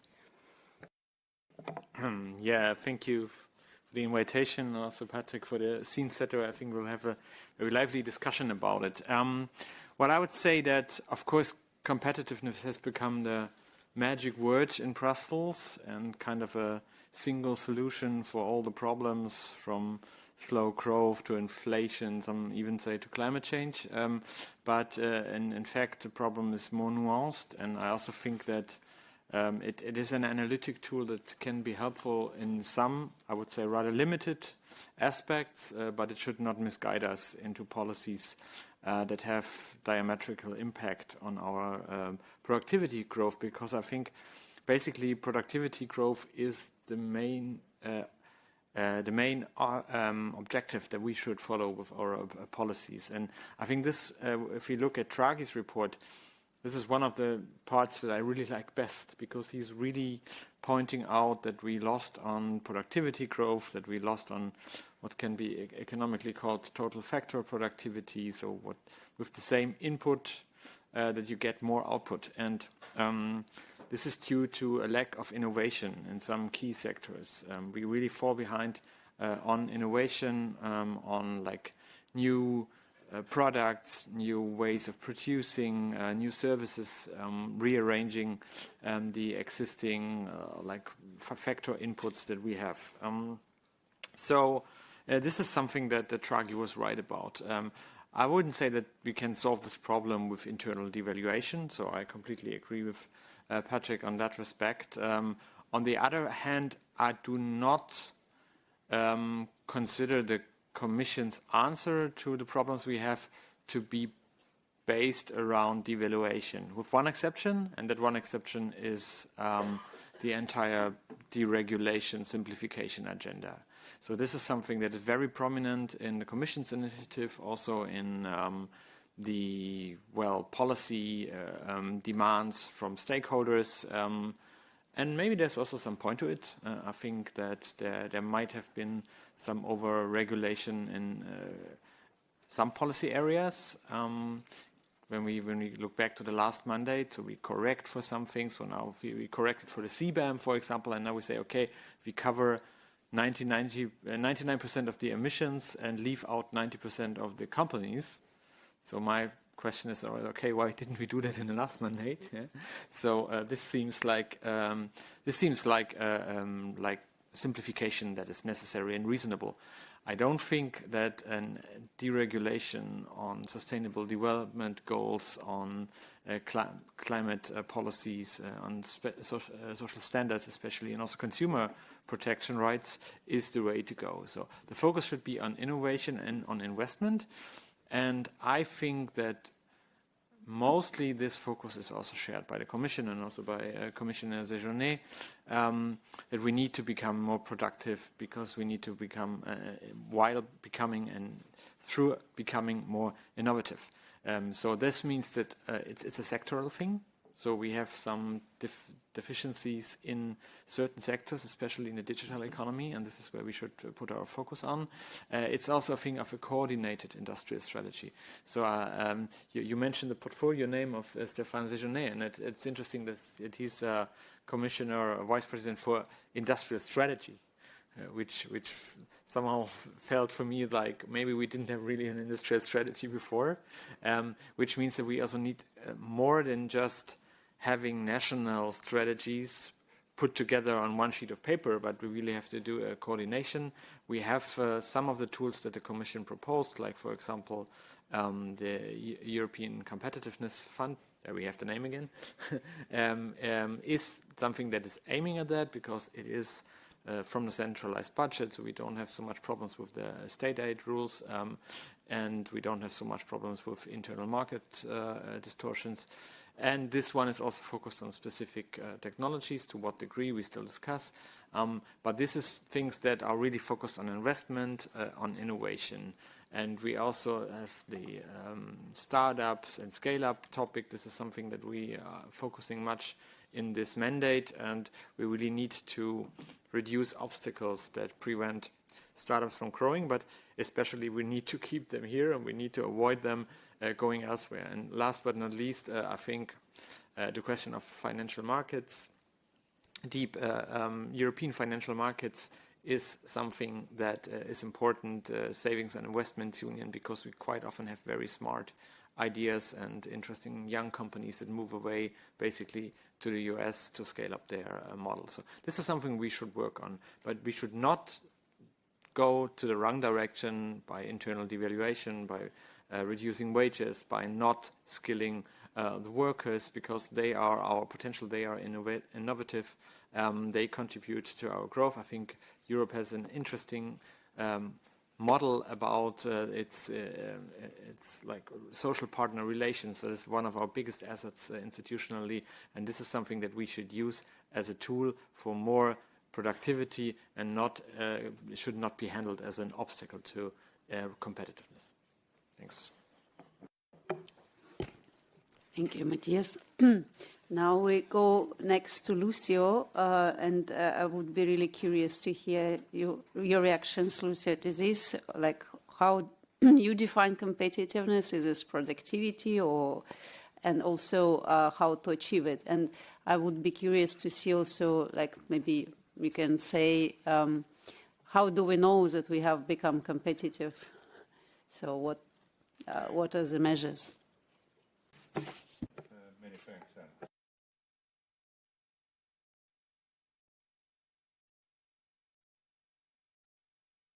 Ok, voilà, on y va. Many thanks. Allow me to start by making a small conceptual point. I think that we lost the image of the slide, at least on my screen. I think that we should be careful in not to engage in what amounts to a academic discussion mixing terms to create a straw man which then complicates policy choices at the European Union level. I say that as someone that at some point in the beginning of my career was a trade economist, albeit from a Ricardian comparative advantage type of background. Call me a new Ricardian if you wish, in which I do see the world in terms of relative comparative advantages, which is a concept that enables all countries to gain, even if there is one particular country that is more competitive than everybody else in all sectors. Because, in relative terms, there is always going to be a guy producing some good which is less inefficient, so you can get market there. This has the very logical implication that you don't frame a concept as a zero-sum game, which, from the point of view of articulating relations, can be quite complex. If you allow me another conceptual point, as somebody that was actually the chief economist of Moody's during the euro area crisis, I have a different interpretation of the adjustment mechanisms of the countries of the euro area during that particular moment. This said, I think that we all agree that the fundamental problem that we face, you can call it different concepts, is a question of the fundamental productivity of the European economy. And that is, I think, an undeniable fact that we all have to agree, because it has concrete implications in terms of the quality of life of our citizens and the fundamental sustainability of the European social model. We don't want competitiveness, and I am unashamedly using the term here, for competitiveness' sake. We want it because it makes the life of our citizens better. Companies which are more competitive enable the financial sustainability of the European social model. If we don't have them, we simply cannot afford the typical and extremely unique social contract that we have in the European Union. Now, I will give you an example of how we have stagnated in terms of our relation in two other areas of the world in which we are competing. We have two examples here, the United States and the People's Republic of China. I'm using the United States as an implicit comparator because that's the most intuitive one, a large market-based economy which essentially works via market principles, which is what the European Union is in the end of the day. We have essentially stagnated in terms of GDP per capita in relation to the United States for the past 30 years. Compare this with other regions of the world. The example here is the People's Republic of China, which during the same period of time increased by a factor of 10 in terms of GDP per capita for its citizens. This implies the quality of life that those citizens have in relation to others. We have a real problem in terms of growth, and what determines growth? Hence, we go to the discussion concerning productivity.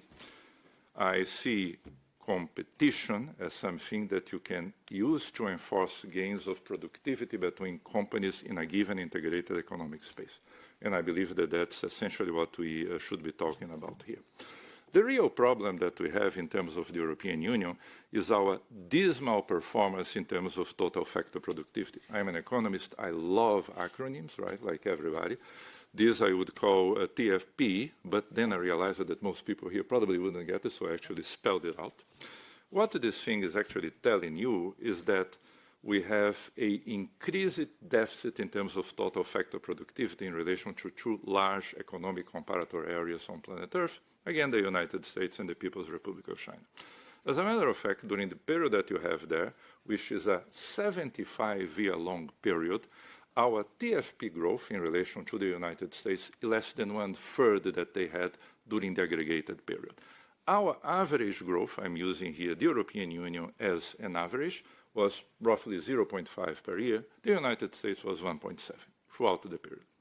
As a small point, I'm using here an adjusted GDP series because anybody that has ever worked with macroeconomic data for China knows that when you do aggregation at sectoral level, it actually doesn't add up to the aggregated totals of GDP in China, so you actually have to adjust that. So our fundamental problem is factor productivity. productivity, if you wish, right?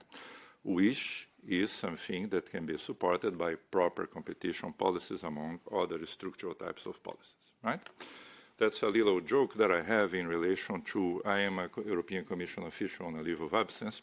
We have this tradition of writing reports about the increasing amount of problems that we have in the European Union. As what you see there, there is a direct inverse relationship between the number of pages on the reports and our share in global GDP. No. Allow me to finalize in what I think is our fundamental problem, and I'm pivoting here to the question of the fundamentally non-integrated nature of the European Union single market. We don't have integrated markets. That means that in the end of the day, a company that innovates, that creates a new product, a new process, when it will go to a scale-up stage, we are actually quite good in terms of basic innovation, but we really are not up to standards in terms of scale-up. We don't scale up here. We scale up in truly integrated markets. When I worked for President Juncker, when I did his first economic strategy, I did a graph that he loved. I measured the depth of the European single market by exports between member states, which was around 21% of GDP in the European Union. You do that in the United States, benchmarking imports and exports between the US states is 80% of GDP, right?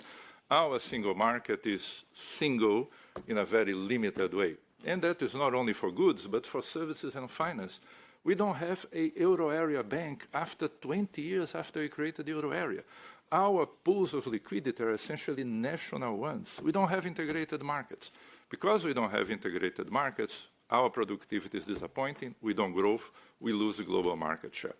Policies that address this fundamental question of the barriers for companies to grow and productively invest in Europe are the fundamental problem that we have to address, and we can call it competitiveness. Productivity is the fundamental, the same basic problem.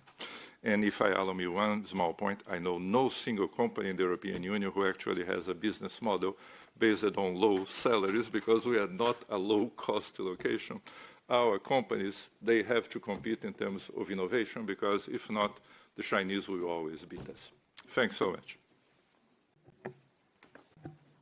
Thank you very much.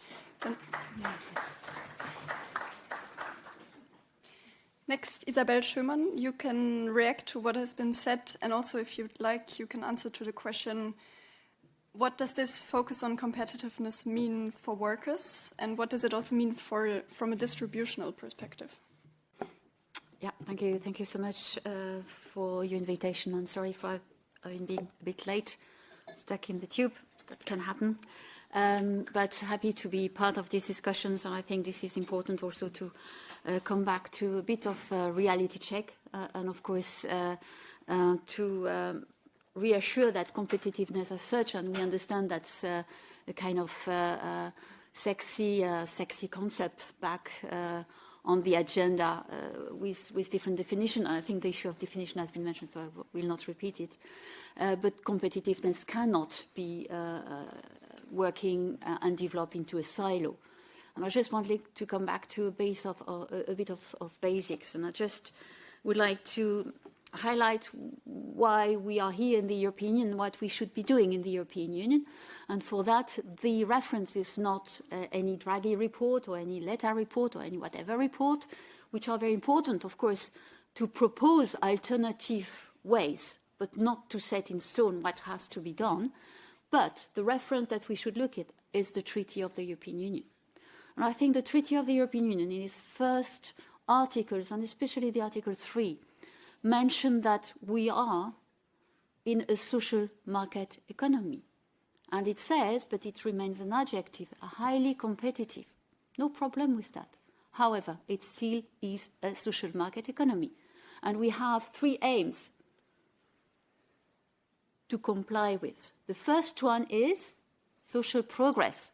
The second one is full employment. And the third one is the protections of the environment. So all of that, being a highly social market economy, is the aim of having social progress, the protection of the environment, and the full employment.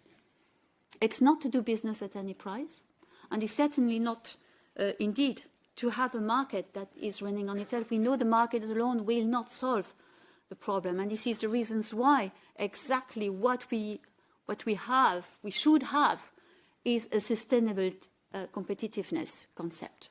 And the issue of sustainability is key, much more than the concept of competitiveness. And I will give you some example where, indeed, the need for giving a legal frame to this competitiveness issue, but to give a legal frame to the development of good businesses, sustainable businesses, is key. I could speak about the corporate sustainability due diligence. It's quite topical nowadays to speak of a U-turn in terms of how to address sustainability and, of course, how to create the fair competition base and the level playing field for businesses to do business in a sustainable manner and not to use anything along the line of something which is identified by some as a cost, which should be an investment, in particular workers, in particular labour regulations. All of that has been acquired through very strong struggles and battles for social progress. So we are on the right track, and deregulation is not. However, when we see in the CSDDD, for example, is despite that we have created for the businesses, and with the European Union, on a very democratic process, we have created what was needed for a level playing field for businesses in European Union, using also the supply chain, so having an impact outside the European Union. We have created the framework to address the negative externalities of those business operations. And guess what? This is exactly the violations of human rights and the violations of workers' rights through the supply chain. This was the way to address it. How come that in 5 months this adopted legislation is put again on the table and is emptied when it comes exactly to the solution that was given for fair and sustainable competitiveness? So a bit of fear, question mark in our eyes, question mark in our minds, question mark in the way the social fabric and the very valid European social model on which the European Union is based, on which the European social model is based, on which the peace model of Europe is based, it's put at stake. It's one of the different examples that we could give in terms of, indeed, reassuring that labour is not a commodity. We wonder how come that here again the corporate sustainability directive has been put and traded in the US-EU agreement. How come that on the year of the adoption of this directive, there was already trade negotiations where the due diligence directive was indeed put in the basket of the negotiation. And at the end of the day, we understood that throughout the summer there was a deal, and now we have the text, and we understand that workers' rights and human rights are tradable. We cannot accept this kind of development. It is not in line with the rules and the line that the Treaty of the European Union is giving to us. And just to come back on elements of where there are stagnations, where there are lack of productivity, it's not because of labour regulation, it's not about the protections that are given for the workers. If we go back to two sectors, the batteries and the photovoltaic, the problem was not the regulation around startups being able to put a good product on the market and to test it. That's not the problem. The problem was the lack of investment from the European Union based on a competition policy that says, oh, no, you can't access too much public money because it's unfair competitions toward whom? China and the US. Do you think that China and the US do not support massively their businesses? They do. And this is where our roles are not compatible anymore with, but it's not the labour law which is not compatible anymore with the development from China and the US. It's competition policy. We should support the businesses here much more than we have been doing, because the fact that we have those certain rules on state aid, for example, that prevent businesses here to evolve, this is the problem. The problem is not the protection of the workers. So when you hear, for example, that a 20th regime would help startups and innovative business to do a better business, and where the Commission has identified that labour law is an obstacle, that fiscal legislation is an obstacle, that insolvency law is an obstacle, I would like very much you to be very critical about those elements, because it's not about labour law being a barrier. It's far from fiscal policy being a barrier. On the contrary. And I do think here that those elements have been the wrong element to identify, because clearly here what is at stake is to provide businesses with more support, but sustainable support in terms of access to public money with social conditionality. Business have to be very clear. You can't access public money and doing whatever you want, and then have to, or willing to let off, people and workers just because you're not doing enough profit in one member state and you're delocalizing somewhere else. So I do think here that there is a need for investment in the people, not only in structure, not only in businesses. This money has to be clearly an investment in the people, because it's not on poverty and it's not on in-work poverty that the European Union will grow, and will grow in a way that will be more competitive. Far from that. This is an asset. The workers in the European Union are an asset, not a cost. Labour regulation is not a burden. It's an asset. It's an investment to be done for businesses to be competitive, and for the European Union to move forward as a model, not as a third part in a duo, which is the US and China. And I'm asking you today, will you willing to be a worker or even an investor in China or in the US nowadays or today? I would say, from my side, no. The place to be, the safe place to be, is Europe. The safe place to be to do a good work and to invest as a worker, as a constituency of businesses, and having a strong protections, but also the possibility to have perspective. It's here in Europe. It's not in China, and it's not in the US. Thank you.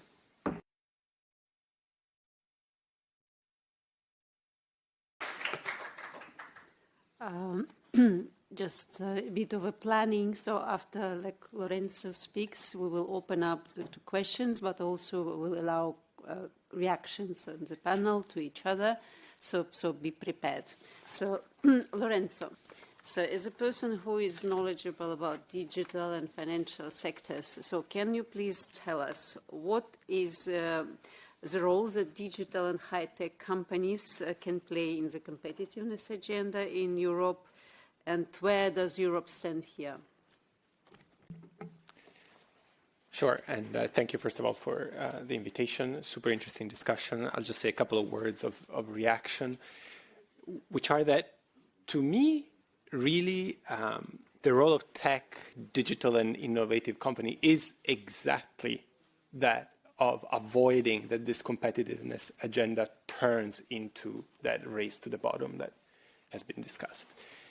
In fact, arguably, they are the main tool that, as an economic system, we can use to be able to compete without, while retaining the social and economic model that Europe is and that we should be proud of.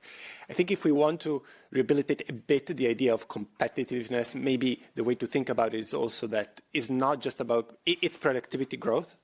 For sure, that's the main point. And I think the Draghi reporting then is quite clear about this. It is about productivity growth.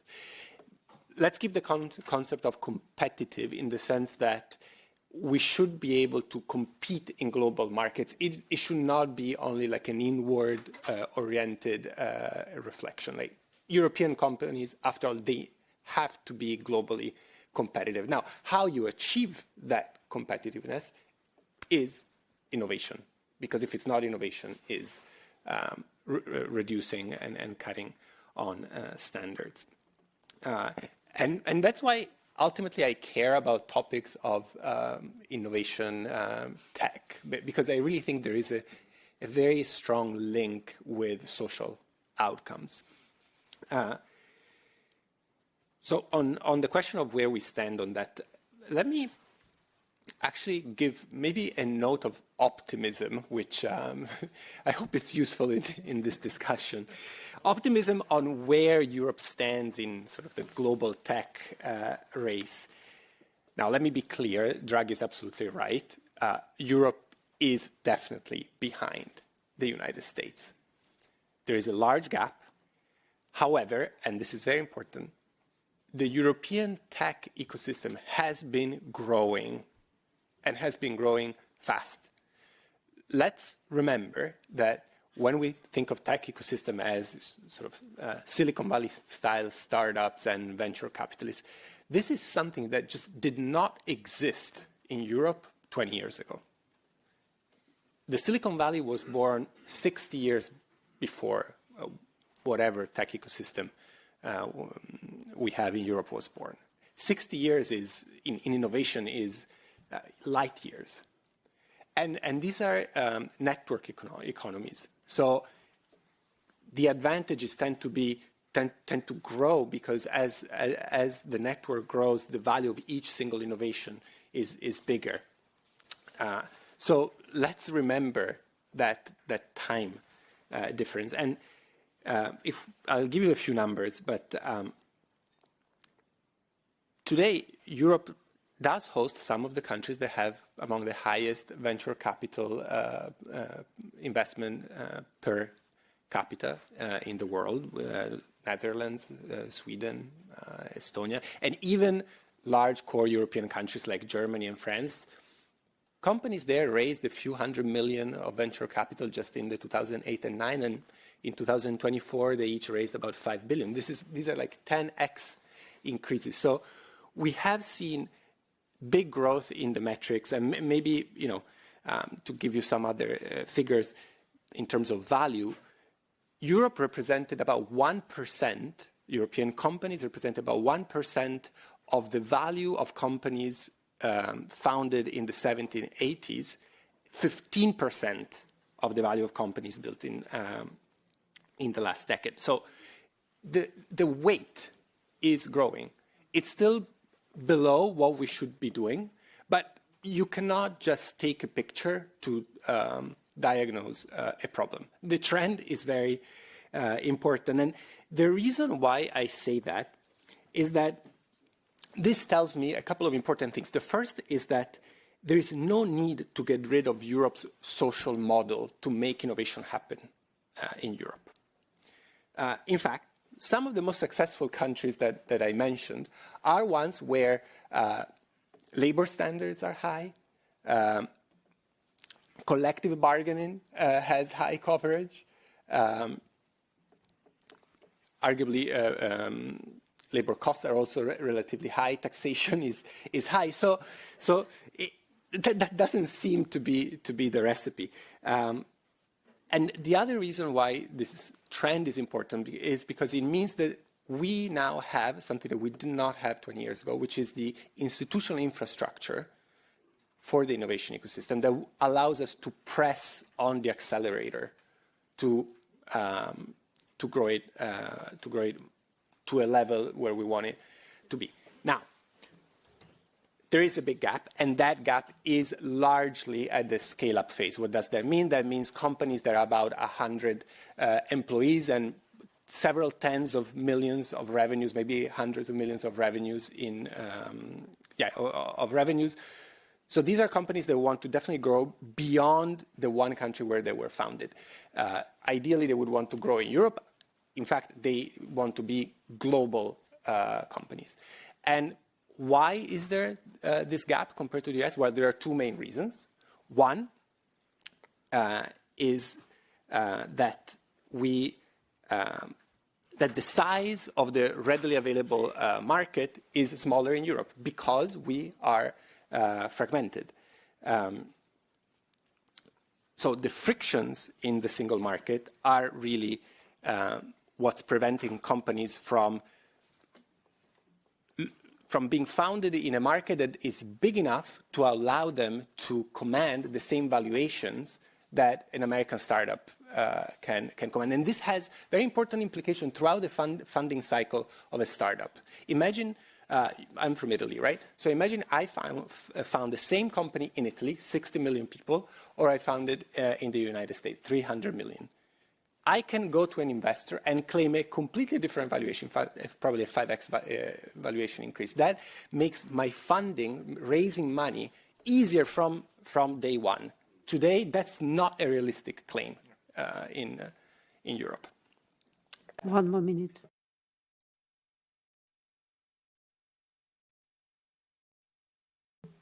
The second is lack of institutional funding or large institutional funding.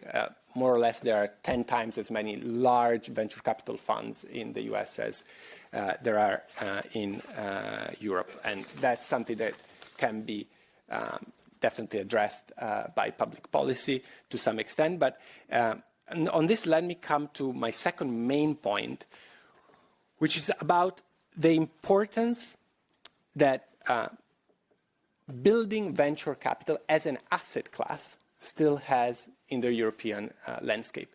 I'll be quick on this, but there is now there are two policy objectives that might be competing in the close future in Europe. One is to continue building venture capital as an asset class, so something that people and institutions want to invest in to get a financial return on, and the other is to direct money towards strategic technologies. My point here is that these two are compatible, but we need to remember that both are important because we will not be able to reach our strategic technology objectives without the contribution of private money to funding innovation. And the other reason why we should not be too precise in trying to direct innovation with public policy is that actually no one really knows how innovation plays out. There are very few empirical facts that have been established in the literature on innovation, but one of them is that entrepreneurial ecosystems work through talent and capital recycling dynamics. So I'll give you a few examples and I'll conclude with those. NVIDIA was started as a chip manufacturer for video games. Which government would direct innovation funding to a video gaming chip company? Amazon. Amazon was launched as an online book platform, right? It now, among other things, basically dominates the market for a critical infrastructure, which is cloud. And I can go on and on and on. So let innovation play out, but put policies in place to ensure that the positive externalities of innovations spread across society, and connecting to something that was said actually in the first panel, use public policy, public procurement, regulation, etc., to make it clear what are the political priorities of the European polity. Do we want to move towards electric cars or not?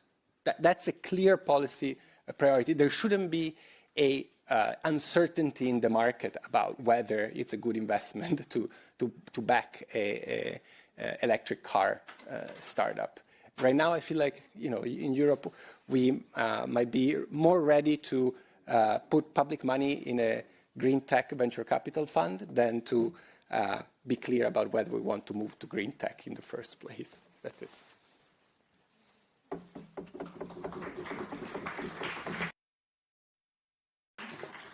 Very good. Thank you to all the panelists for this very stimulating comments and discussion. So I will allow you to react to each other, but as a part of our broader discussion. So now whoever has a question, you can raise your hand, and then everyone has a mic, so you can just press under the mic the button and you can start. So Luca, please.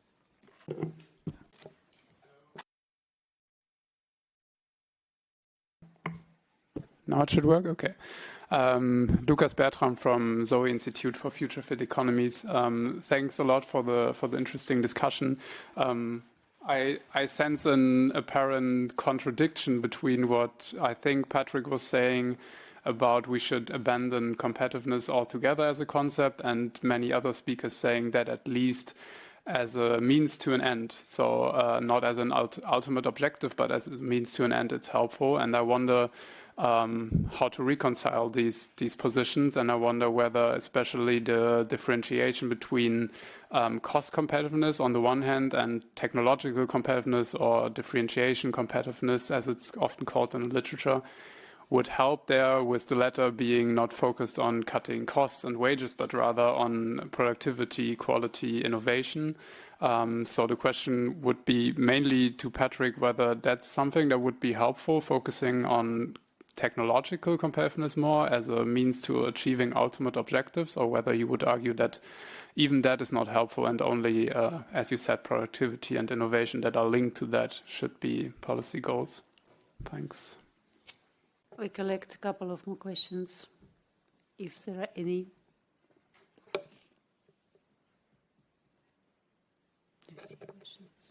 No. Okay. So we deal with this one, but also you can feel free to react to the speeches of each other. Yeah, thank you, Lucas, for a point that neatly fits into the remarks that I was trying to make anyway. I think when we think about the future of European competitiveness, or the economic model, or whatever you want to call that, we need to understand what has gone wrong in the past.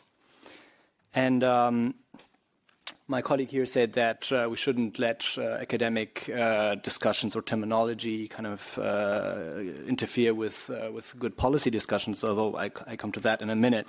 The main point that Draghi made, which I think was one of the most important things that he has said, was that he, and I looked up the quote, and it said, "The approach we took to competitiveness was a deliberate strategy of trying to lower wage costs relative to each other.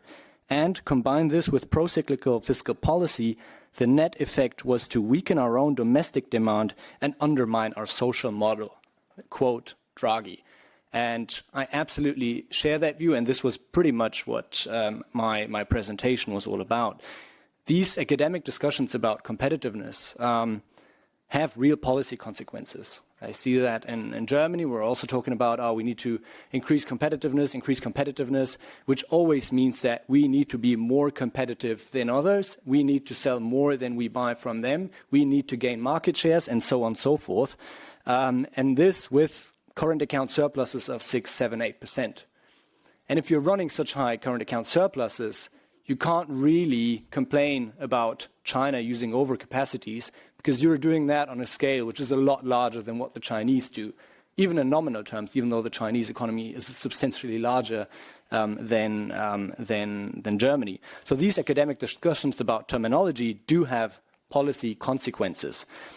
And when we think about where we should go in terms of future, or in terms of the economic model, of course, we can go with the comparative advantage framework, which was also mentioned here. But of course, this comparative advantage theory is subject to very specific assumptions, often full capacity utilization, which of course is not the case in any economy, especially not right now in Europe. And it's pretty much blind to dynamics and changes, right? I mean, path dependencies, why did some countries get to where they were, is not really explained by it. And where are countries going is also not really explained by it, right? If we were to use the comparative advantage framework to understand the development in China, which arguably is the most important development over the last decades, I mean, if they were to follow that, they would still be a labor-intensive agrarian economy, and not with critically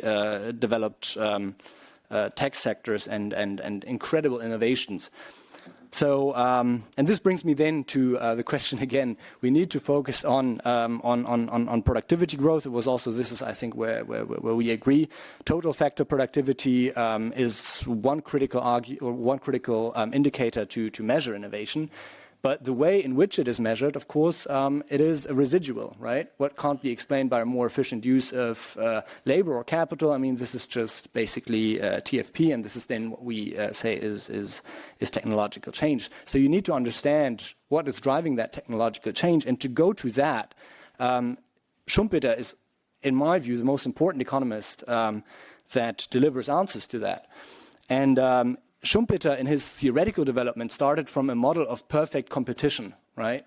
And he was saying that in a perfectly competitive economy, there is simply no innovation, no growth, because the margins are so thin that companies cannot invest, they cannot waste resources, they cannot experiment with things which often go wrong. And this is also what has been mentioned by Lorenzo.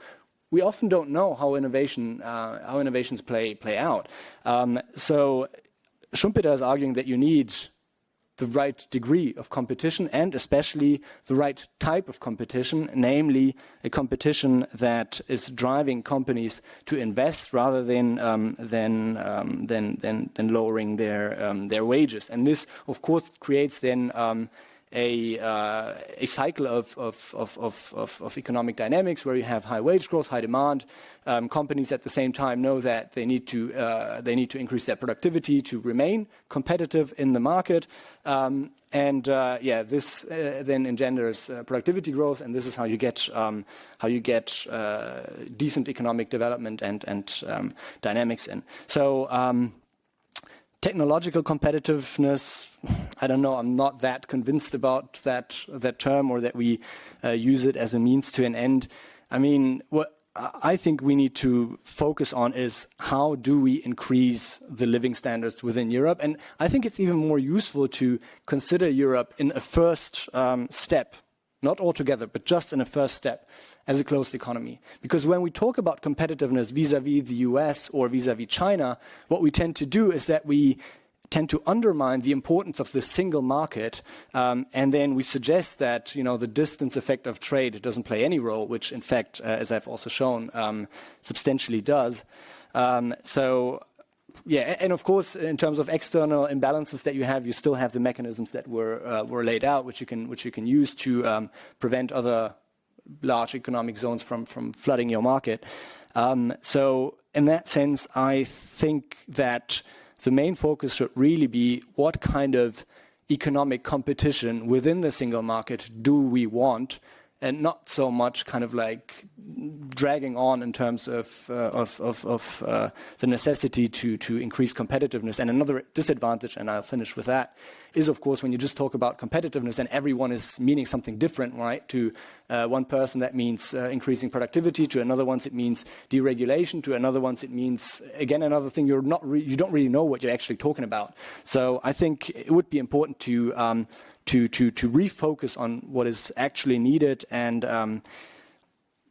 then of course you can talk about technological development, innovation, and so on and so forth. But the obsession with competitiveness, I hold it with Krugman from 30 years ago. I really recommend anyone to read that article because it's highly relevant for today. Is dangerous.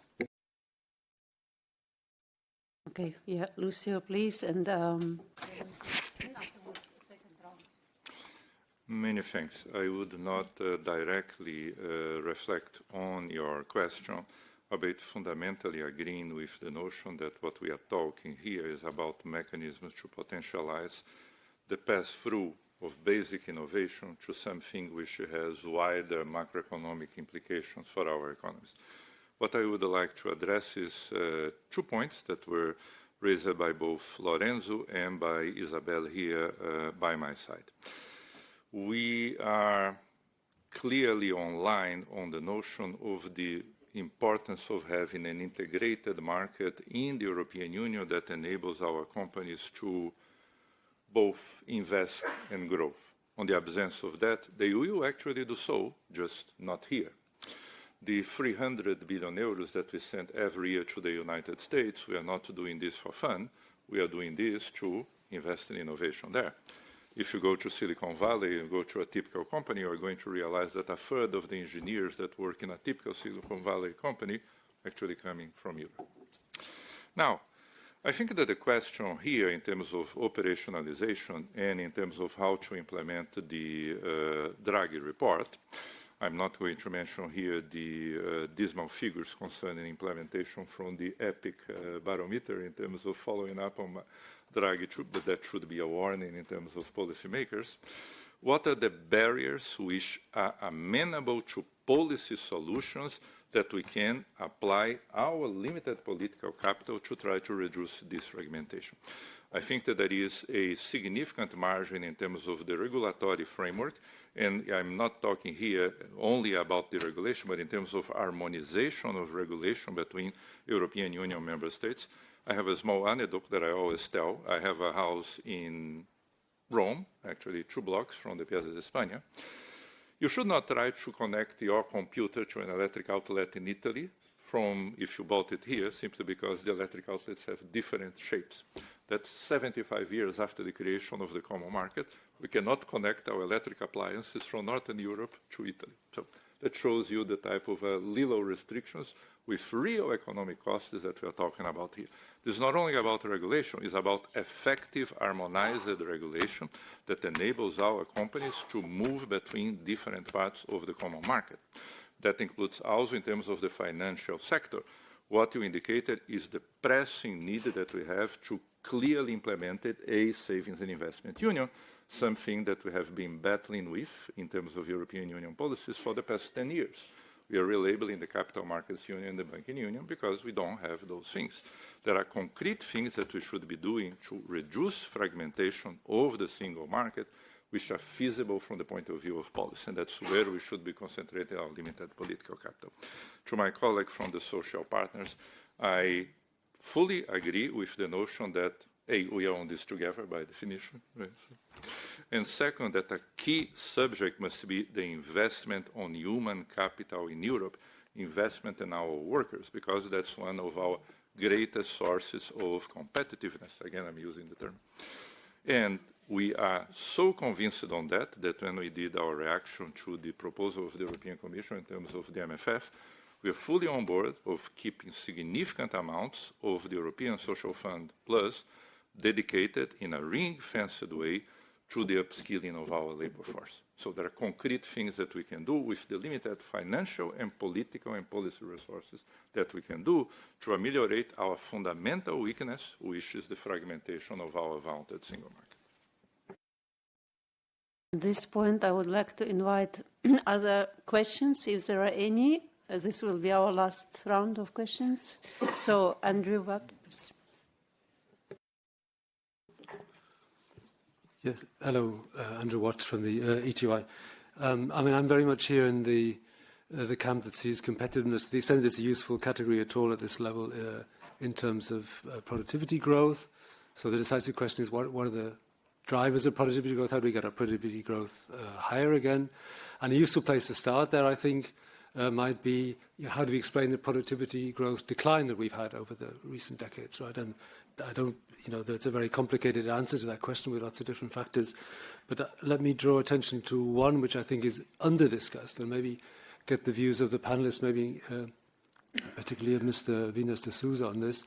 I mean, Patrick actually mentioned the argument in his opening statement, right, which is that part of the problem is if you go from a situation where collective bargaining, or in the case of the statutory minimum wage for the low-paid workers, the statutory minimum wage sets a floor of the wage level, right? So that means that all companies in that sector in the economy, to stay in the market, they have to invest in raising their productivity, otherwise they go out of business. Once you decentralize collective bargaining, you open up an exit option to companies. They don't have to raise their productivity anymore, to the extent that they can force their workers to accept a lower wage or a smaller wage increase, right? So what we do know is that we've had over recent decades, that I've been long enough in the game to have witnessed this, a campaign to decentralize collective bargaining in Europe, and successions of commission presidents and commissioners heads of central banks, etc., have argued for this decentralization. Collective bargaining. I think it was a fatal mistake that was made, a fatal mistake. I see some signs of a correction at the ideological level. I'm very concerned about the possibility that the minimum wage directive will be set aside for legal reasons or supposed legal reasons. I think that will be another huge mistake to be made. Maybe the panelists would like to comment on the validity of this argument and how important they think it is in the broader scheme of things. We have one more question from Claudia. Hi, I'm Chloe, the policy analyst at FEPS on climate. Not being an economist myself, I will attack from the climate perspective. I hear you talk a lot about productivity. I would assume that climate change impacts will have a lot of effects on productivity, whether it is through heat waves on the productivity of workers, or through floods and other natural disasters that can affect different companies. I would like to know more about your take, your opinion, perspective on the links between productivity and adaptation to the impacts of climate change. Thanks. Thank you. Who of the panelists would like to come in to react to what has been said? Yeah, thank you. I'd like to comment on maybe a few more thoughts. First of all, of course, on collective bargaining, I completely agree that for productivity growth, we need strong collective bargaining. And I think that we've seen the coverage shrinking in Europe, in the member state that I know best, in Germany. It has been shrinking for decades, and especially in the eastern part where I'm from. We have lower coverage, and which also leads to lower wage growth, and which also is associated with lower productivity. So I think that this is one of the examples, that's probably one of the key examples that what Patrick has mentioned as a devaluation, as a low road to competitiveness, which we should not take. I think that's obvious. On climate and productivity, I think that's on the one hand it's like a conceptual challenge. So how do economic models, how do they internalize climate effects? I'm not an expert on that, to be honest, but of course it would say something about to what degree can productivity be actually used in the real economic world. So it's not just a potential, but it's actually used. On a policy level, I think that we should not set aside our goals on fighting climate change for the reasons of competitiveness, because in the long run, I think it's absolutely clear that we can only have economies that prosper and that provide welfare for all within the boundaries of our planet. I think that's absolutely clear. So I think we should not be confused about that.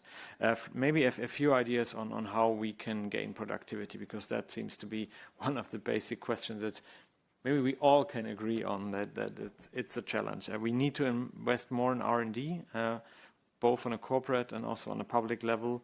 I think that capital market integration is something that we should care about, because we have a lot of savings in Europe, but it's not sufficiently channeled to investment. I think that skills and people are important, and reskilling, upskilling is an essential thing. And I think that also the unions are a very strong actor in this. And maybe one of the take-home messages for me from that panel was the low level of integration of the European single market that we still have. So we really have to do our homework in the single market, especially now that it's more difficult to access other markets, to exports. We have more and more problems with global flow of trades and services. So we really should do our homework in our domestic market in the European Union, and there's something that we really can do with our policy measures here in the EU. Isabel? Yeah. So, yeah. Thank you. So I do think that what I hear, and I'm happy to hear that, it's about investment in people, investment in worker. And of course, as constituencies of businesses, workers have to have a say. So, and it's exactly where we are for the moment. We are discussing, and I hope I understood, sustainable competitiveness. We understand there is also a willingness to go in that direction and to invest in skill. Of course, skill is important, but it's not the only way and the only element to invest in. I think we clearly have to take on board that the existing protections and workers' rights, and in particular when we look at the minimum wage directive, which has been challenged, but the challenging in front of the court does not prevent a member state to transpose the directive. As long as the decision is taken, the deadline for transposition has to happen and has to be taken seriously on board. It hasn't. Only 8 member states have transposed the minimum wage directive. How come? No, what we are saying is that there is a kind of a misuse of what is a minimum wage, and a misuse in terms of, oops, it's going to be higher cost of labor. No, it's not higher cost for labor. It's exactly to prevent social dumping and to raise the level of which the value of work should be assessed. And of course here it's important to replace things where they should be replaced. So investment in wages, investment, of course, in the quality of job. And the quality of job, when it comes to technology, you have to bring people with you to trust the technology. You don't have to use the technology to abuse the workers. We know that the data is, in principle, gold. The data is money, is profit. So how come that you don't give the ammunitions to the businesses to protect their workers for them to use this data while being reassured that they will not be abused? As we've seen through COVID, like tracking, for example, like biometrics, like all of those things that have developed without the consent of the workers. Here we are speaking about abuse of a personal element of the worker. So I do think that here, yes for technology, yes for innovations, but that has to deliver for all. And I think this is where the investment is needed, and this is, of course, the reasons why it's important to have an AI Act. It's important in this AI Act to have recognized the workplace as a high risk. So what do we do after that? We are asking to give us the ammunition to be able to frame that AI Act at the workplace so that it delivers for all and not just leaving the workers aside, and in particular, well knowing that because data is gold, that those data will be used. It's about health and safety. So the value of work, the discussions that we are witnessing in many member states is, we need to be more competitive, so workers have to work more, longer, for the same wage. So we understand minimum wage is something that some member states have in different ways, of course, but they have that. So it will be difficult to come back to this very important innovation for the internal market. So we look at working time. How come that in such a developed society we are looking at this leverage and not looking at where the money is and where the money slips and where the money is not invested in the economy? No? So I do think that here we have to be very much on board. And in terms of quality job, I'm facing for the moment such a reluctance from many angles. And I would also say from the Business Europe side, and I'm sorry to say that because I don't get it. How come that I hear the gender pay transparency, the reporting on the difference in wages, here, the value of work, and the fact that there is a directive that has recognized the need to act, and the need to act now. So we have a directive to reassure and to make sure that there is no difference for the same work between a man and a woman. How come that I hear it's too costly?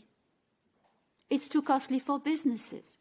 And I'm sorry, the 20% difference that a woman has to carry during her life, a professional life, is also something she will have to carry when she will retire. Where is the burden? It's not on the businesses. it's on the person herself. Sorry. You have to be very clear on that point. So I'm sorry, I'm finishing on the issue of investment. Yes, investment in people, in the workers, yes, but not only on skills, on many other elements where we have democratically adopted regulations that have to be transposed and enforced. And not just, I choose this one and I don't do that one. Thank you.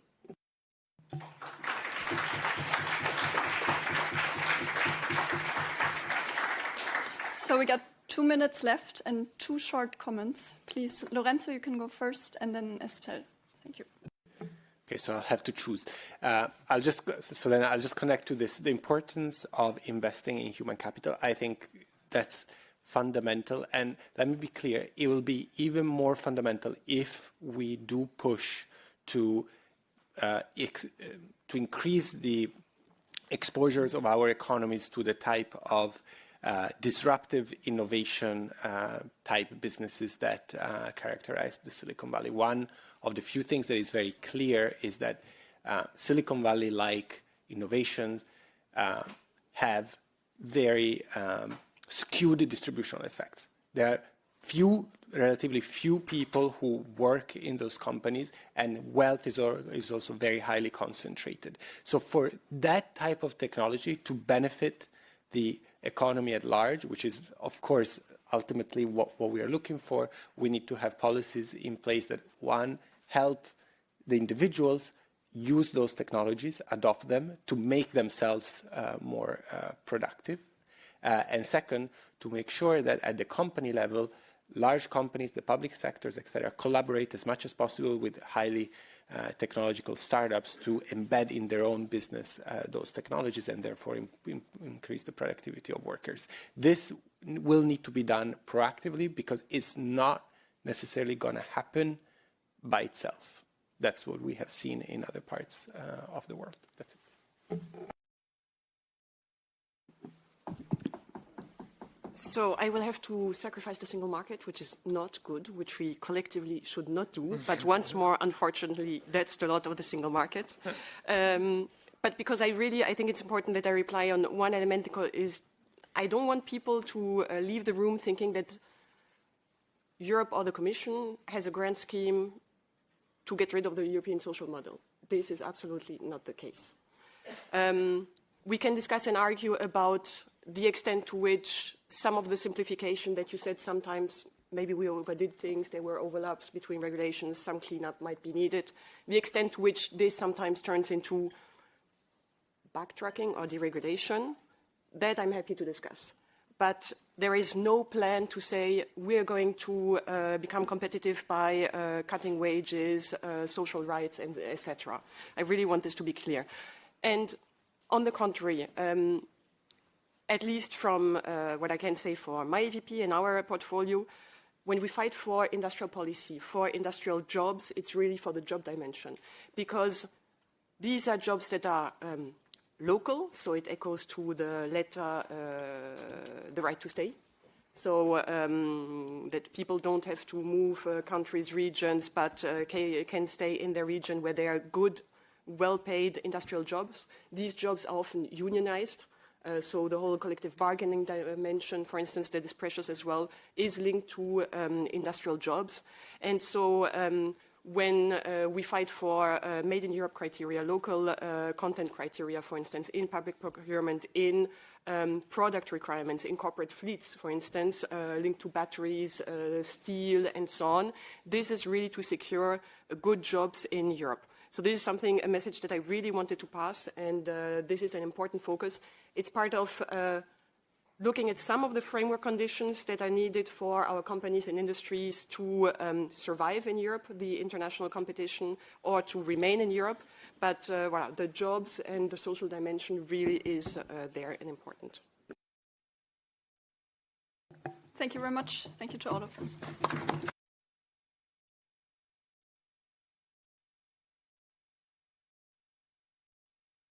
We have coffee break and come back by 3:20, please.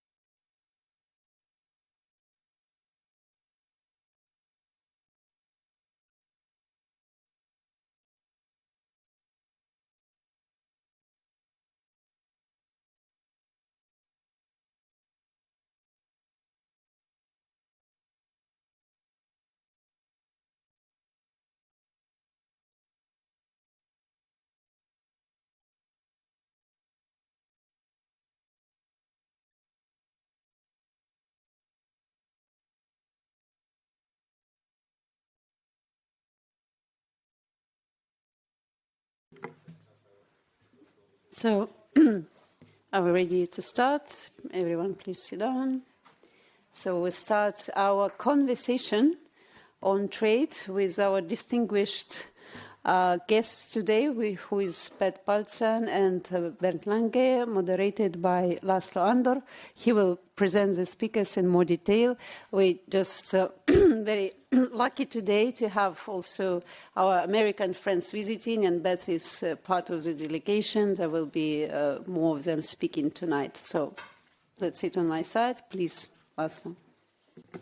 Yes, good afternoon, dear colleagues, ladies and gentlemen. Thank you so much for rejoining after the coffee break. What comes is a conversation on a fascinating topic. The title is Trade Policy and Competitiveness, Friends or Foes. This is a transatlantic conversation. We have one distinguished guest from the United States of America, one distinguished guest from the European Parliament. On my right, Elisabeth Balzan, who is Senior Fellow at the Atlantic Council and a former Senior Advisor to the US Trade Representative.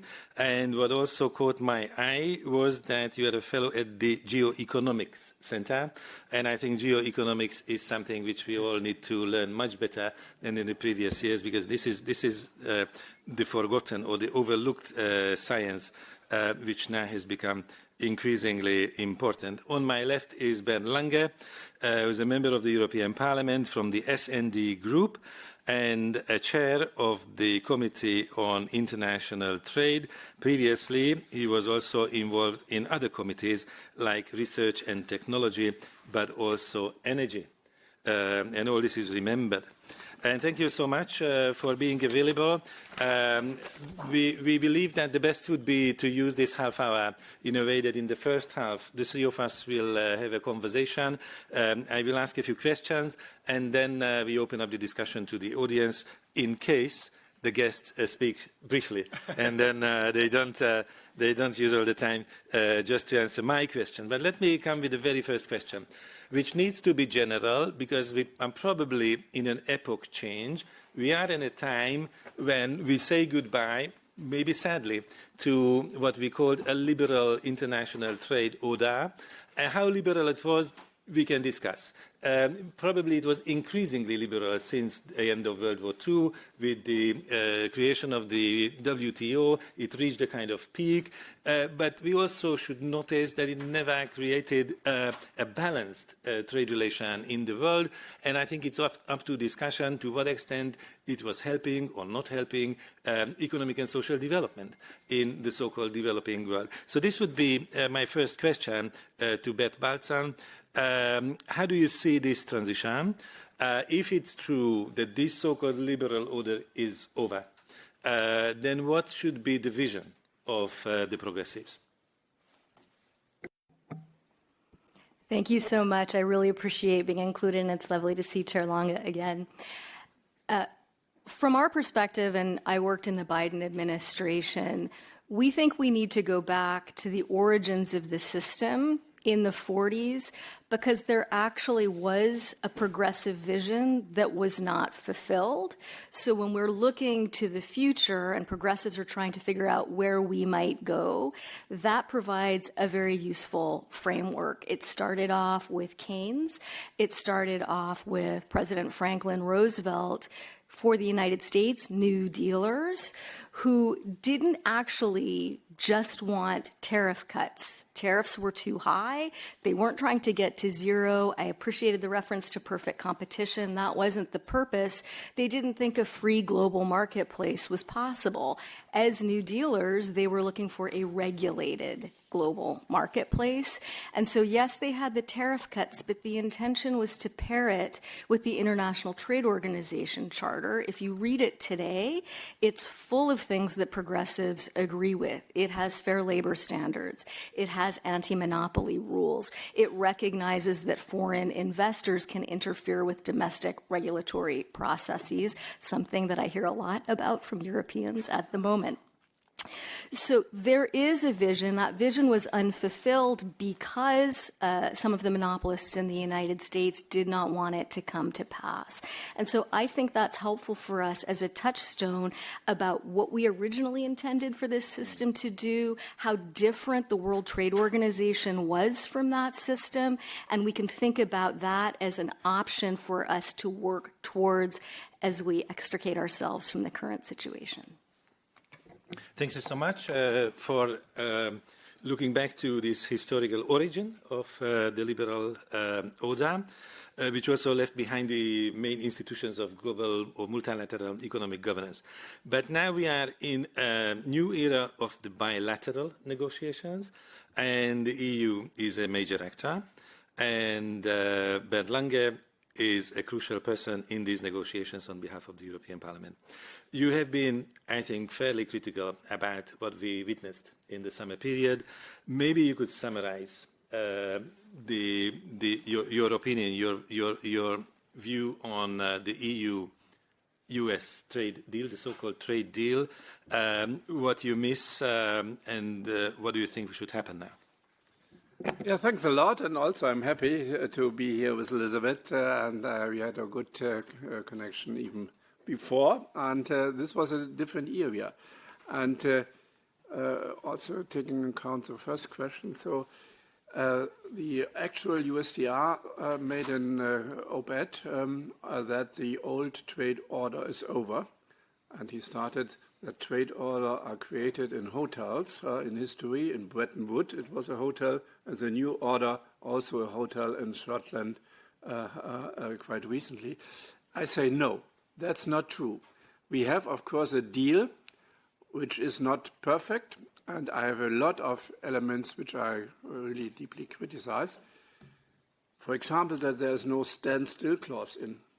So the United States rejected totally that they would be bound by such a standstill clause.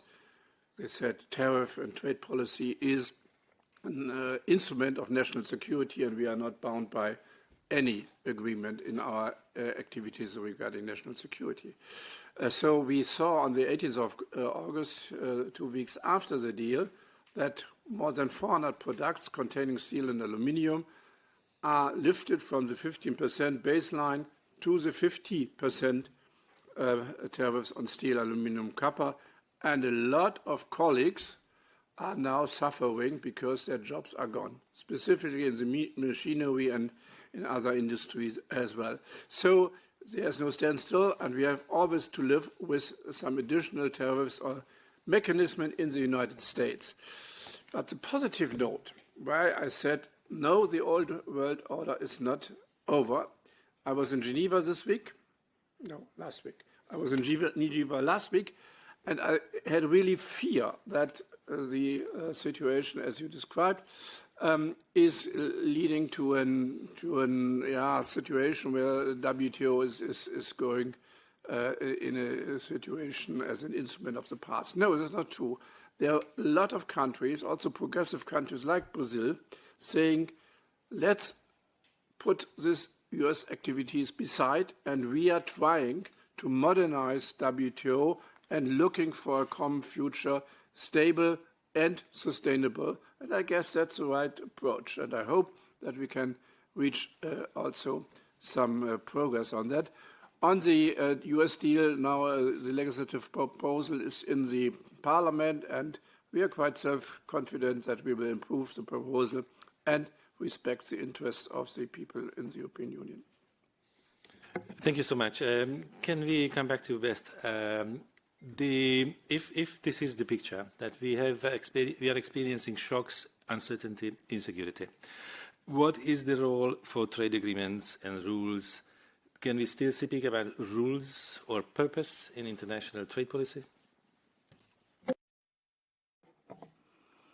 I think we can, but the wisest course is probably to view this as a period of opportunity for experimentation, to see how we can deliver a system that works better. Your original question was about economic and social development, My own view is that the WTO, as we created it in 1995, without those labor standards, without environmental protections, was more neoliberal or Milton Friedman-esque or Reaganomics or Thatcherism, whatever you want to call it. It was much more in that mold than in that Keynesian mold that influenced how the original system was supposed to work.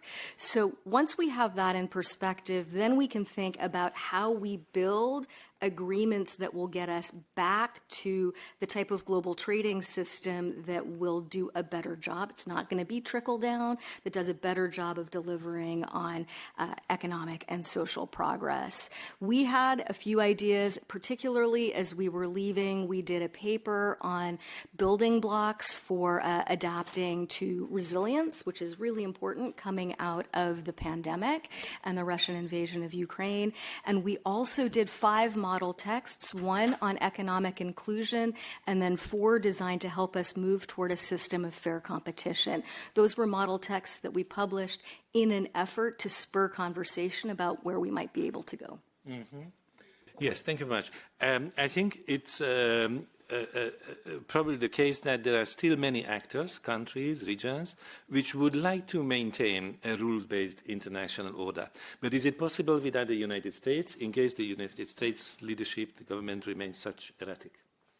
Yes, it is. So United States have a share from around about 14% of global trade.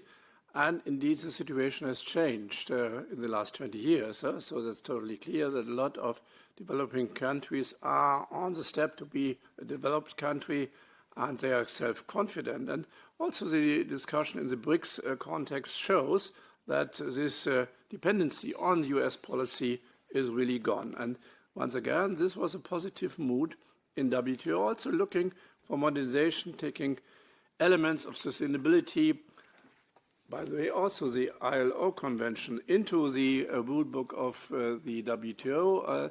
A lot of people asked this last week. So this is one element. And of course, our network in the European Union with a reliable partner is also growing. We just concluded yesterday the agreement with Indonesia with a strong sustainability chapter, with strong labor rights, with environmental standards, with the Paris Climate Agreement, with some anti-deforestation elements in. So this network is growing, so there is really an interest in a rule-based system by a lot of countries because they are depending also of fair trade. Mm-hmm. Elizabeth, you kindly picked up on the issue of the economic and social development. But very often this brings governments to various tools of industrial policy, interventions, elements of protectionism. How to reconcile this with the concept of a rules-based international trade? I think one of the challenges we have is precisely because the WTO was not done in the model of what would have been the International Trade Organization, that had a much broader understanding of how you shape the rules of globalization to deliver better results for people within borders and across borders, we defaulted to something that was much more laissez-faire in orientation. And now we're stuck figuring out how to correct for that. So one of the challenges is going to be, what do we mean by protectionism? It's usually got a very negative association. But if you've had a non-market economy that has deployed massive tariffs or currency depreciation or failure to respect labor rights, if that's been the source of their comparative advantage, which we heard about as well, how are you going to create a level playing field? We heard about the race to the bottom. How are you going to level that playing field so that market economies, or in Europe with the social model in Europe that is the envy of many, how do you create a dynamic where you can have that kind of competition? We're going to have to be more open-minded about tariffs. I was happy to hear about local content requirements. That's going to be essential. All these things that were labeled protectionist may turn out to be very necessary tools to correct for a version of globalization that delivered, I would say, subpar results from a progressive perspective. Mm-hmm. Thank you very much. And the last question to Ben before opening up. the EU leadership did not only go to Scotland in this summer period, they also went to China. And that was not in a hotel. Indeed. Where do you put China on your map regarding, let's say, the expectations of what kind of trade relations can be developed and maintained in the future? No doubt about that. China is really aggressive. They want to be hegemony in the industrial production. They have this Made in China 2025 program, and they reach 9 of 10 targets in the 10 sectors. So they invest a lot.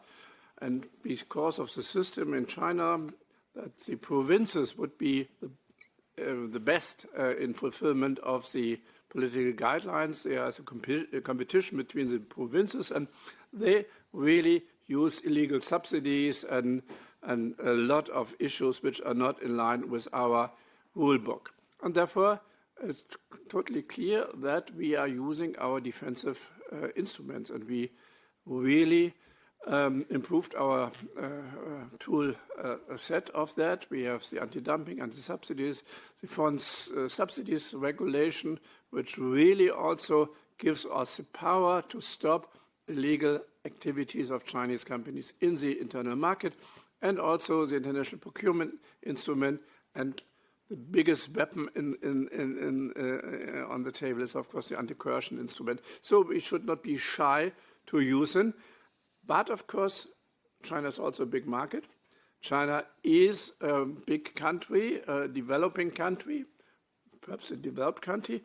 Just today, they made an announcement that they are not sticking to the category as a developing country anymore. So they are not asking for a special and differentiated treatment at the WTO anymore. So there is some movement, and we should push them to respect the rules. Thank you so much. This is a very important change in my view. Okay, look, thanks to the very, very focused answers. And now, because of this, we have, I think, about 10 minutes or 12 for 3 or 4 questions from the floor. So if you would like to ask, please raise your hand. Sorry. Would like to ask questions about trade, surplus or deficit, China or US? Maria, welcome, President of FEPS. I can come, and many thanks for your availability to join us in this very important, interesting conference for us. My question makes the bridge with the previous discussion, is because I think you are arguing that we don't have 2 agendas for trade. In fact, we should have 3. We have the neoliberal, the one we are dealing with from the United States, and now the one we like to have, more progressive. My question is, what should be the role of industrial policy in the reform WTO approach?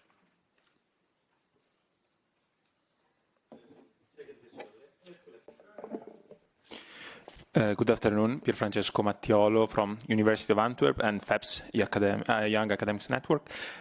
Maybe I will join the President in a question indeed about the link between trade and industrial policy.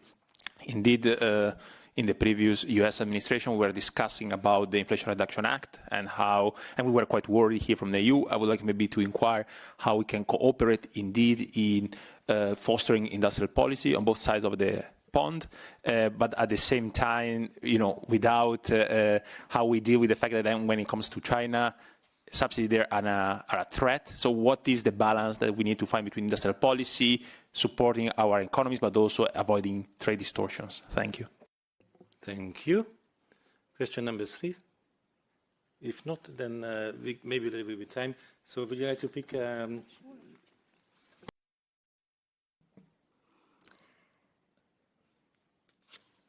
You were talking about an epic change, and I think one of the areas where we're seeing that epic change is that industrial policy, which at one point had been in vogue, and that was also part of the ITO Charter, fell out of vogue as we went into this neoliberal deference to the marketplace. And so it's coming back into vogue.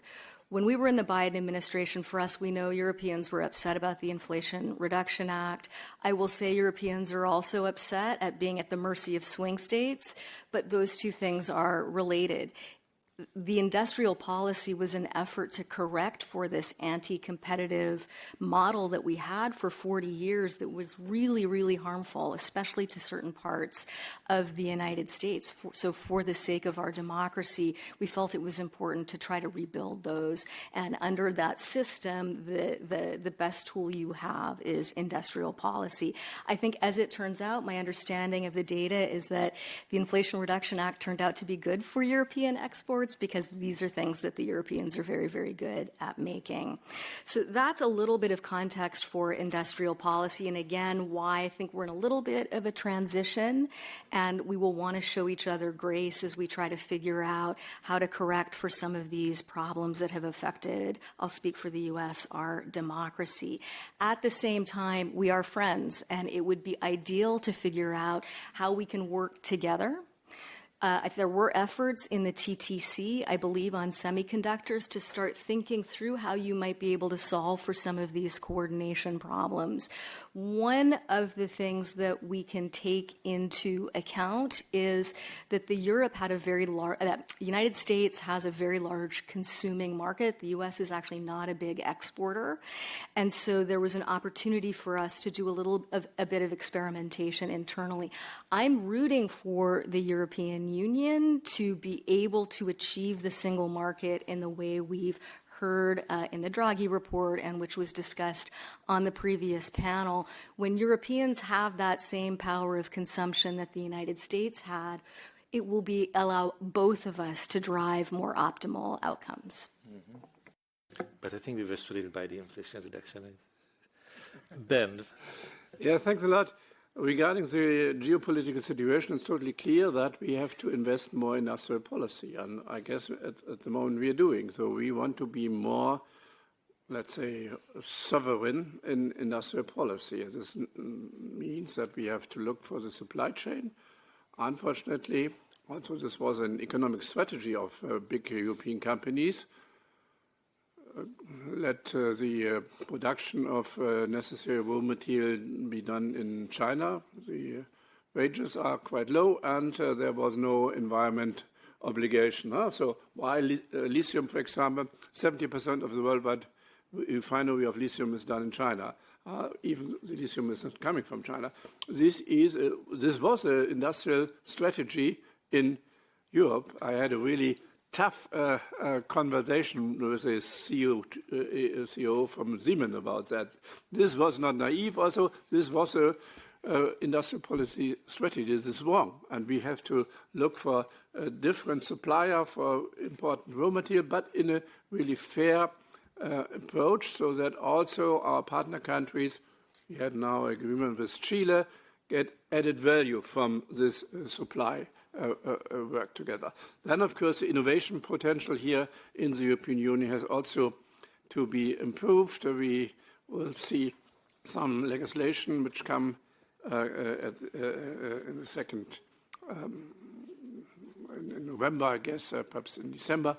And I guess also it's important that we bring also the rule book which we would like to the WTO. And one essential element is the question of subsidies. At the moment, it's quite vague what on subsidies is formulated. And specifically regarding China, we have to be clear in the rule book. And this is also important for other countries which are really also suffering about illegal mechanism of China. So both to have a fair partnership with a lot of countries worldwide in stabilizing industrial policy, to make clear that we are using all our possibilities to improve industrial policy and secure workplace in Europe, in the car industry, in the steel industry, and certainly trying to really bring the rule book of the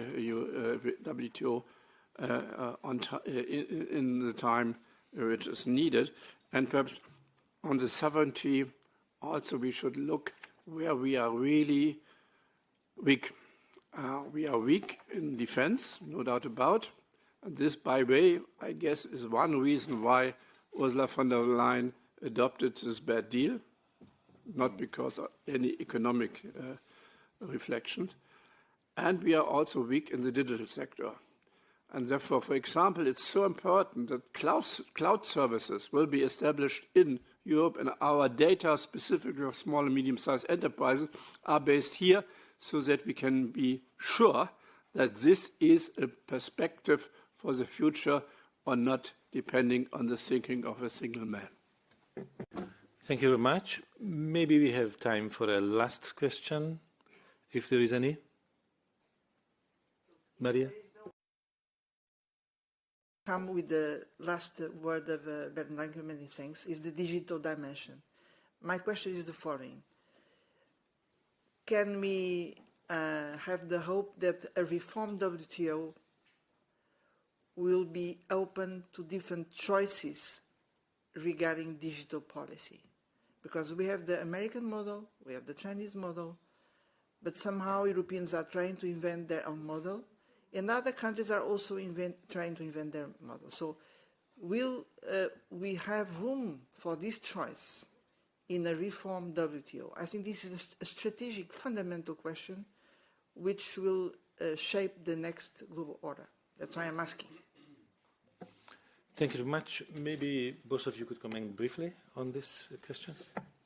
Of course, we have to try. We have the e-commerce bilateral agreement. Around about 80 countries are supporting this, and we have to really bring it in the rule book. And this is, I guess, one of the key elements for the modernization. At the moment, the Norwegian ambassador is coordinating this, and I spoke to him as well, and he is trying to open this unanimity consensus model for bringing elements in a more feasible way.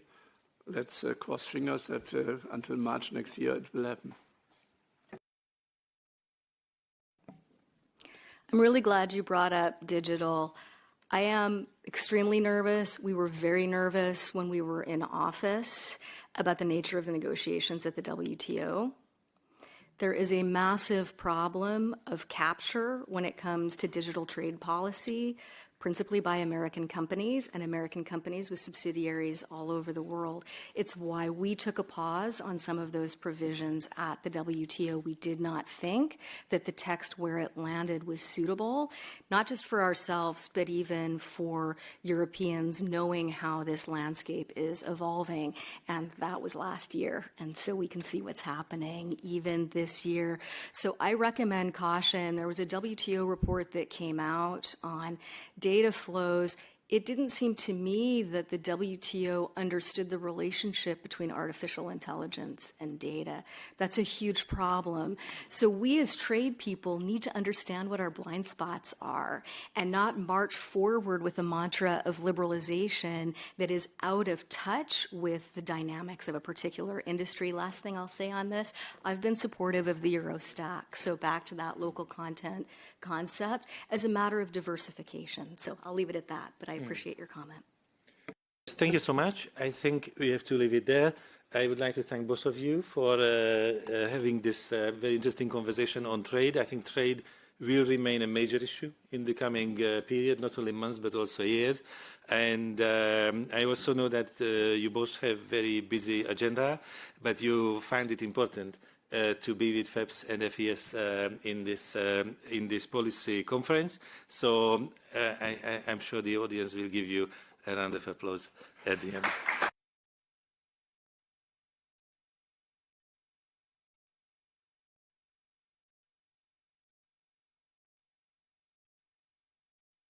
So we now quickly change the setting for our next panel on trade. So all speakers, please come.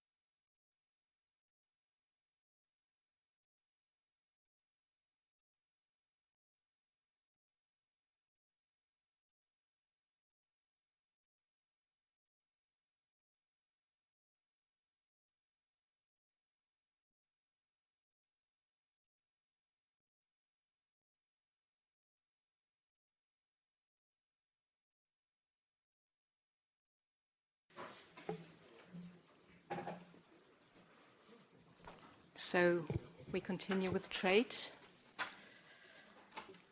I think we can start.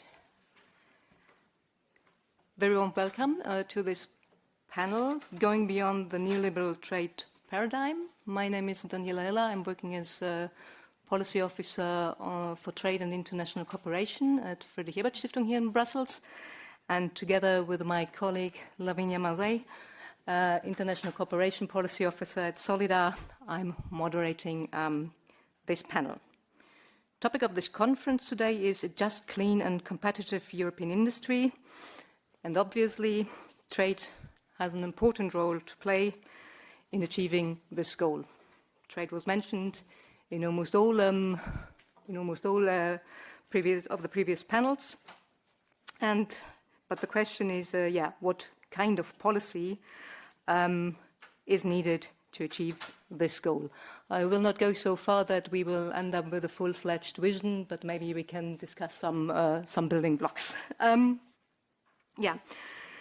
it's already clear that this business as usual is no longer possible, does no longer work, it's maybe time also for a fundamental redefinition of our trade policy. One that first, achieve this just, clean and competitive Europe. Second, that reflects also the new geopolitical and economic realities. Third, a trade policy that works actively to preserve and also modernize the multilateral trade agenda. And last but not least, and I think this is also a little bit the focus in this panel, a trade policy that aligns our industrial and economic ambitions with those of our trading partners. As I said, these are some of the questions we hope to discuss in this panel, and I very much look forward to a dynamic discussion with you. And with this, I will give the floor to our scene setter. We have a scene setter in this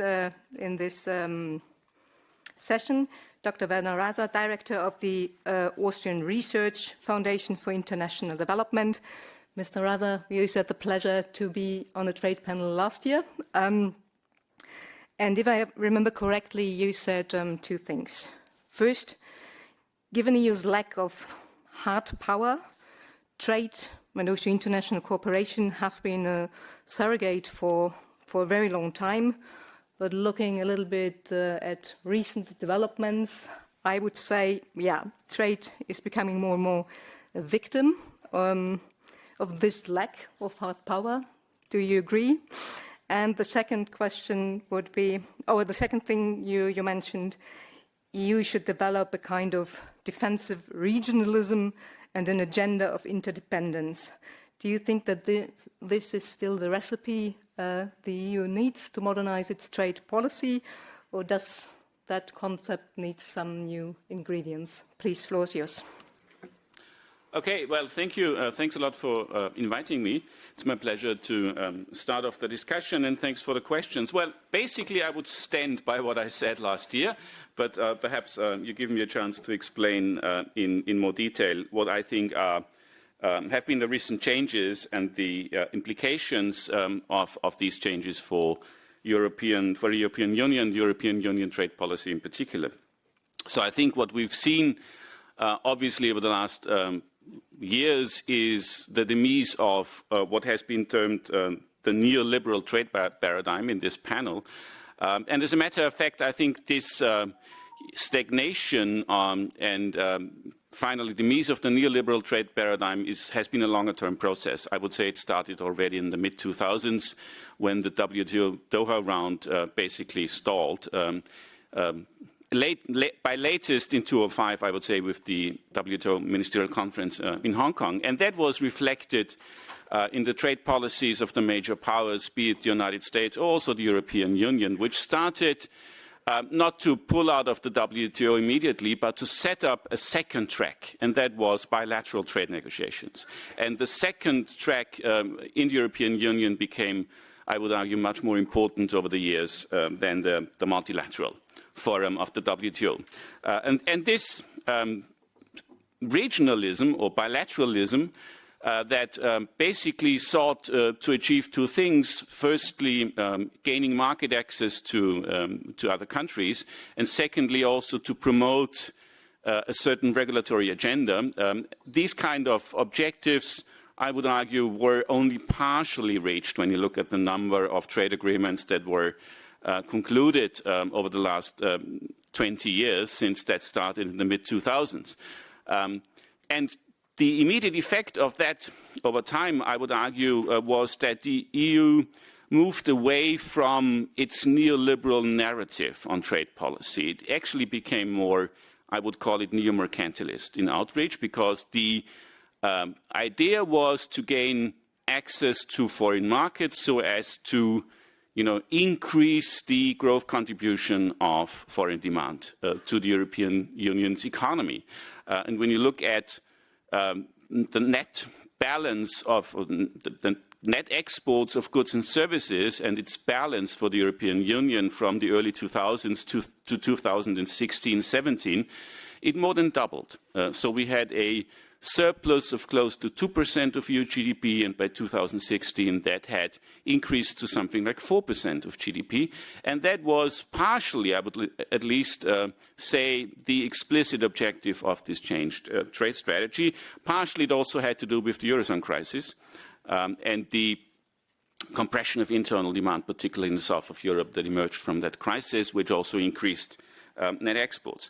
So I would say, there was a certain difference or distinction to be made between the narrative and really what happened on the ground in terms of the strategy that was pursued.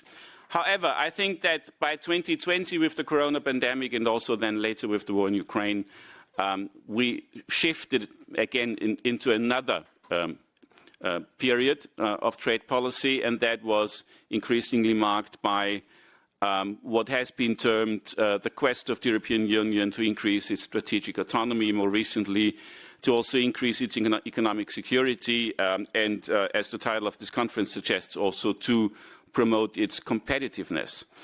And I would argue that when it comes to trade policy, this has kind of become focused particularly, this agenda, on one of the sensitive issues in the whole debate, and that has to do with the dependencies of the European Union, both in terms of its imports of energy and raw materials, but also of green and digital technologies, and also its exports. There are also export dependencies. The European Union is, for being the largest global market, rather export dependent in terms of its growth model. And I think that's, it has become clear over the last couple of years that given the change in the international arena, given particularly the Trump administration's trade policy and also Chinese economic strategy, this idea that via integration into global markets, European Union can generate growth has come to an end. And I think that's kind of the problem, the fundamental problem that we're facing. We have to look for alternative sources of growth, and these alternative models, I think, all these alternative sources have to come from the European single market. And that is partially, at least, explaining the competitiveness agenda and the Draghi report's emphasis on completing the single market and all of these issues. The problem with alleviating economic dependencies of the European Union is that in the short term, I would argue that only limited success can be expected. So when we look at import dependencies, these import dependencies have to do with critical raw materials. These import dependencies also have to do with green technologies. The European Union has obviously enacted industrial policies. The European Union has enacted the Critical Raw Materials Act. It has tried to negotiate, basically raw material partnerships with other countries. These are basically memoranda of understanding. The instruments are not, very specific. They are of a best endeavors nature. They try to foster cooperation.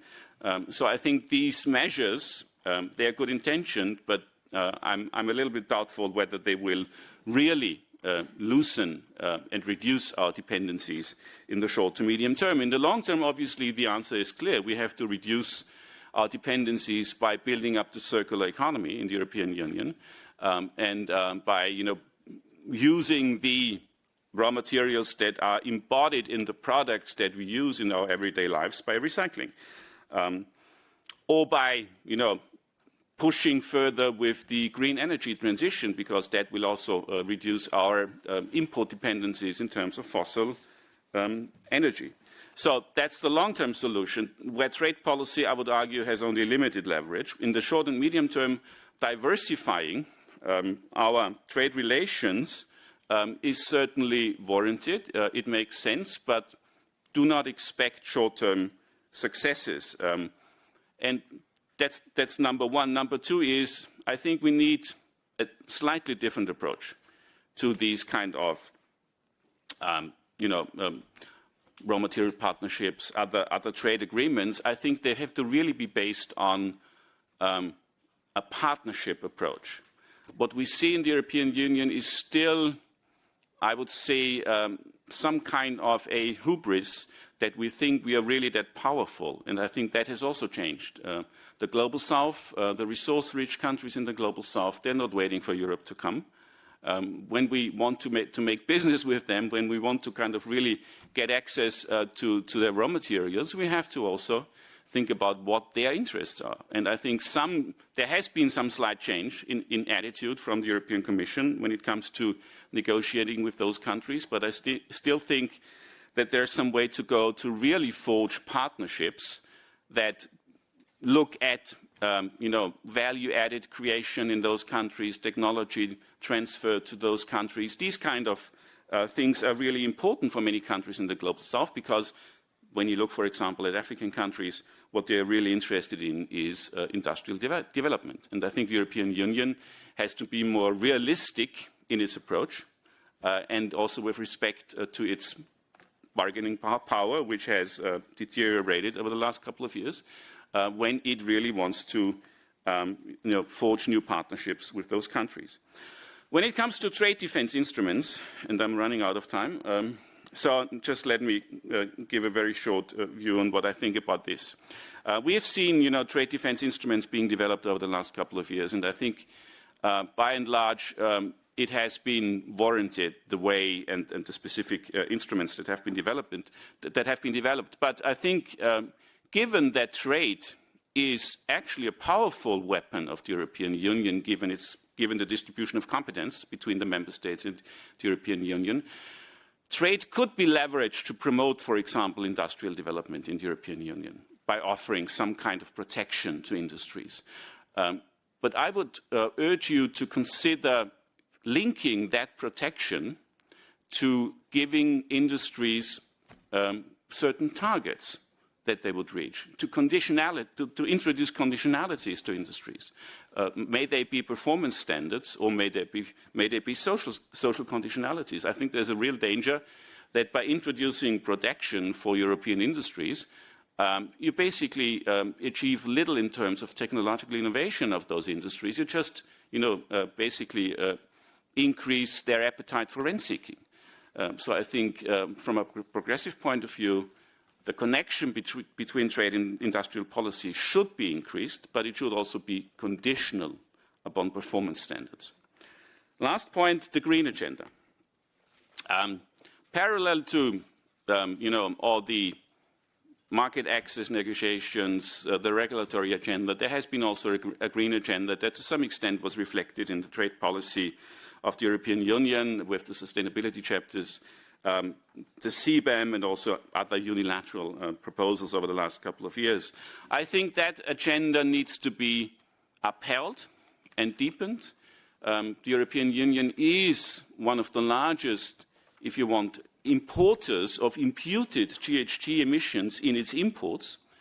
So we are a net importer of GHG emissions, and I think that needs to be addressed by trade policy. And I think the current measures and policies that the European Union has introduced are not sufficient in that respect. I think we should be more courageous, but also more perhaps experimental in our approach. So there have been proposals on what has been called contingent trade agreements, where the level of tariff reduction is linked to sustainability criteria, or there have been also agreements that have specifically reduced tariffs for environmental goods and services, or have established other forms of cooperation between countries when it comes to achieving common sustainability perspectives. So I think that's something that is a responsibility of the European Union that should be stepped up in the future. So thanks a lot.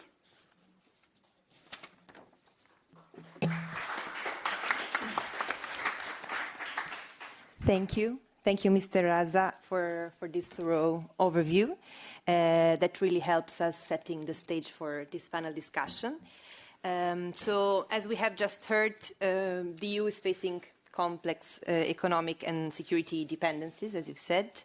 And to overcome these challenges, it will require a combination of strategic realism, if I can define it like this, in terms of what you said, reducing dependencies and diversifying trade relations in the long term, building circular economy, but also some sort of like creative partnerships. So, which are made of green energy alliances. You talk about the joint ventures in green and digital tech, and also the importance of upholding social, human rights, and environmental standards. So, with this in mind, I'd like to turn to our panelists that have a wealth of expertise in these topics, and we're trying to solve a bit the dilemma of how the EU can rethink its trade policy while strengthening its international partnerships and at the same time pursuing a fairer and more sustainable approach. So I'd like to introduce our speakers today. I have here on my left Mr. João from DG Trade, the European Commission, then Marta Castillo from the University of Rio de Janeiro, welcome, and then Ryan Mulholland from the Center for American Progress. Thank you very much for being here with us. So I'm going to ask my first question to Mr. João. Mr. João, you work in DG Trade and you're the head of the unit responsible for bilateral relations in trade and sustainable development. So in your work, you currently focus on the implementation of TSD provisions in EU trade agreements. And building on what we have heard today about the importance of being competitive, but also we've heard about the concept of competitive sustainability. My question is this the added value that you can provide to its trading partners? Meaning, in a context where we're seeing the multilateral order is there, but is being dismantled. What makes our offer as EU to partners more attractive compared to those of other countries? And you have more or less 5 minutes, a bit more. Yeah, thank you very much. What makes our offer more attractive? We are a reliable partner. We don't come up overnight with new tariff levels. We don't throw on our partners negative surprises. But the question is this enough in the current world? And I think Werner Ratzer pointed out and pointed to a very interesting consideration. Do we have the necessary bargaining power to promote these objectives which are ours and which are holding our societies together and which have been the success of our societies here in the past half century, arguing that our wealth is based on the social market economy, as some would call it. So do we have A, attractive enough social market economy, and B, can we project this model to others? This is, I think, something which you are all interested in. And I hear this between the lines also from Werner Ratzer when he says that we should try to address all these issues with our policies. And the question is, doesn't this overburden the expectations to trade policy? And I can speak from my own experience. Lavinia said my team is in charge of implementing the trade agreements. We are also in charge of negotiating the trade and sustainability provisions. And I can assure you this is not always easy. Not all of our partners happily welcome our ideas about ILO labor standards, our ideas about multilateral environmental agreements, our ideas about women's rights even. And if I tell you our ideas are not our proper ideas, we're even only trying to replicate what is there in international agreements and giving it extra force and extra leverage through our trade agreements. So this is not an easy feat. Does this still work? Yes and no. You have seen maybe yesterday we parafed, so we kind of concluded the negotiations with Indonesia. And in that agreement, as Werner Lange also indicated, in that agreement we have indeed managed to anchor these trade and sustainability provisions.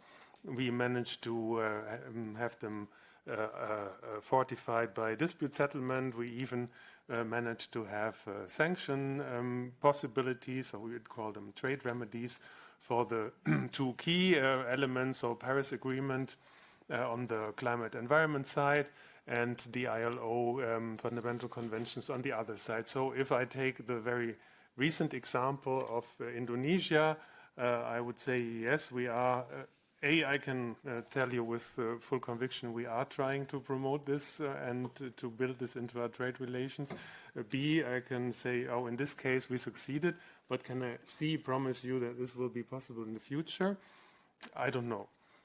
Because of the situation, which is indeed dire, we have not only a diminishing economic power of Europe. This was discussed a bit in the morning here when you talked about how can we become more competitive. And with competitiveness comes the bargaining power, which you referred to. And this is, I can easily illustrate by the things I'm working on, as we refer to international standards. If these international standards get weakened, then our argument and our bilateral negotiations also get weakened. So there are two factors kind of weakening our position when we want to promote our model.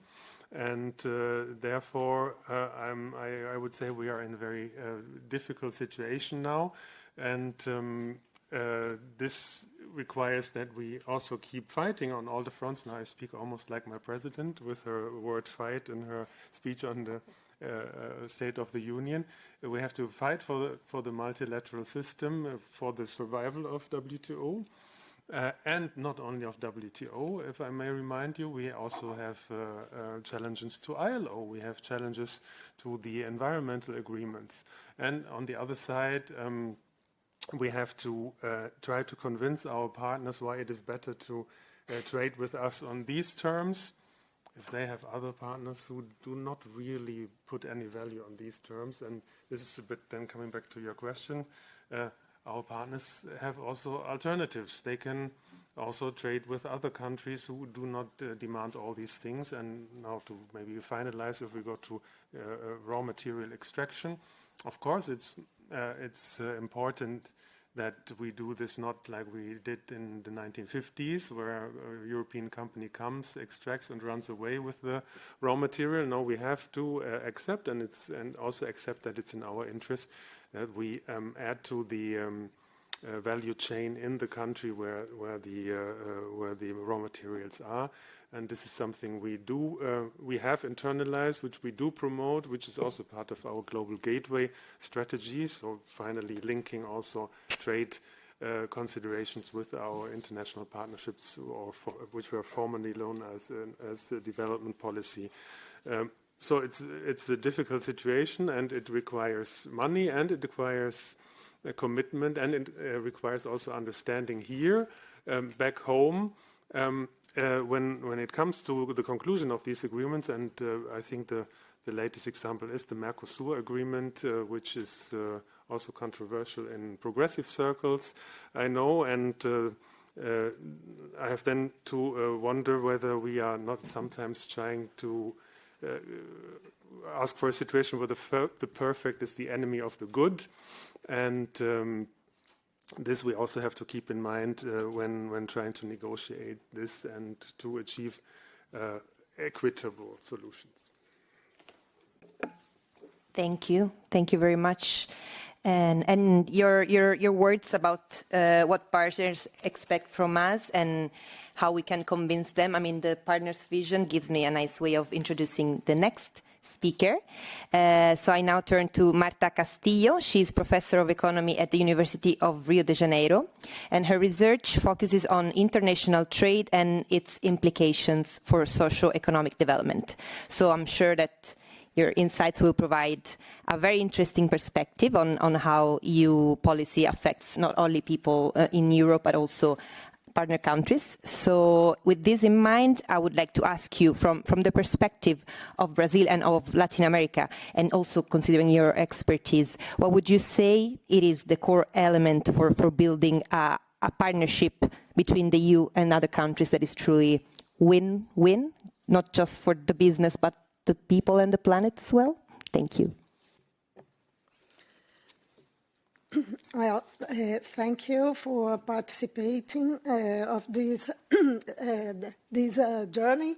It's very interesting to listen to all these presentations, and I think somehow it's going to make easier my task after listening all these presentations that show that in Europe, at least a part of the speakers and that are representing a part of the European people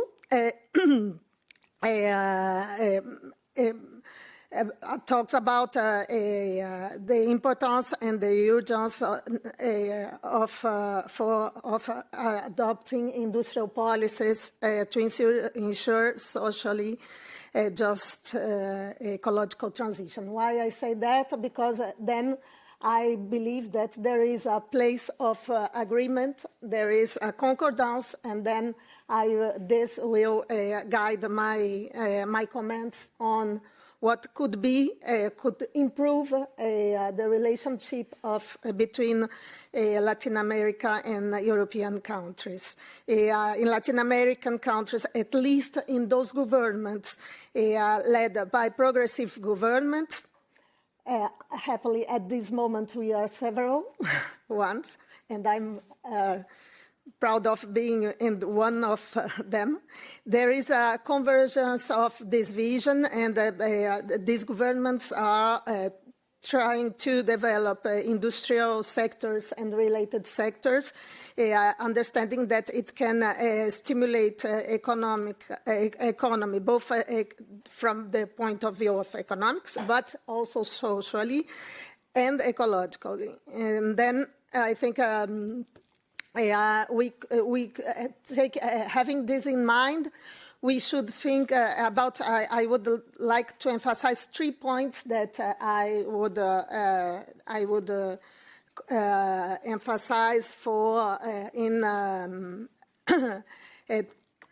a way to propose something to think about 3 points to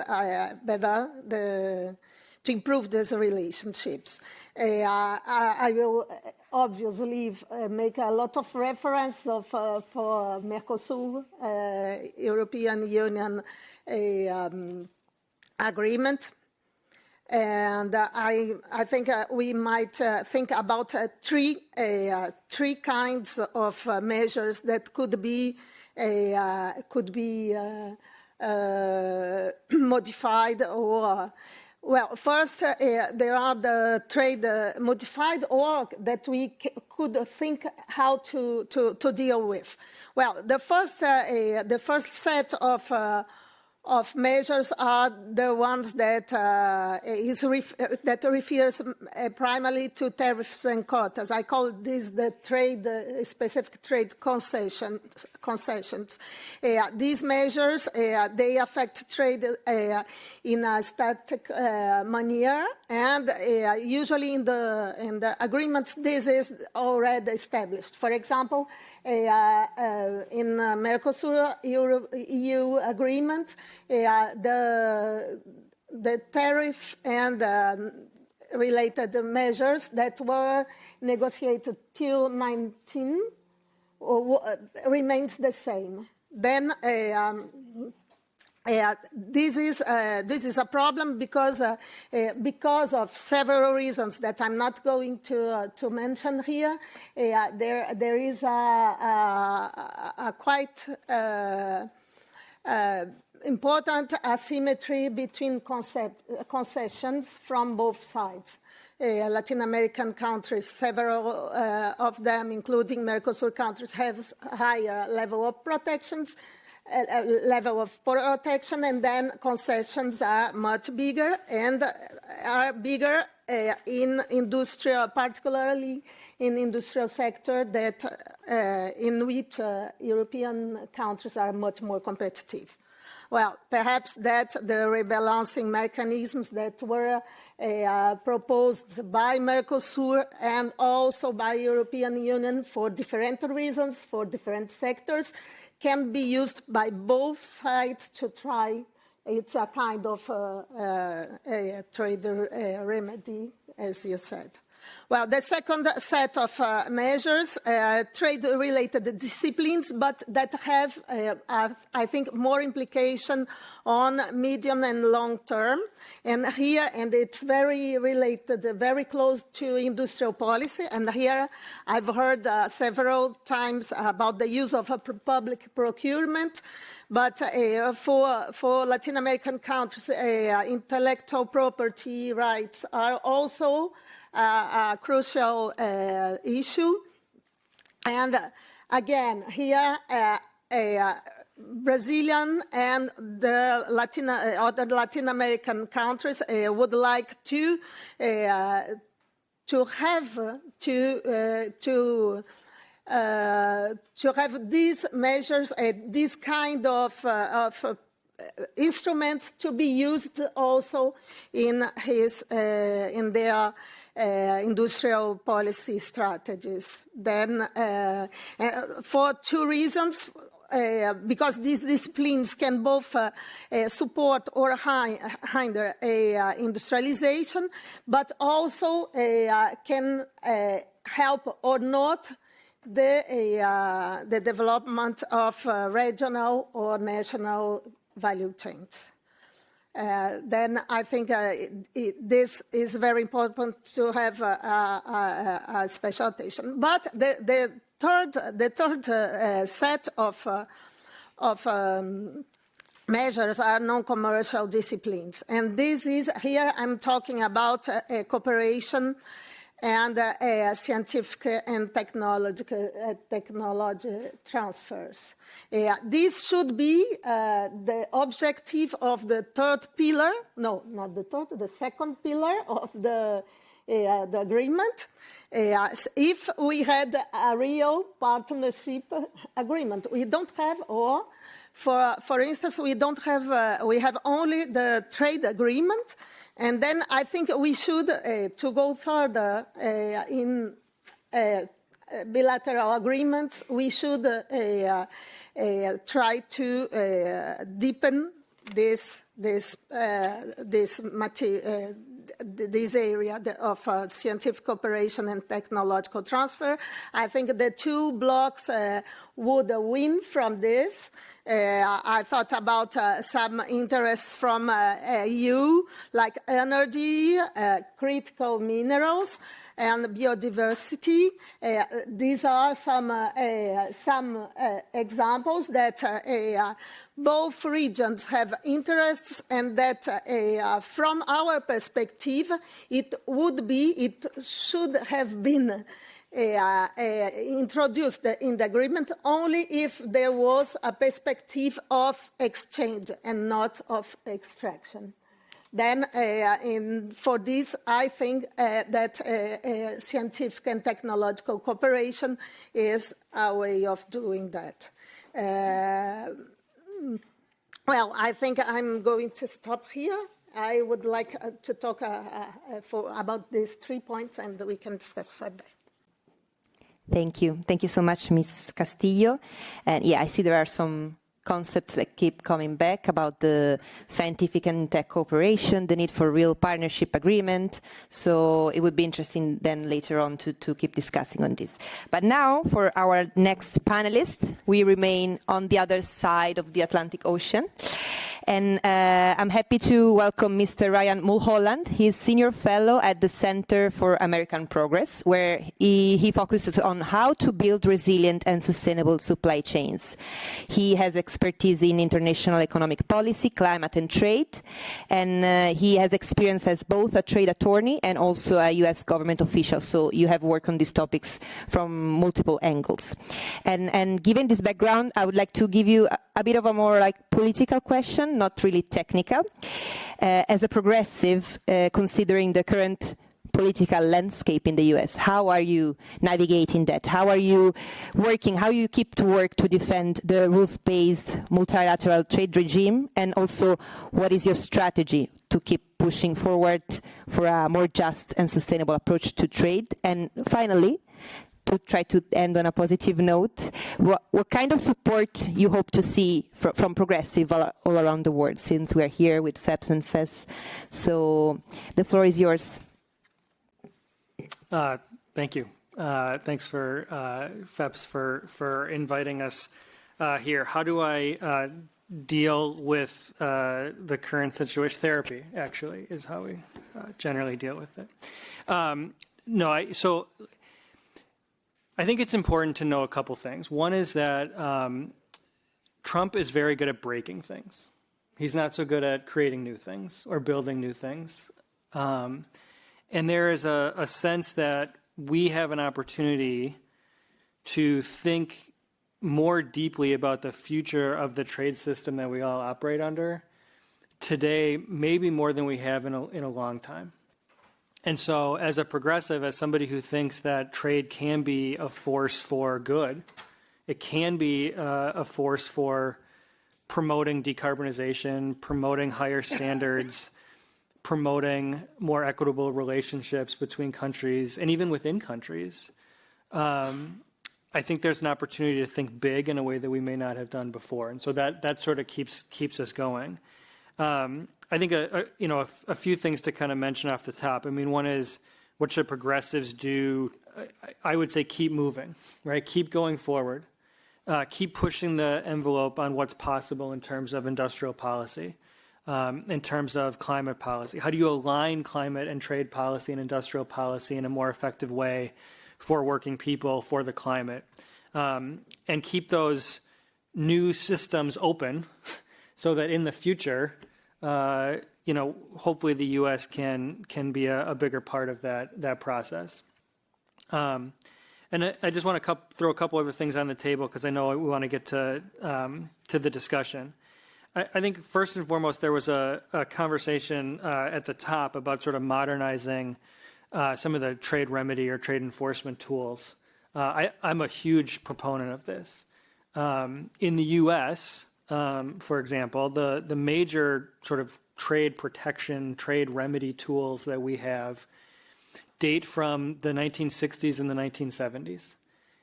That is an era that didn't have the internet. It didn't have social media. It didn't have AI. It didn't have the knowledge that we have today about climate change. And so, how do you sort of deal with the challenges that we all face?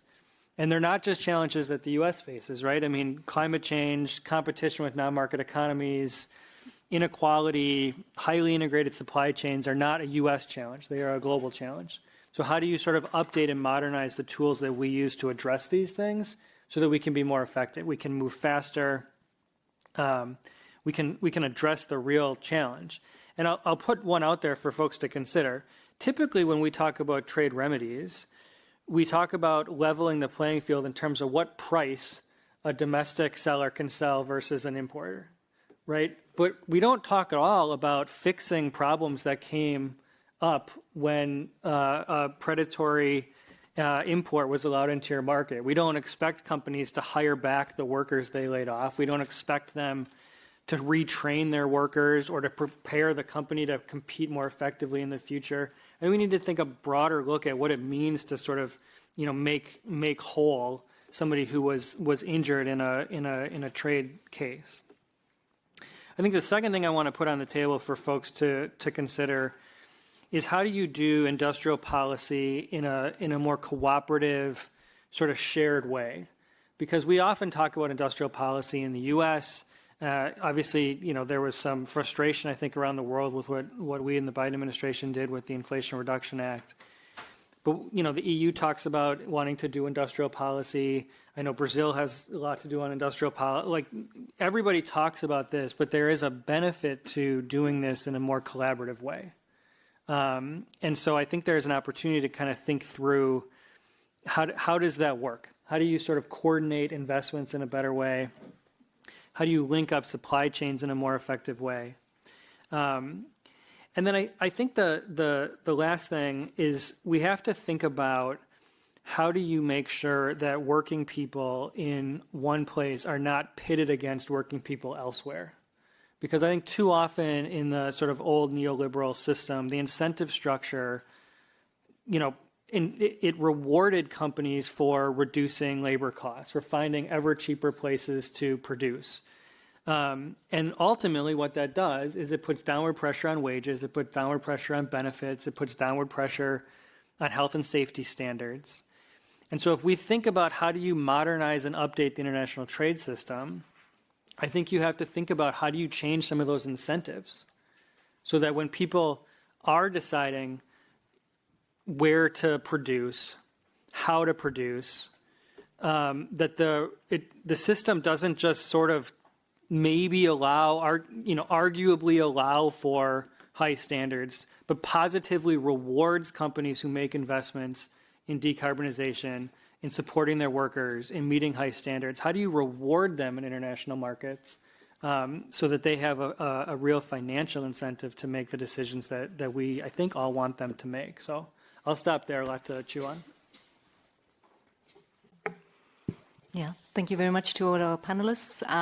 Now we would like to open the floor. Maybe you can already think about some questions, but I think one perspective was a little bit missing on this panel, and this was an environmental perspective.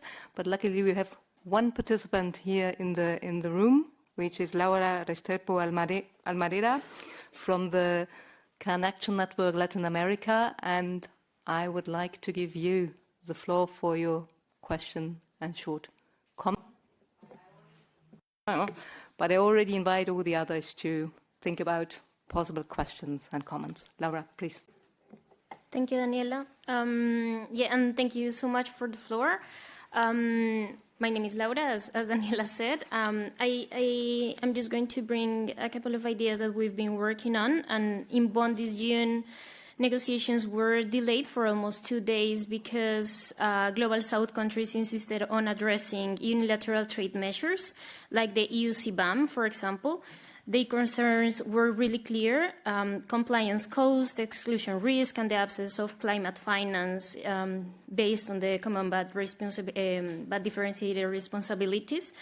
And yet developed countries, as the European Union, refused to even open this discussion, revealing the deep asymmetry in how climate and trade intersect. At the same time, the European Union granted special CBAM flexibilities for the US under a recent deal showing double standards from the European Union. Flexibility for major economies,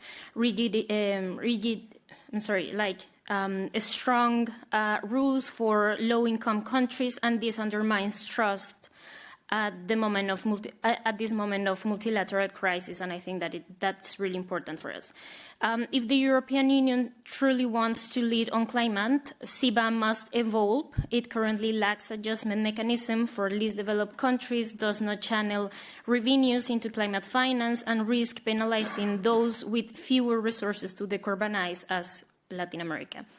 Coupling carbon pricing with finance, technology transfer, and diverse mitigation pathways, it's really essential for a just transition, and I think that the conversation must be on the center of the decarbonization. Beyond CBAM, trade deals like EU-Mercosur, for example, or agreements with ISDS clauses lock regions as Latin America into extractivism, fossil-dependent economies, and precisely when science tells us that we must phase out coal, oil, and gas to keep us 1.5 alive. And I think that we sometimes are losing this conversation into trade conversations.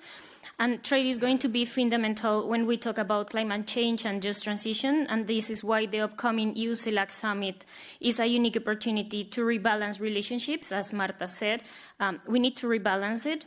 Civil society from both regions, through our joint statement with Climate Action Network Latin America and also Climate Action Network Europe, we are calling for fairer markets, ending ISDS, directing CBAM revenues to climate finance, and embedding enforceable human rights and environmental due diligence in trade. And that brings me into two questions that I would like to keep this conversation on. How can the European Union reconcile its climate leadership narrative, because they are very vocal about it, with trade practices that perpetuate inequality and fossil dependence? And the second one, will the EU use the summit to move beyond competitiveness narratives and make trade a tool for justice, resilience, and shared prosperity? Thank you. Laura, thank you very much for this question. Are there any other questions? Okay, I will collect two more questions and then, okay, I see first Cedric and Anna. Introduce yourself and then. Hi, I'm Cedric Koch. I used to work for FAS until February, and now I'm an independent consultant on economic policy questions. I have a question directed primarily to Mr. João. Thank you all for your very insightful comments and statements already. You were saying that it's becoming more difficult to sell European standards, or the standards, globally decided standards that we appreciate in Europe, to partners in negotiations today that you've seen from up close. I heard this argument often, of course, and sometimes I think it can be a little bit self-serving, but my question would be, there's two directions to go from there, right? Either sort of you lower the standards, or you try and compensate partners, or maybe offer incentives to strengthen those standards to make it possible to implement them even in poorer countries, for example. To what extent do you see this as a shift also in how the EU approaches it and how negotiations are going? Because we have seen it in Mercosur, we've seen it in a couple of other instances now where some form of compensation for implementation costs seems to be able to tip the balance in these negotiations.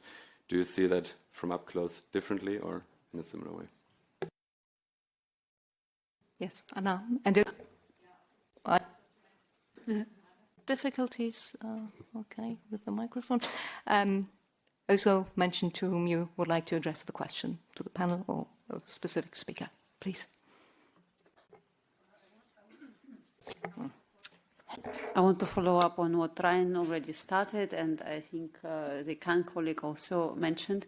It's how to democratize trade, because I was very much impressed by the book. Many of you maybe heard of it. Trade wars are class wars. And basically the argument that in trade agreements it's mostly big companies that win.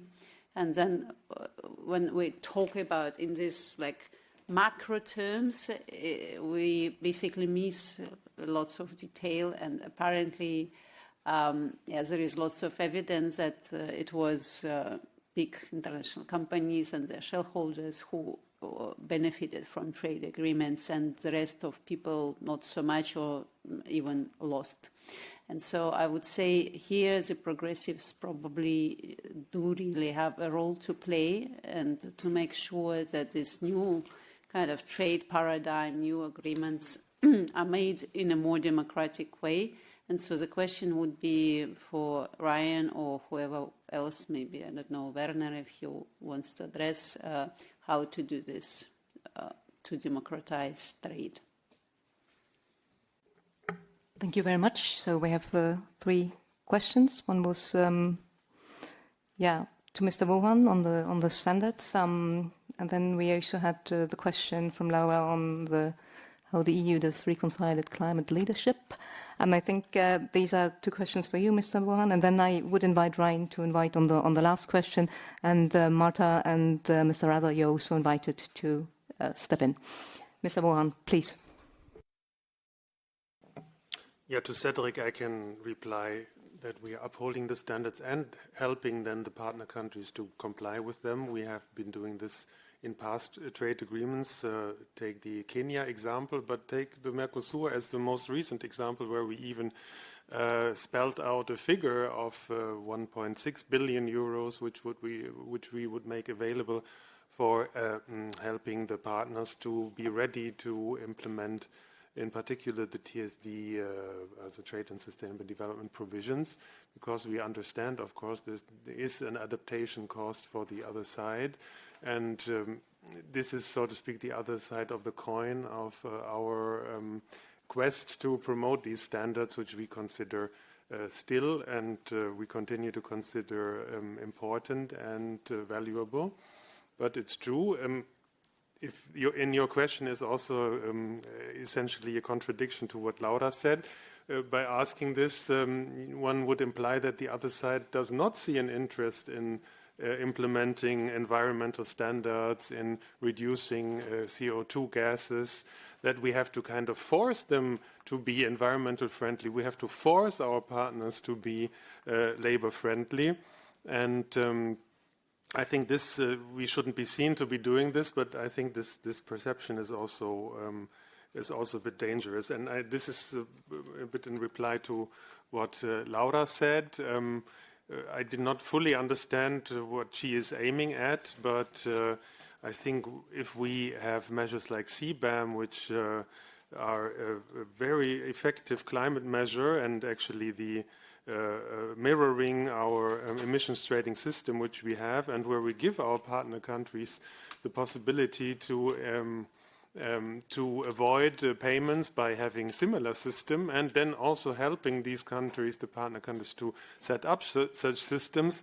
I see rather this as an example where we are trying to promote together, and here's again a bit a reply to Cedric, where we're trying to promote together a common fight for climate protection. I don't see also where we would be promoting carbon-intensive economies or industries. I would think in the contrary, not necessarily through lists of environmental goods and services, but this as well. We also put something on this in the Mercosur agreement, but also more generally by emphasis on renewables. And again, here, at least in the countries who have a bit less wealth than us, also with concrete measures of international cooperation. So there I do not quite understand the accusations. Also, I think one example, I think you alluded to the CSDDD, so the due diligence. Of course, from the partner countries' perspective, this is extremely colonialist. We hear this even from partner countries. But why are we doing this? We are doing this to ensure that the value chains are respecting at least a certain minimum of environmental and social considerations. And I think on this CSDDD, it's the most obvious where the discussion is. No, when you hear representatives of partner countries and of the European Union, we end up in a dilemma here. No? And I cannot solve it. I can only negotiate what we have. And I have to then deal with what the partner countries want in compensation.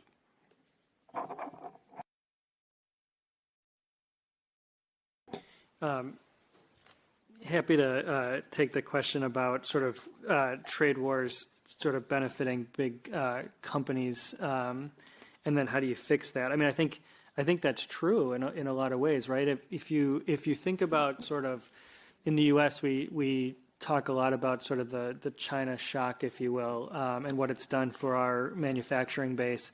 We have lost a lot of manufacturing jobs over the last several decades.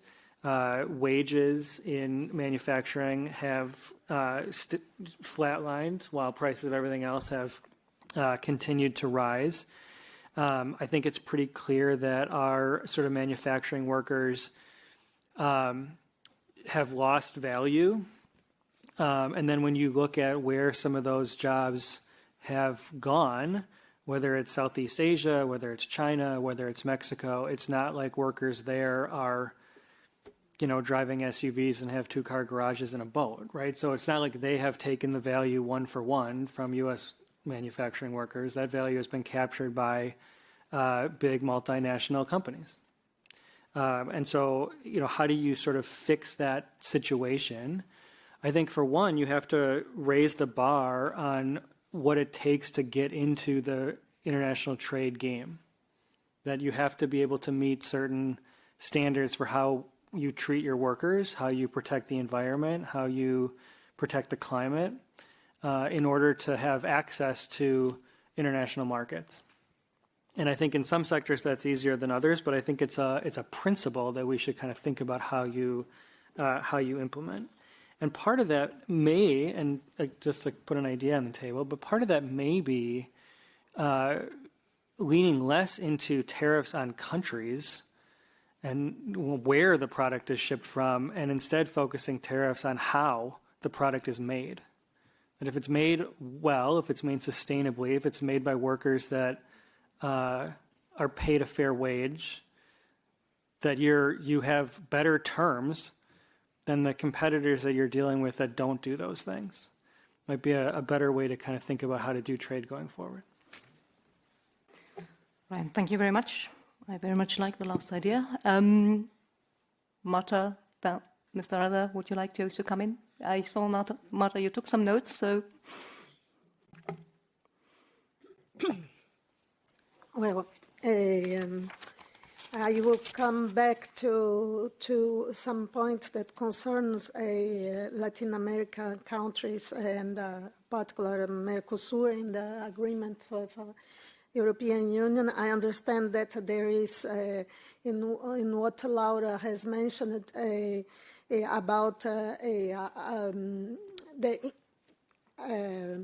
about the impacts of the agreements in increasing carbon emissions. I would like to make 2 points. The first one is that the kind of the agreements we signed till here, they encourage a kind of specialization that is carbon intensive. I don't know if I hope you understand what I'm trying to say. And this is what I claimed that we would like to have. By one side, more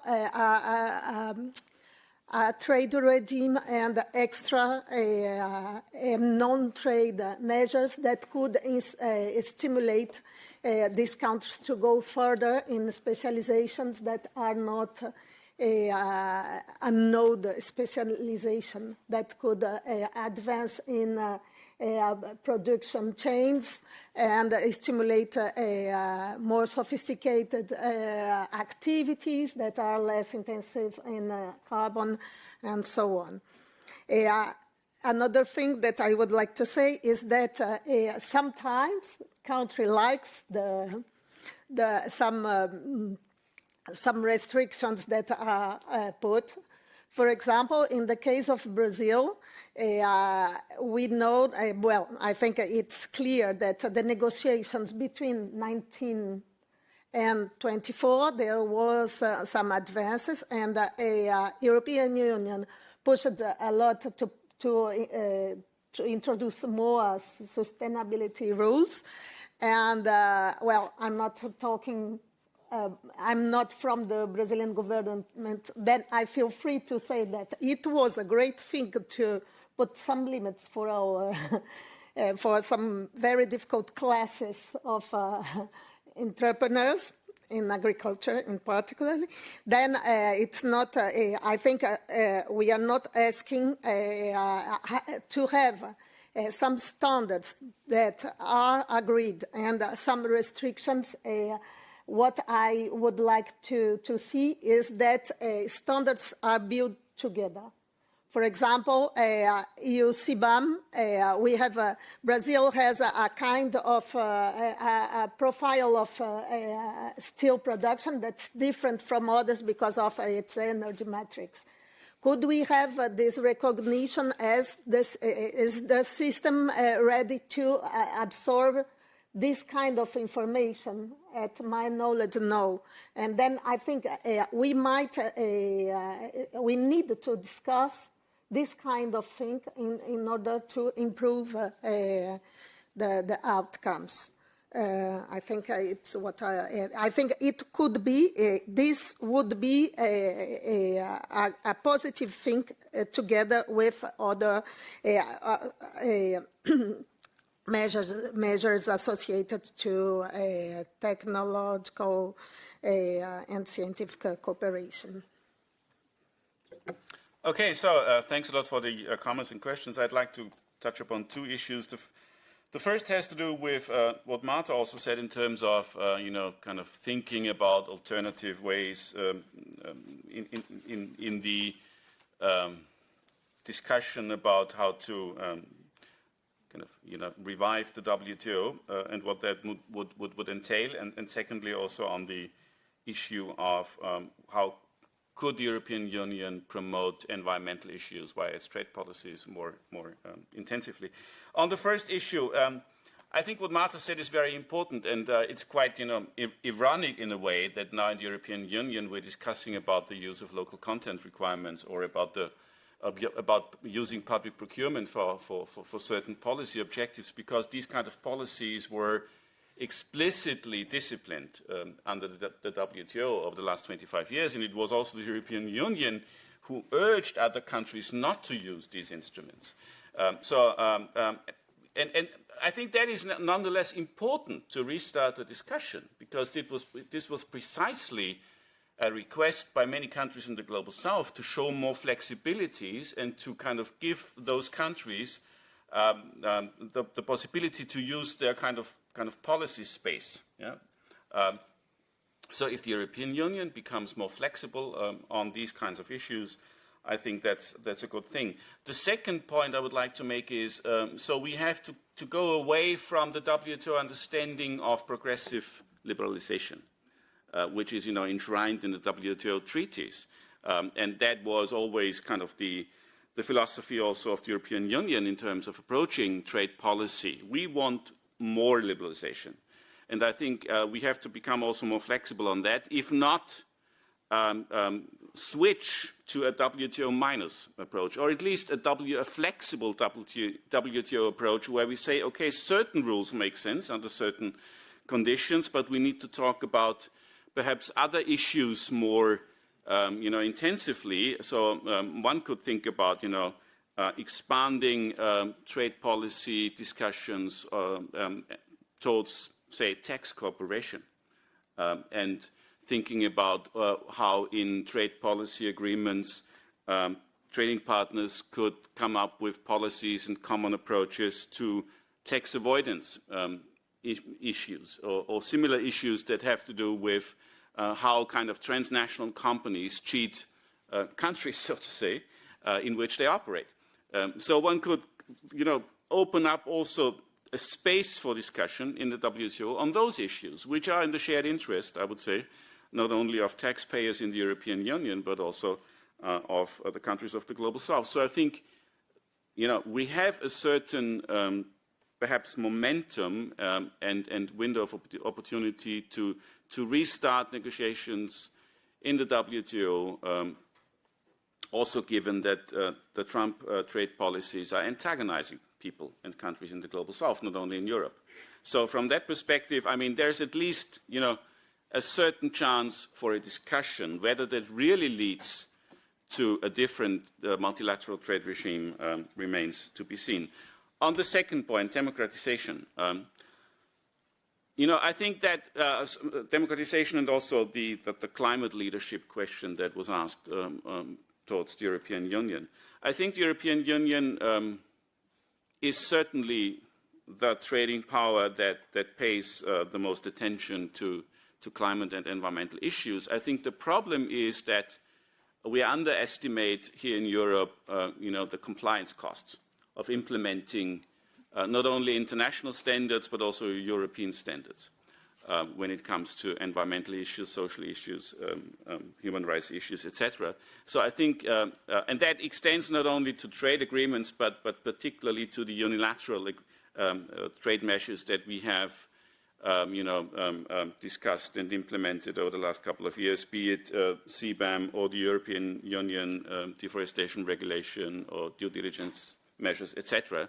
So when it comes to those measures, I think we have to offer more cooperation to the countries of the Global South, because they want to export to the European Union. Trade with the European Union is important for many countries in the Global South, but they have problems in meeting European standards.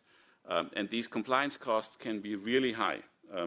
And that is something that we have to address systematically in our trade policy. Mr. Voyan mentioned this fund of 1.6 billion euros that the European Union has kind of promised in the context of the Mercosur agreement. Some similar kinds of measures, I think, need to be also contemplated towards the countries particularly in Africa, but also in Asia. So thank you.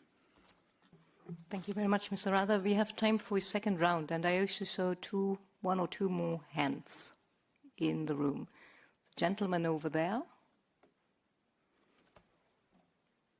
And my colleague, Claudia. Please. Thank you. Could you use the microphone, please? Okay, there. Hi, I'm João. I'm from the Swedish Trade Union Confederation, LO.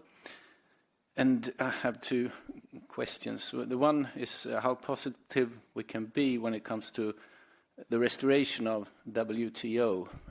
And the other one is to Mr. Voyan. And I was thinking about the green transition and trade agreements and so on. And from the debate in Europe, we see now worrying thoughts about how to pay the price for investments. And we know that the green transition requires lots of investment, which in turn requires a lot of profit used for that. And now we have this problem with exporting to the US, a very rich and important country to export to for many European countries and companies. And I was wondering, to what extent do you think the new trade agreements that EU is negotiating with other countries can replace the export loss to US in terms of trade? Thank you. Claudia, please.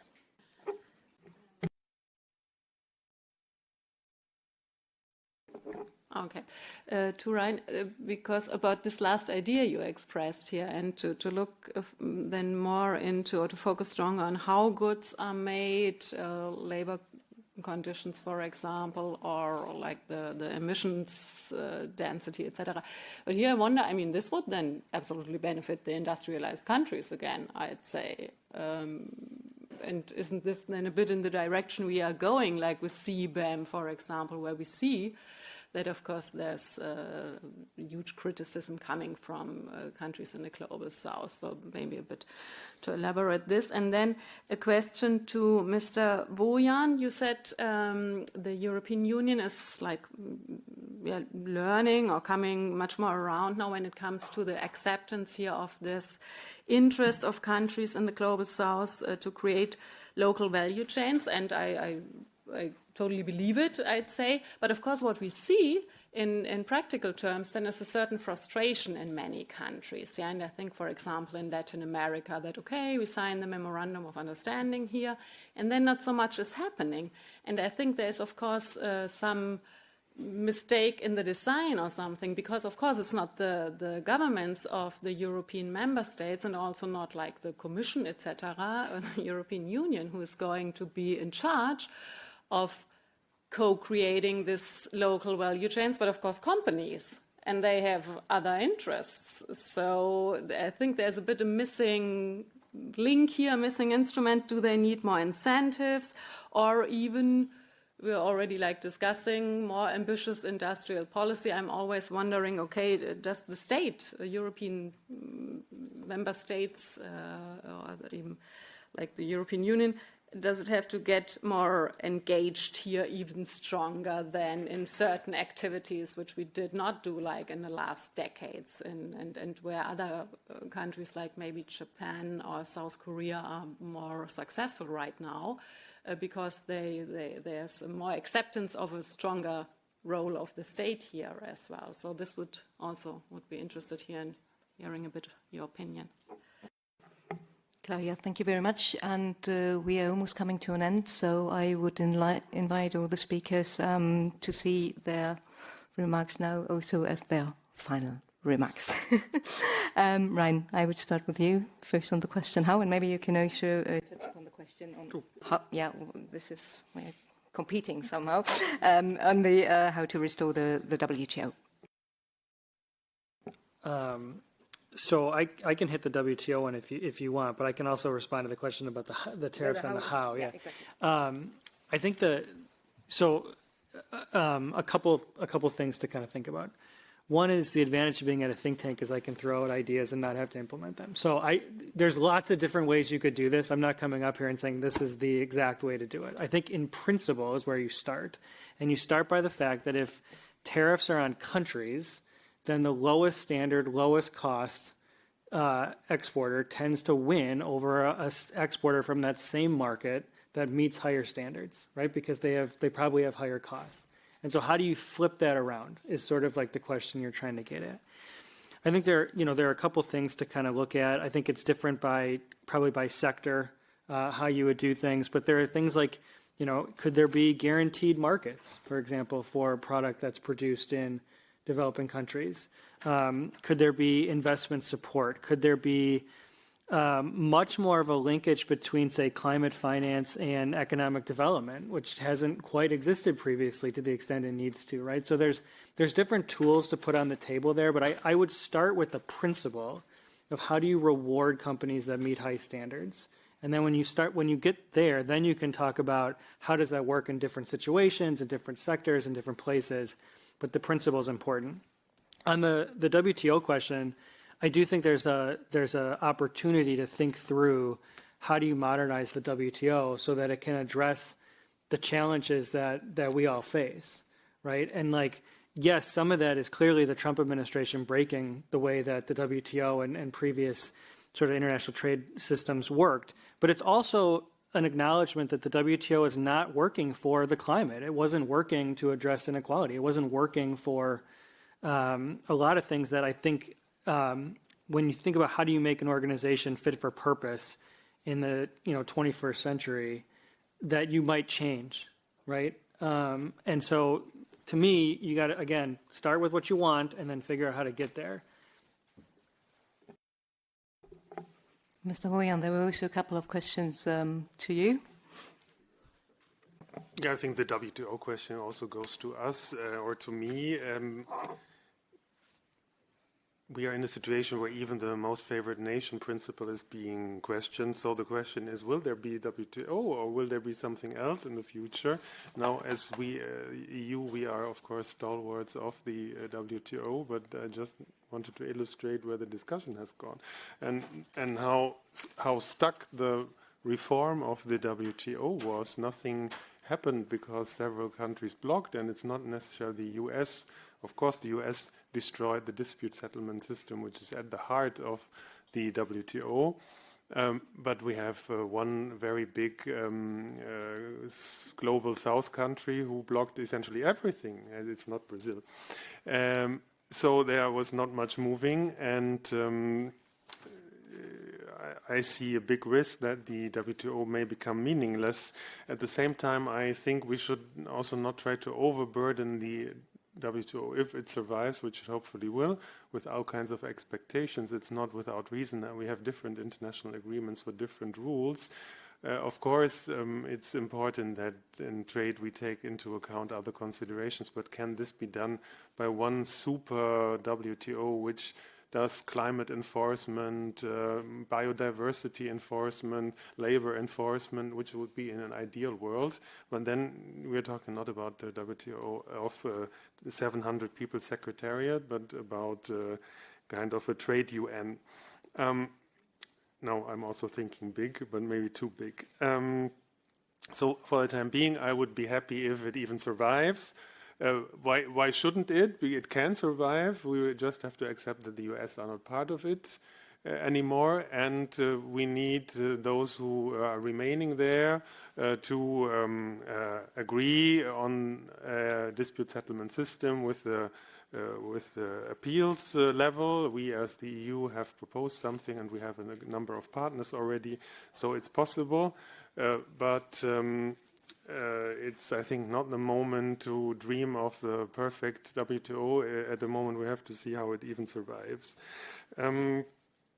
Then on how to incentivize companies, I think Ryan has made some good points. Our member states also do things like export investment guarantees, Hermes-Bürgschaft, and these things which make it possible for companies to undergo these risks. And the trade agreements can only provide a framework, but it's true we cannot oblige the companies to invest. We can only go around and collect figures, which we have seen now for the US joint statement, where we went around and collected figures. What are you going to invest? And then tell Mr. Trump, this is what we're going to invest. Which sometimes politics is also about just putting out a flag or a big signpost. This leads me then to the Swedish colleague's question. Can we compensate for the loss? So we have calculated that if we conclude the trade agreements which are now ready negotiated and which are still under negotiating, we can compensate for up to 2/3 of the lost market. So it's not everything. And the remaining third is, let me come back to the morning again, this is where Draghi comes in and all the potential in our single market, where also there are many resistances. I assume you have discussed this. There are such big barriers to services trade inside of the EU, and where do these resistances come from? No, have they disappeared? Will people go again, take to the streets and shout Bolkestein is devil, or whatever they scream? Now, rest in peace, he died this year. Yes, 2/3, that's what we're calculating, but for this we need to conclude these free trade agreements, which are in the pipeline. Yeah. Thank you very much. Martha, Werner, we have to close at 1:15. So your final remarks. Martha, you would like to start?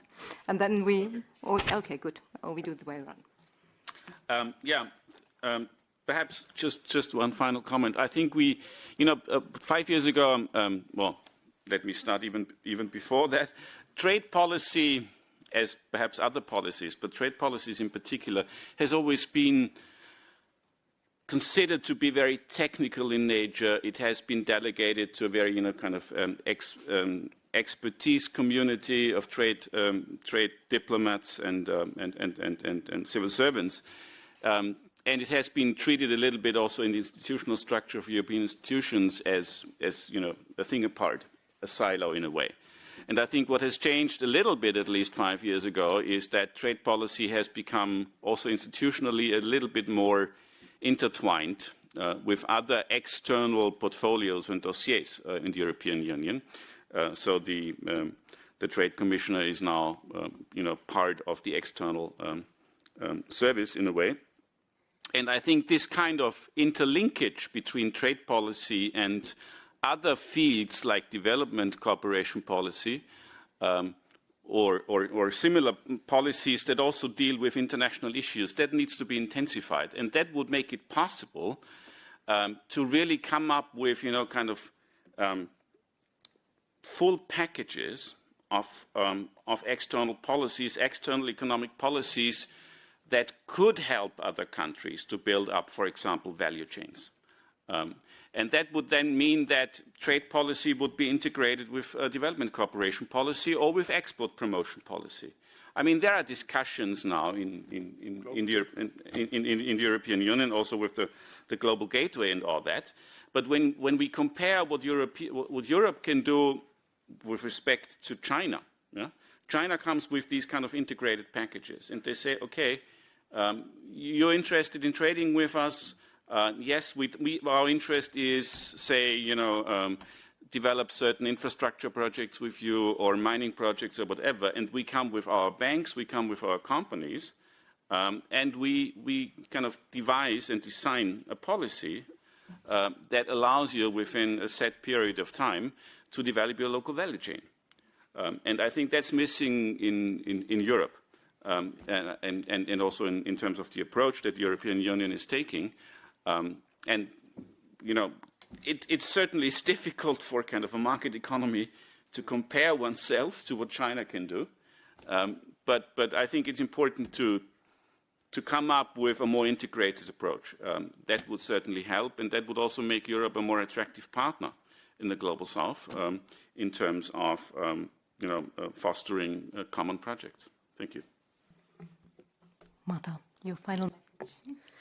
Well, I think I will try to I will get the last thing Raza said, that China has an increased presence in Latin America and also in Africa. And in fact, they arrive with this kind of approach. Could a European Union have a similar? You said there is some difficulties, but the fact is that European enterprises and multinationals are already, or at least in South America, they are very present.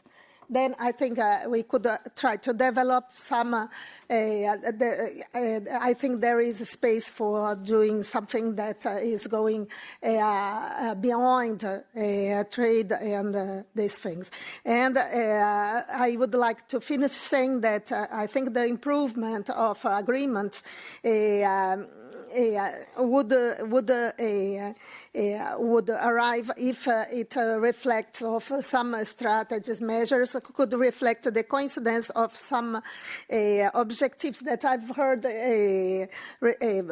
several times today, that is to respect in both sides, Europe and developing countries, the importance of domestic market, the respect for international regional integration. This was one of the first motivations of the agreement between EU and Mercosur, and also the use of several industrial policy instruments to respect the use in both sides and not to have restrictions, as you also said.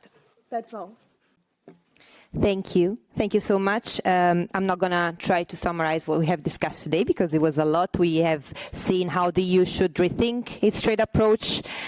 We talked about reform and modernization of the WTO, about democratizing trade and what's the role of progressive and what our partners would like to see from us. So there will be a report out of this event with all the main ideas. So the discussion don't end here. And I would like to close with the words of Ryan to keep moving, keep pushing forward to a fairer and more just trade system. So a big round of applause for our speakers. Thank you very much.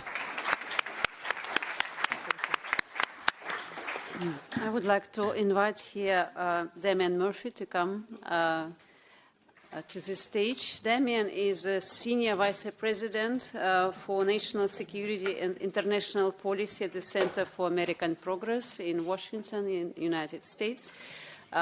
He has extensive experience in international affairs as a leader, as an advisor, as program director. Most recently, he worked for 15 years in the United States Senate, most recently as a staff director of the United States Senate Committee on Foreign Relations.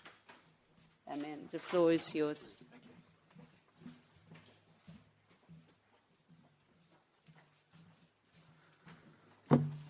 Well, good evening, everyone. I will be brief in my remarks so we can get to our drinks for the evening, but did want to wrap up and share some reflections on where we are in the United States right now. Again, my name is Damian Murphy. I serve as a vice president at the Center for American Progress, and I want to thank FEPS, FES, the PES group, and the S&D group for this invitation and the opportunity to join you. I'm honored to be here and share some brief remarks from how things look from across the ocean. You've heard today from some of my colleagues from CAP, Ryan Mulholland, who was just on the panel there talking about these trade and economic issues, Mike Williams earlier today, who was talking about climate issues and how we see those challenges amongst the progressive community in the United States. And then Robert Benson has joined me as well, who covers transatlantic issues for us at the Center for American Progress in Washington. So we are clearly in a rebuilding mode in the United States as a progressive community. We have a lot of work to do in the coming years. And the Center for American Progress aims to be a catalyst for thought leadership on climate, trade, healthcare, democracy, the economy, and the work that I lead on national security. At CAP, we spend every day thinking through how progressives will do things differently once we have the opportunity to govern again. And that means not just pressing play from the last administration and restarting a Biden approach. It means a serious rethink on what policies make sense for the American worker and their families, and taking into account the enormous change around the world that we're experiencing right now and will probably experience even more acutely come 2029. An increasingly digital economy, climate change, and the importance of bolstering those key industries that are central to our economic and national security interests. And our team at CAP is at work every day on those issues. So how will we succeed at home and abroad in accomplishing these goals? First, for us domestically, it's the hard work of rebuilding trust with the American people. We need to authentically build connections with our workers and families to convince them that our commitment to them is genuine. And we as a movement, as a progressive movement, clearly fell short of that last year during the campaign. So we have work to do. The world is changing dramatically, and we need policy solutions that are adaptive to the current realities while remaining true to our values.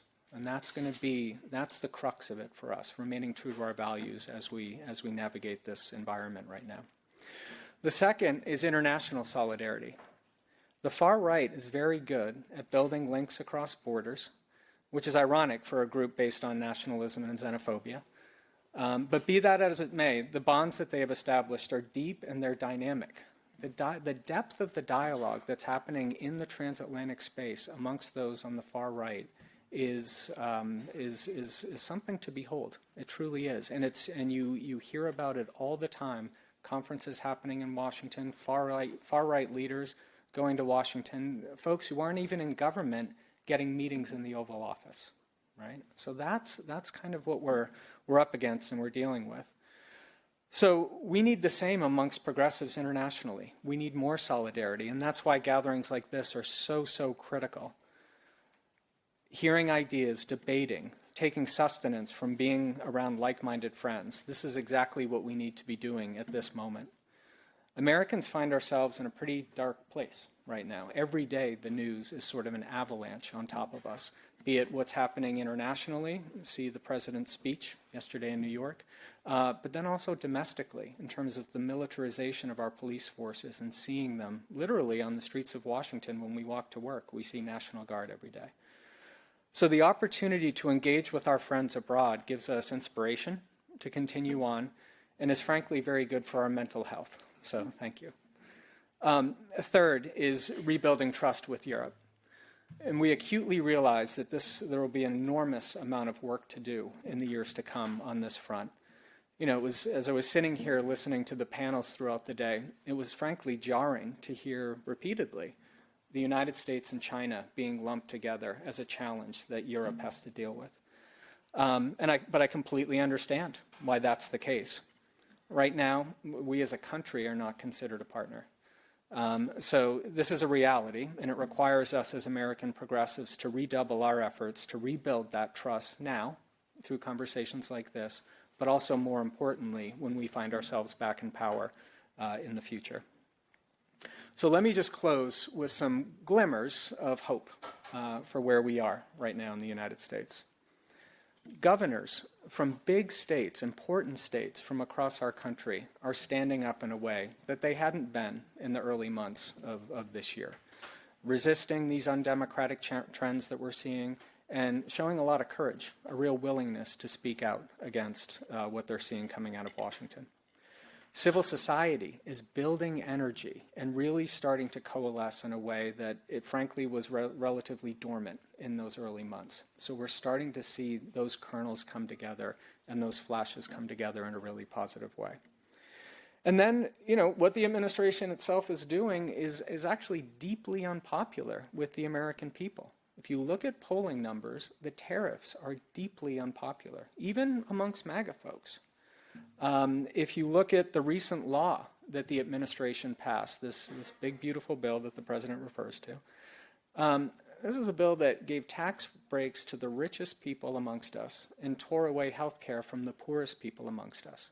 And the polling also shows that it's deeply, deeply unpopular.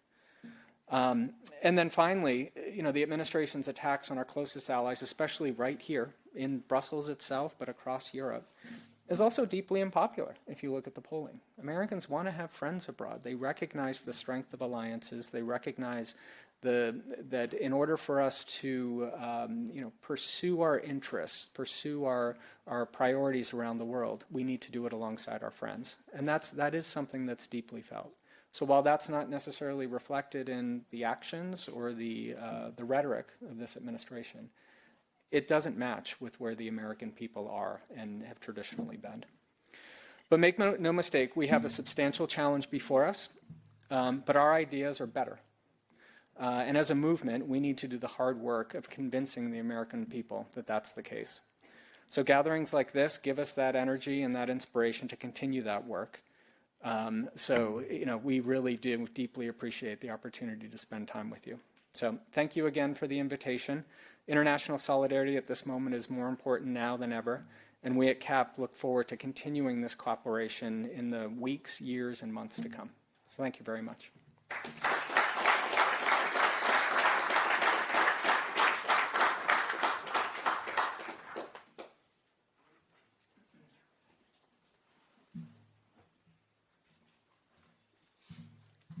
So we are moving to the closing part of our event.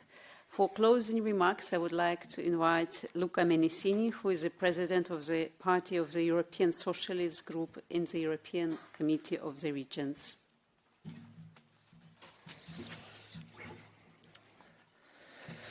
Thank you, dear friends, dear colleagues. I'm extremely happy that we had the chance today to host this great event. It has been a long and rich day with so many inspiring interventions. Before anything else, I want to thank warmly all the partners who made the possible. Together, we have shown we are not short of ideas and vigor. We spoke about many things today: competitiveness, transatlantic relations, the clean industrial deal, just transition, tariffs, EU budget, Green Deal, working conditions. It is not easy to make proper concluding remarks, but some important points emerge clearly. As progressive, we support the principle behind the clean industrial deal, not as a replacement for the Green Deal, but as a complement and a line of action. The vision presented by Teresa Ribera is one we share, a competitiveness based on 3 pillars: sustainability, affordable energy for households and companies, public procurement that favors European capacity. Local capacity would be even better when possible. We believe that sustainability and the Green Deal approach is not a burden on our industry, but rather it's the competitive advantage we have to seek for our industry. It's the only way forward if our competitiveness has to last over time. And I say this not as a climate enthusiast. I say this because it's what I see and hear from the businesses in my area. I come from Lucca in Tuscany, in Italy, where we have an excellent paper industry district. It is already clear, unless the public sector helps companies become more resource efficient, more sustainable, with lower energy costs thanks to renewable solutions and a real energy union, we will lose productive capacity in this rural region. We cannot be as naive as we were with globalization. The energy transition, the digital transition and the fast arrival of AI tools will create winners and losers.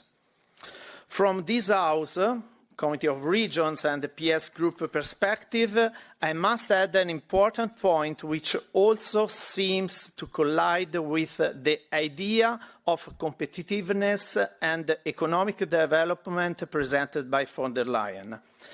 As I have said a couple of times already, true competitiveness isn't about a few stars. It's about lighting up the whole map of Europe. There cannot be a competitive Europe if its regions are not competitive. The choice of abandoning a genuine new approach to industrial policy, to competitiveness, to Green Deal in favor of 27 national strategy, as also illustrated in the Commission proposals for the MFF, has two results. It weakens the EU ability to engage in serious planning and ability to decide on EU spending. Second point, it risks saddling those regions that are less able to shine in the global market. What economic model do we want in Europe? Do we want to continue concentrating production in a few sites while pushing people into overcrowded and overpriced cities? Do we want to further abandon mid-sized cities and small industrial districts not yet equipped for the race against China and USA? Haven't we already noticed how much anger and resentment there is among people in the periphery and rural areas, how much they feel ignored because their prospects are not improving? I believe we need a model that levels up the entire Union. We are in the Jacques Delors building, and it is with his teaching that I want to conclude. When he pushed for more integration, for the four freedoms and the single market that would deliver more trade and more competitiveness, he also doubled down on cohesion and regional fund. Competitiveness requires cohesion. We cannot accept a situation where spending priority has pushed one against the other. We cannot accept territories left behind because the ultimate results will be disaffection with politics, with the public sector, and with the European project itself. We must stand strong for a competitive Europe that is sustainable and just for workers, for SMEs, and for the less productive territories of our Union. Thank you.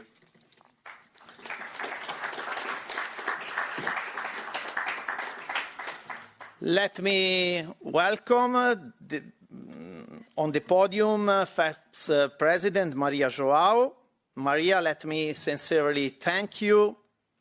Thank you on FEPS, not only for today, but also for your leadership and your drive that in these years. You have been fundamental to transform FEPS in the real thinking lab that this family needs. Thank you, Maria.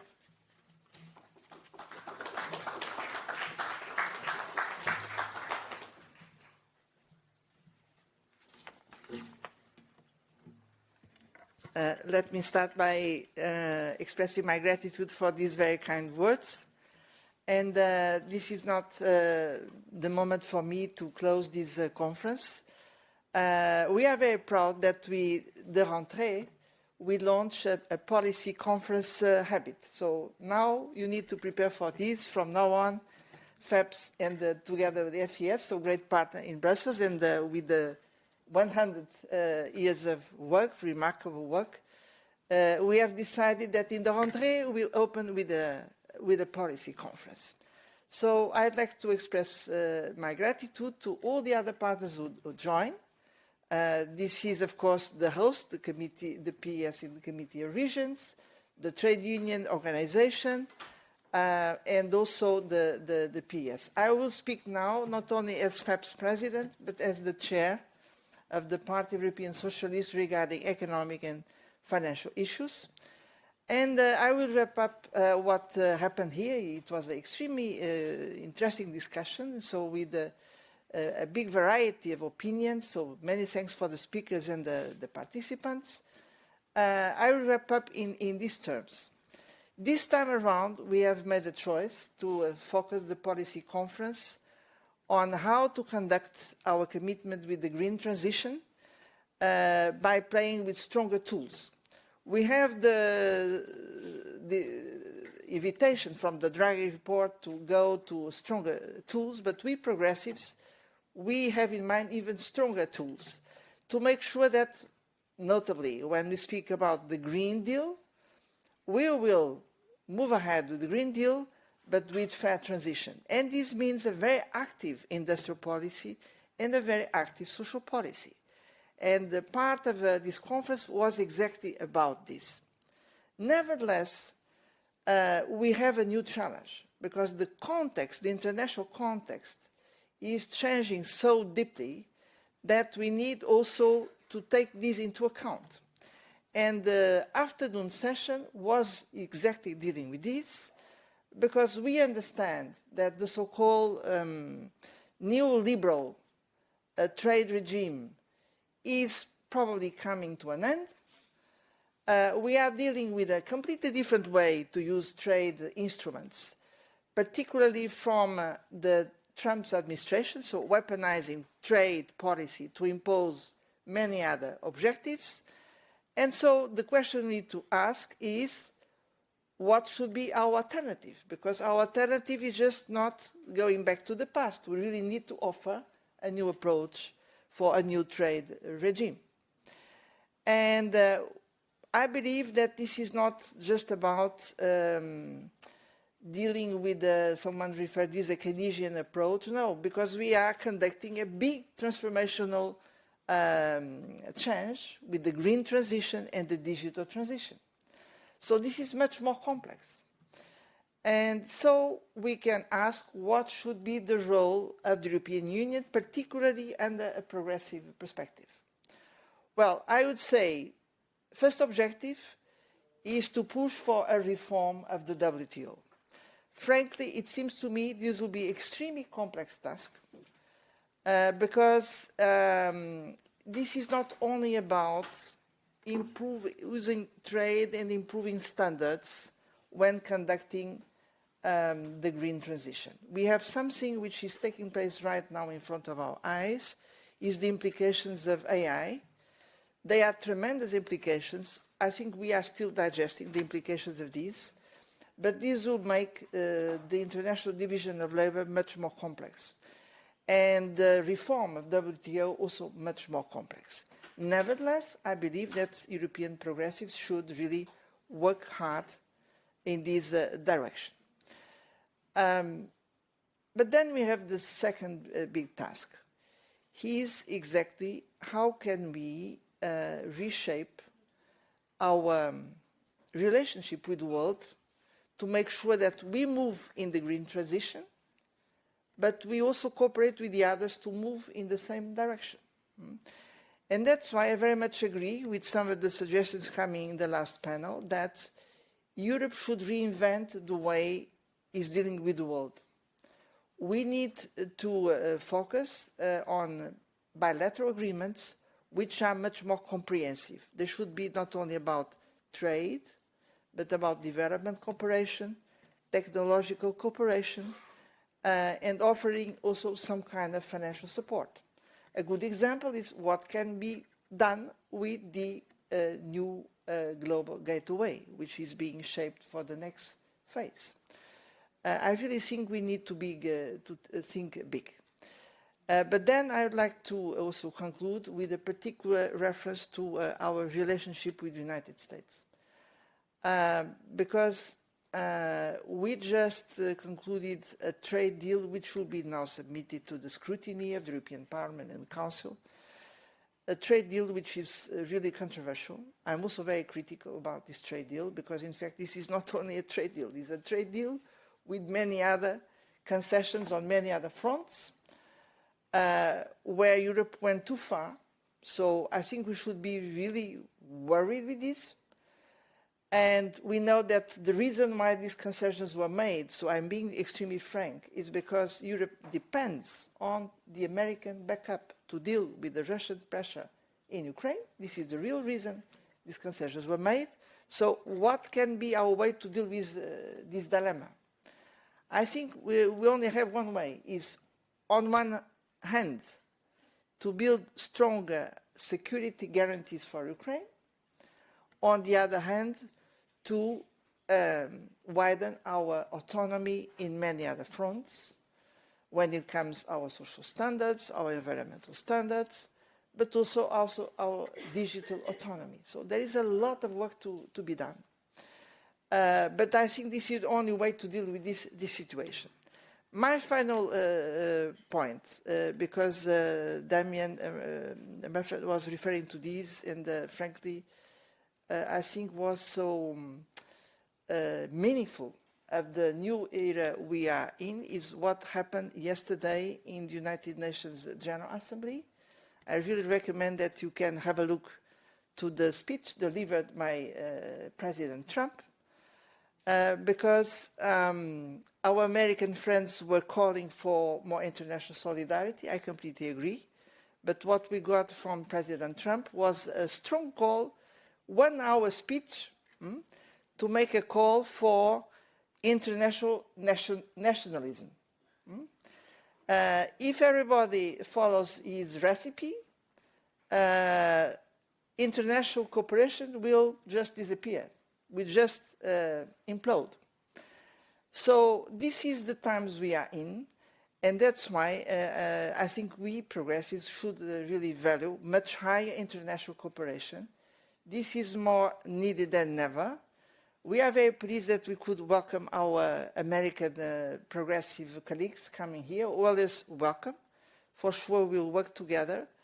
And I also like to say that we should be proud that by being together in this policy conference with a progressive perspective, we could bring some interesting ideas for the European institutions to work for the next phase. This is our purpose, and I think we achieved it, so we should be proud. And so many thanks for all the speakers and all the participants, and the big thanks for our host, PES in the Committee of Regions. Thank you very much.